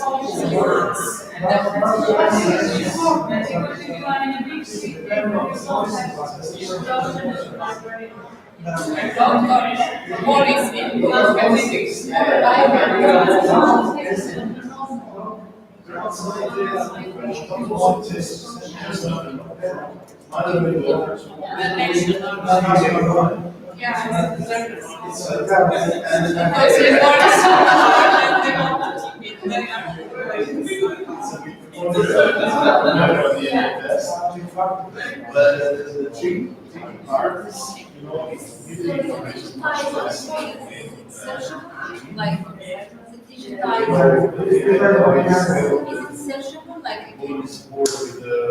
most places, is it the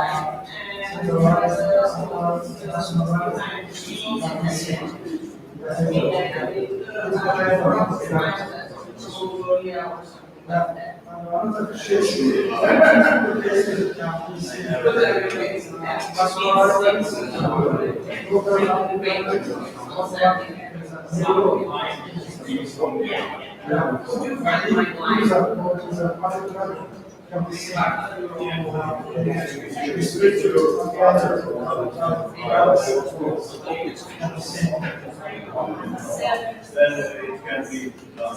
I'm familiar with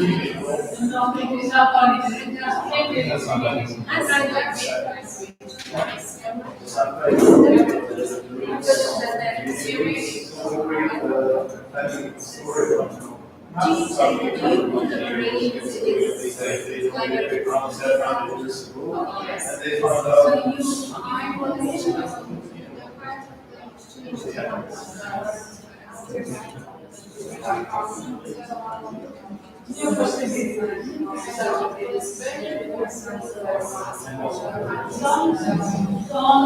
this in your problem. It's not a challenge. I think it's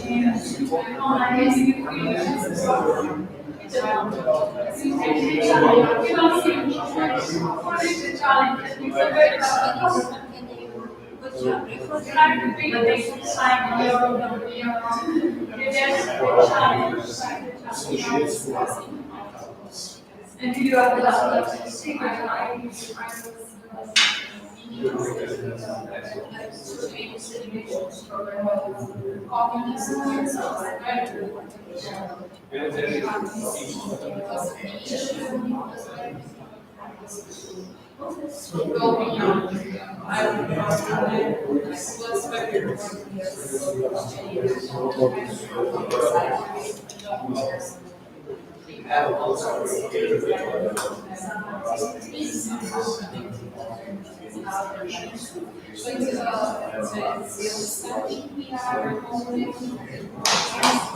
Okay, so if the presenters can round off, and then we'll do the next table.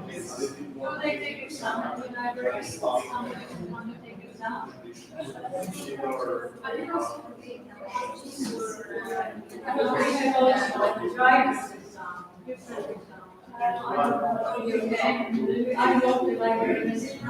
Yeah, where do you suppose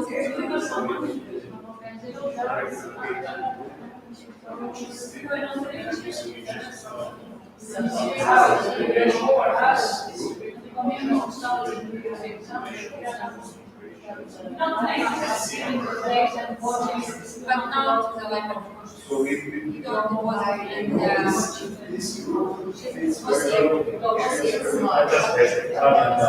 Okay, we will start with this one.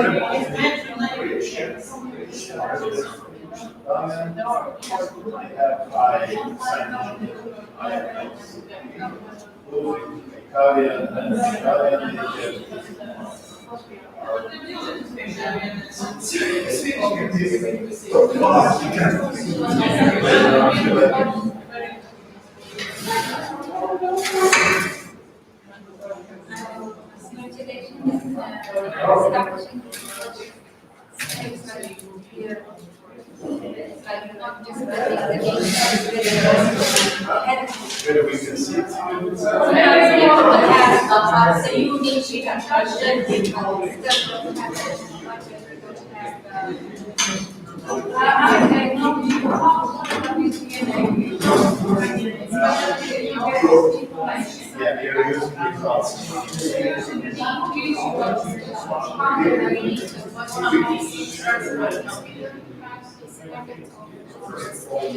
We are organized in our organization.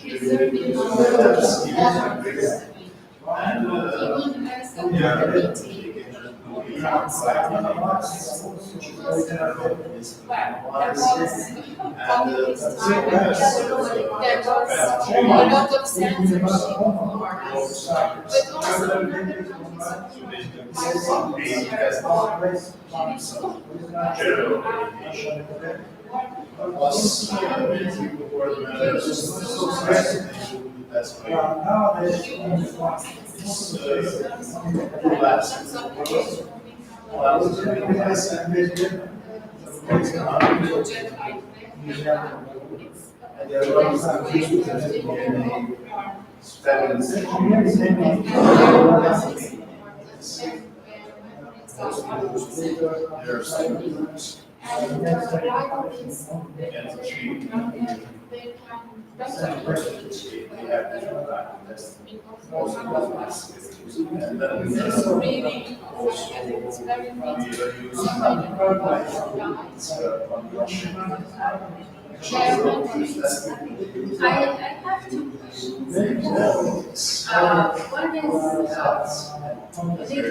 Europeans, they immigrated out, especially Jewish people. Do you make minor contact, especially the I'm speaking with right so like do you make any efforts to reach out to the community? I know they are in the US, Chicago, you okay, so we have the base so we have the segregation, like you go to their organization, so very nice handmade, color, very good color. Anyway, find them in the internet, if there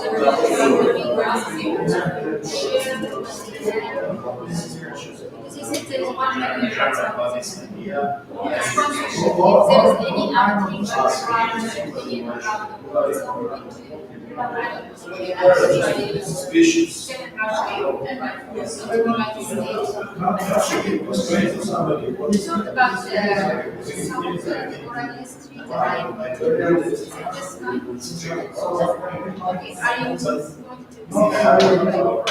oral history that or it is his project and he gives you what he collected.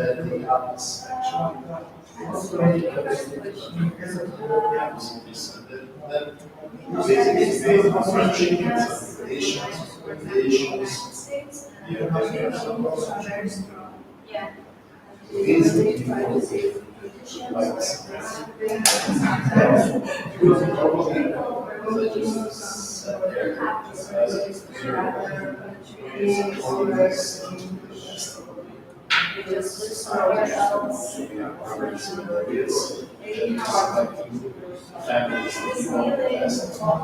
They're trying to find members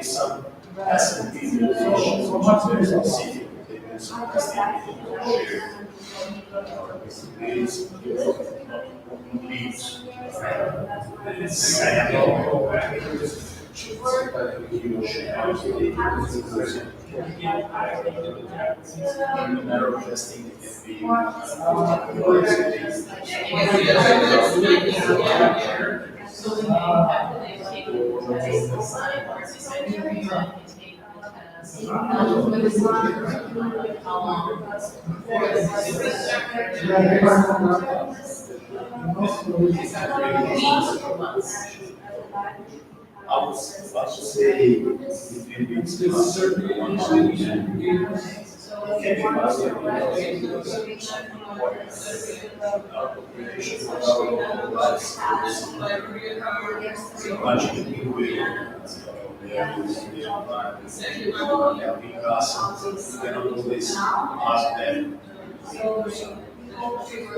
priorities for us because events.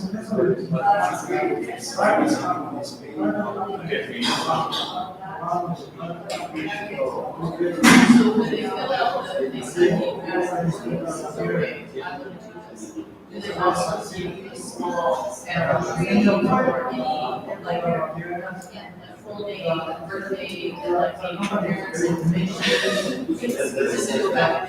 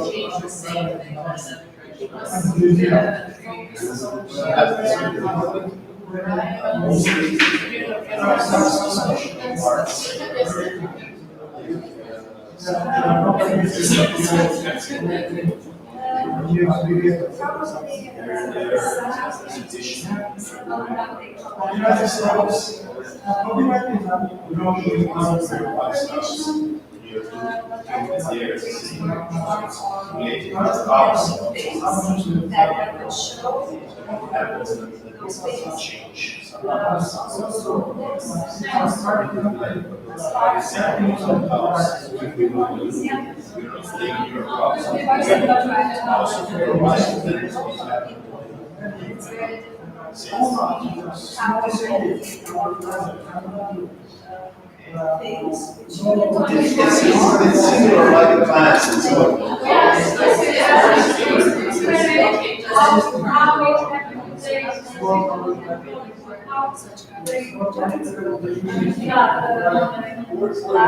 And also if something tragic happened, something very good that people changed, actually happened. Days are just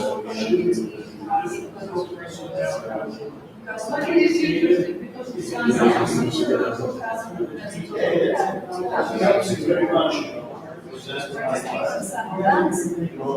Some stories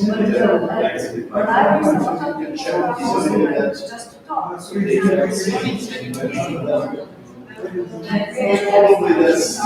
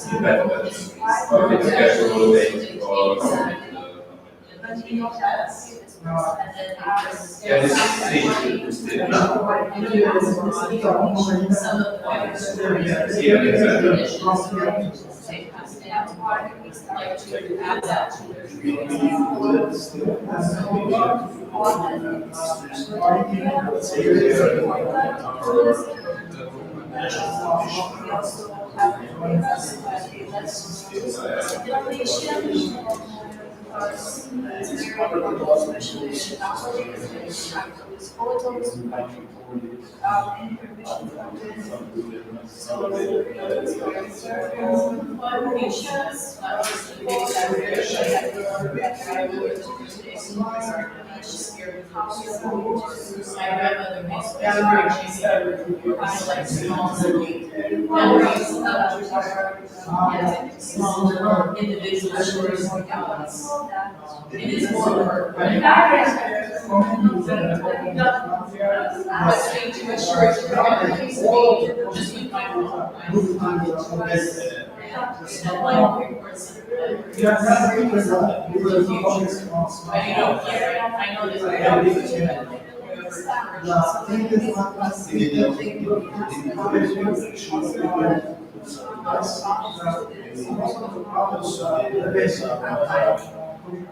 Where are beautiful?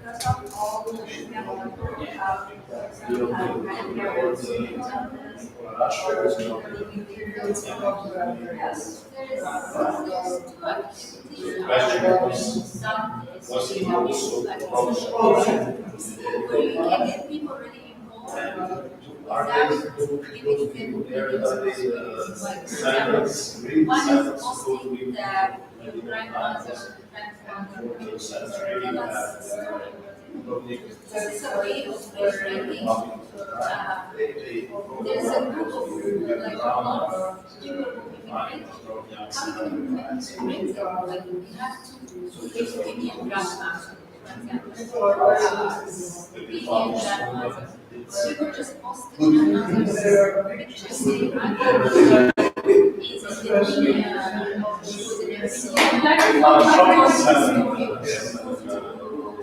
Okay, it's time for the sentence.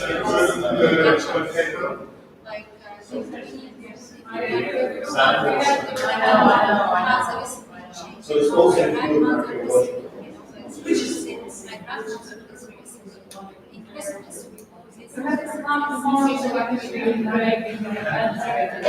It's really, really important because this is the way how you want to need to be. So, if you see what I'm collected oral history,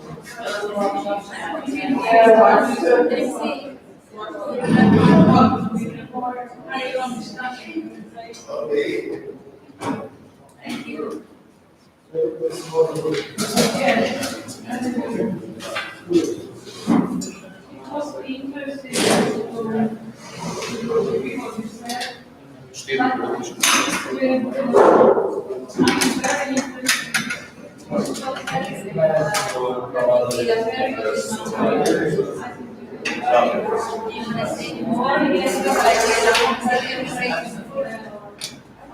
Interesting. People are interested in DNA testing, so we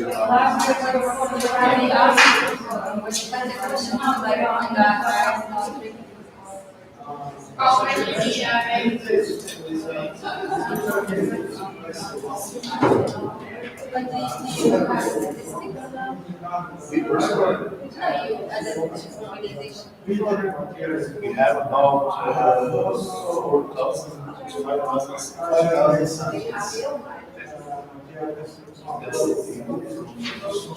in this region.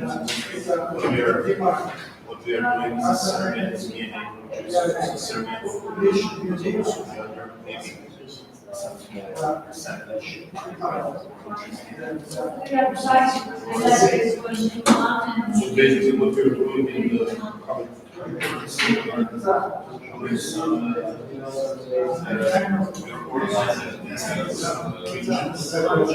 features,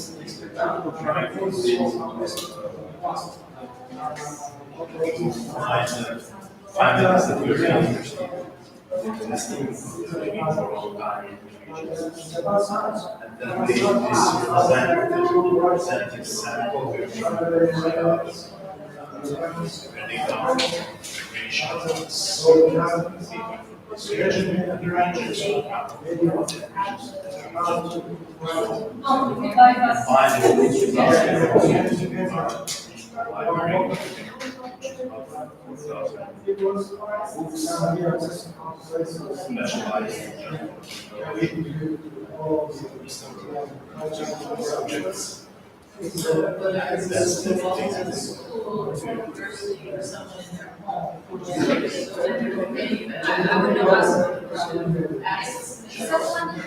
If someone says, tell me what should I do? What's your advice to how should make sure they have money, should make sure people are interested, shouldn't be money is always especially for us, going to volunteer organization, being our government, it's just a membership of members. The United States is much more if you're going to the tests, get the best results, it can be $5,000. So there's tests.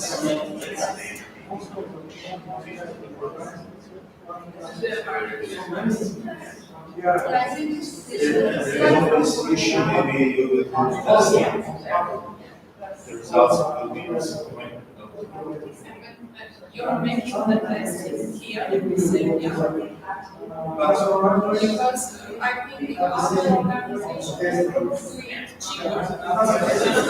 These are other organizations, for example, if you their most expensive test area, it's about $1,000. If you always have to only use the items, maybe $550 subscription for people class. And for sure you have some less complex tests.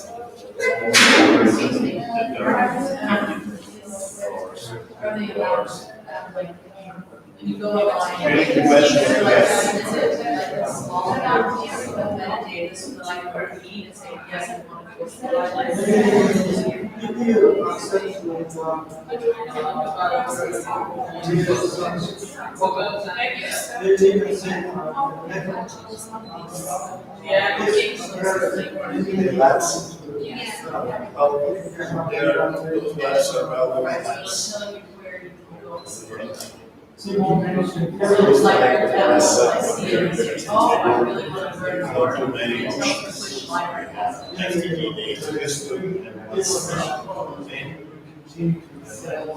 I don't know, there are others, those who are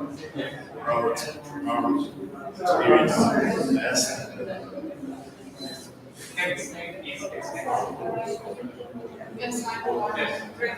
Yeah, it's getting better and better every year. You always feel, for example, you have one lab, they're doing very clean testing for 70 members. But they're not sure where this come from, because you never know when you get your results. You pay many people, something year and still keep on. So it's cheap, but you are not sure. I mean, most probably they're using the free resources, labs, or that's the reason why they're cheap. The labs have nothing to do, they're doing tests for some small amount of money. Yes. I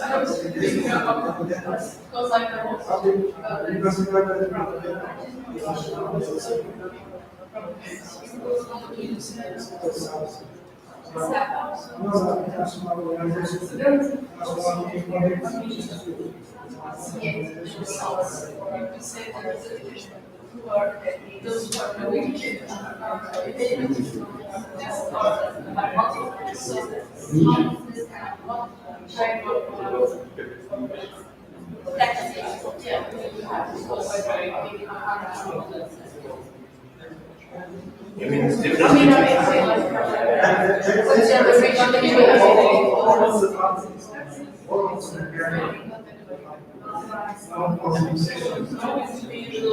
How can you the results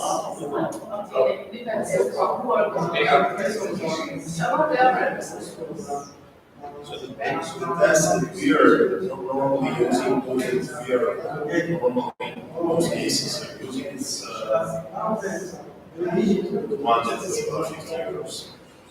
And it gives you some very basic information. It's specialized just for journalism. That's the problem, you know, because Y chromosome comes only from the father to son. X chromosomes and Y chromosome, and it can also only from father to son.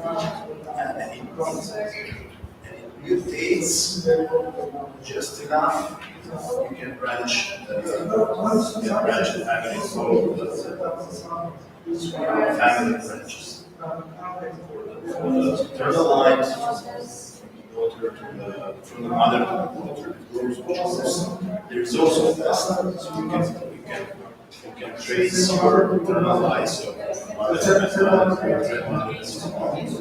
always following the maternal line. But the mutations are much more rare. Biology of women, because women is more X bearing, you know, that there's no chance for mutations. So clusters, you look at clusters, you have a couple of groups. Females, you have similar clusters. Non-robust clusters are much smaller. You will have some results which will tell you that your with other born in, I don't know, Western Europe, that's fine. Ours, I don't know, it's very hard. And then finally, gives you all complete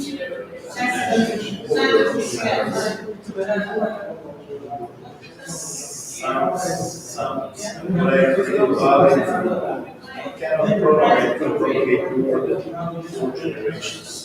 4 generations, those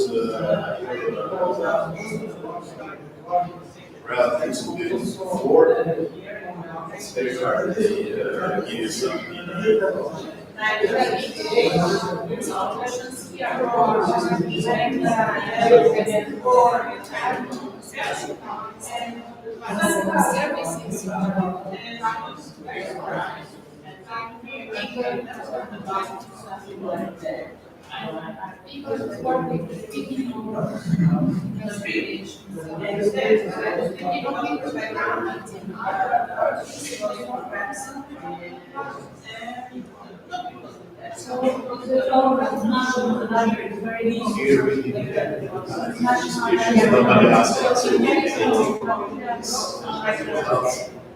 honestly, it's really, this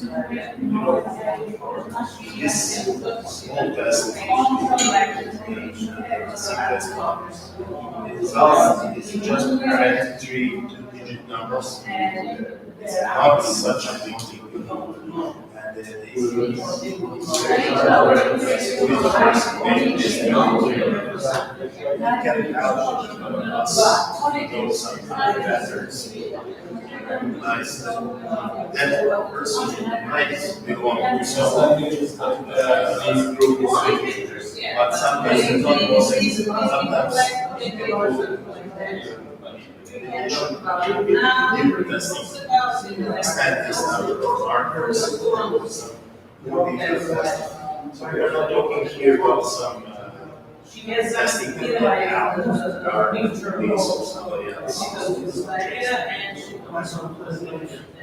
And we now those are the tests of 1,000 groups or so.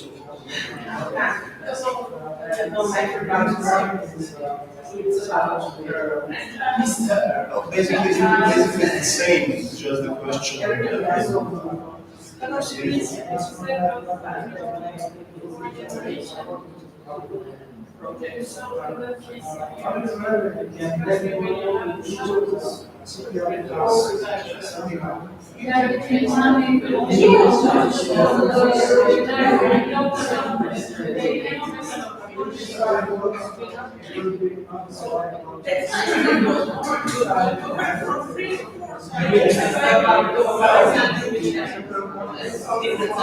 It's a 4 generations about also testing. That's testing your ancestors. You have father, mother, and 4 and 8, and it's hard to understand. Maybe I'm wrong. That's what I read about that they cannot trace it. Variations. Basically, what you get is a pattern which can be that you can get pattern and you can recognize some parts that belongs specific for some populations. For example, if you say you can recognize 10% of populations who is specific for people from Ireland and 20% specific. But personally, I'm very suspicious about this. I'm very suspicious. This blinded testing, but internal line is a little bit different. That's a different story.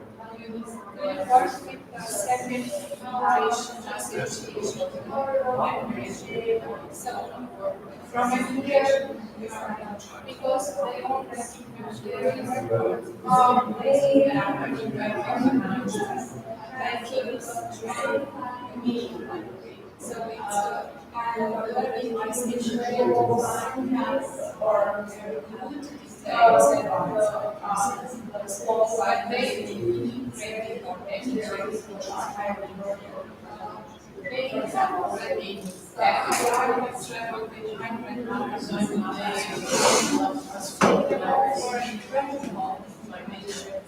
so it's Still didn't develop standards. They have official preparation and such organizations. We have others.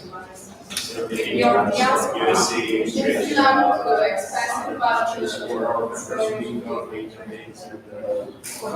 I mean, we have some stories that's not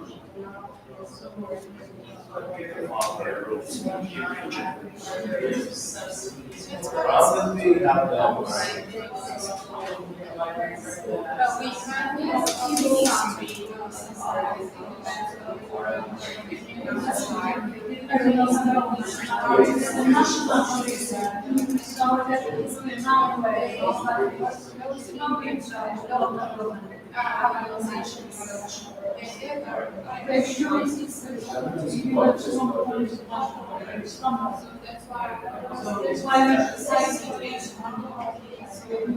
Yeah, some volunteers and some organizations for ignorance. When you go to other countries, grandmothers or elderly that's but it's scary. I mean, in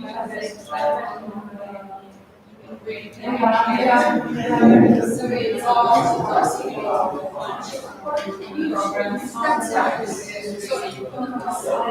Good idea, just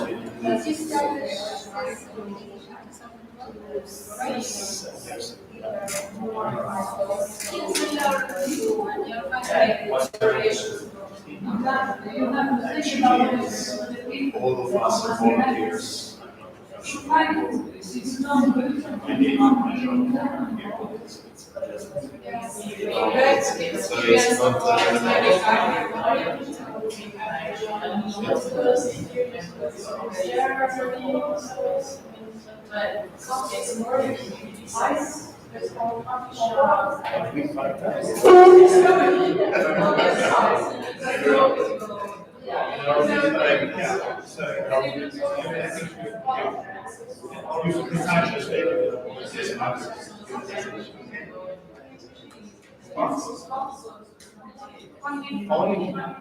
As I said, part of it's mostly from membership, that we have some sponsors and such things. We can invest some big projects, mostly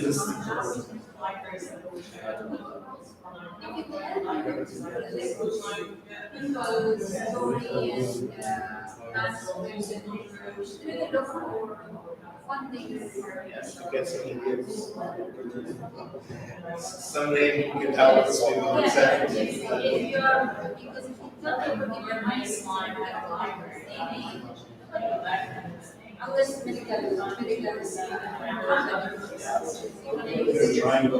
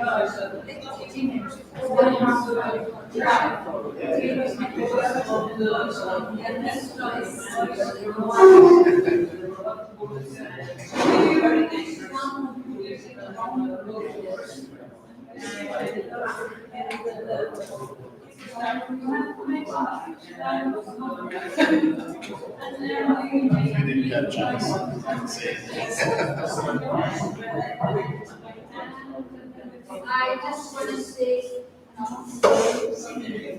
but I want to say thank you very much for today's. It was really great meeting everyone. I know there is a lot of people that say that we have to take the day off from work and come and tell us about their experience. And I want you now to continue for your conversation if you wish, but for our professional and official meetings we are done today. And I hope to see you all tomorrow if you can. If you cannot, keep in touch with us if you need any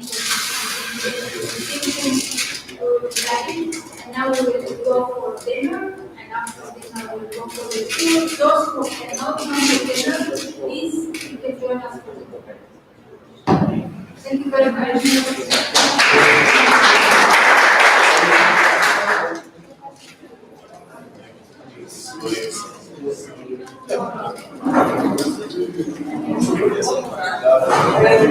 That's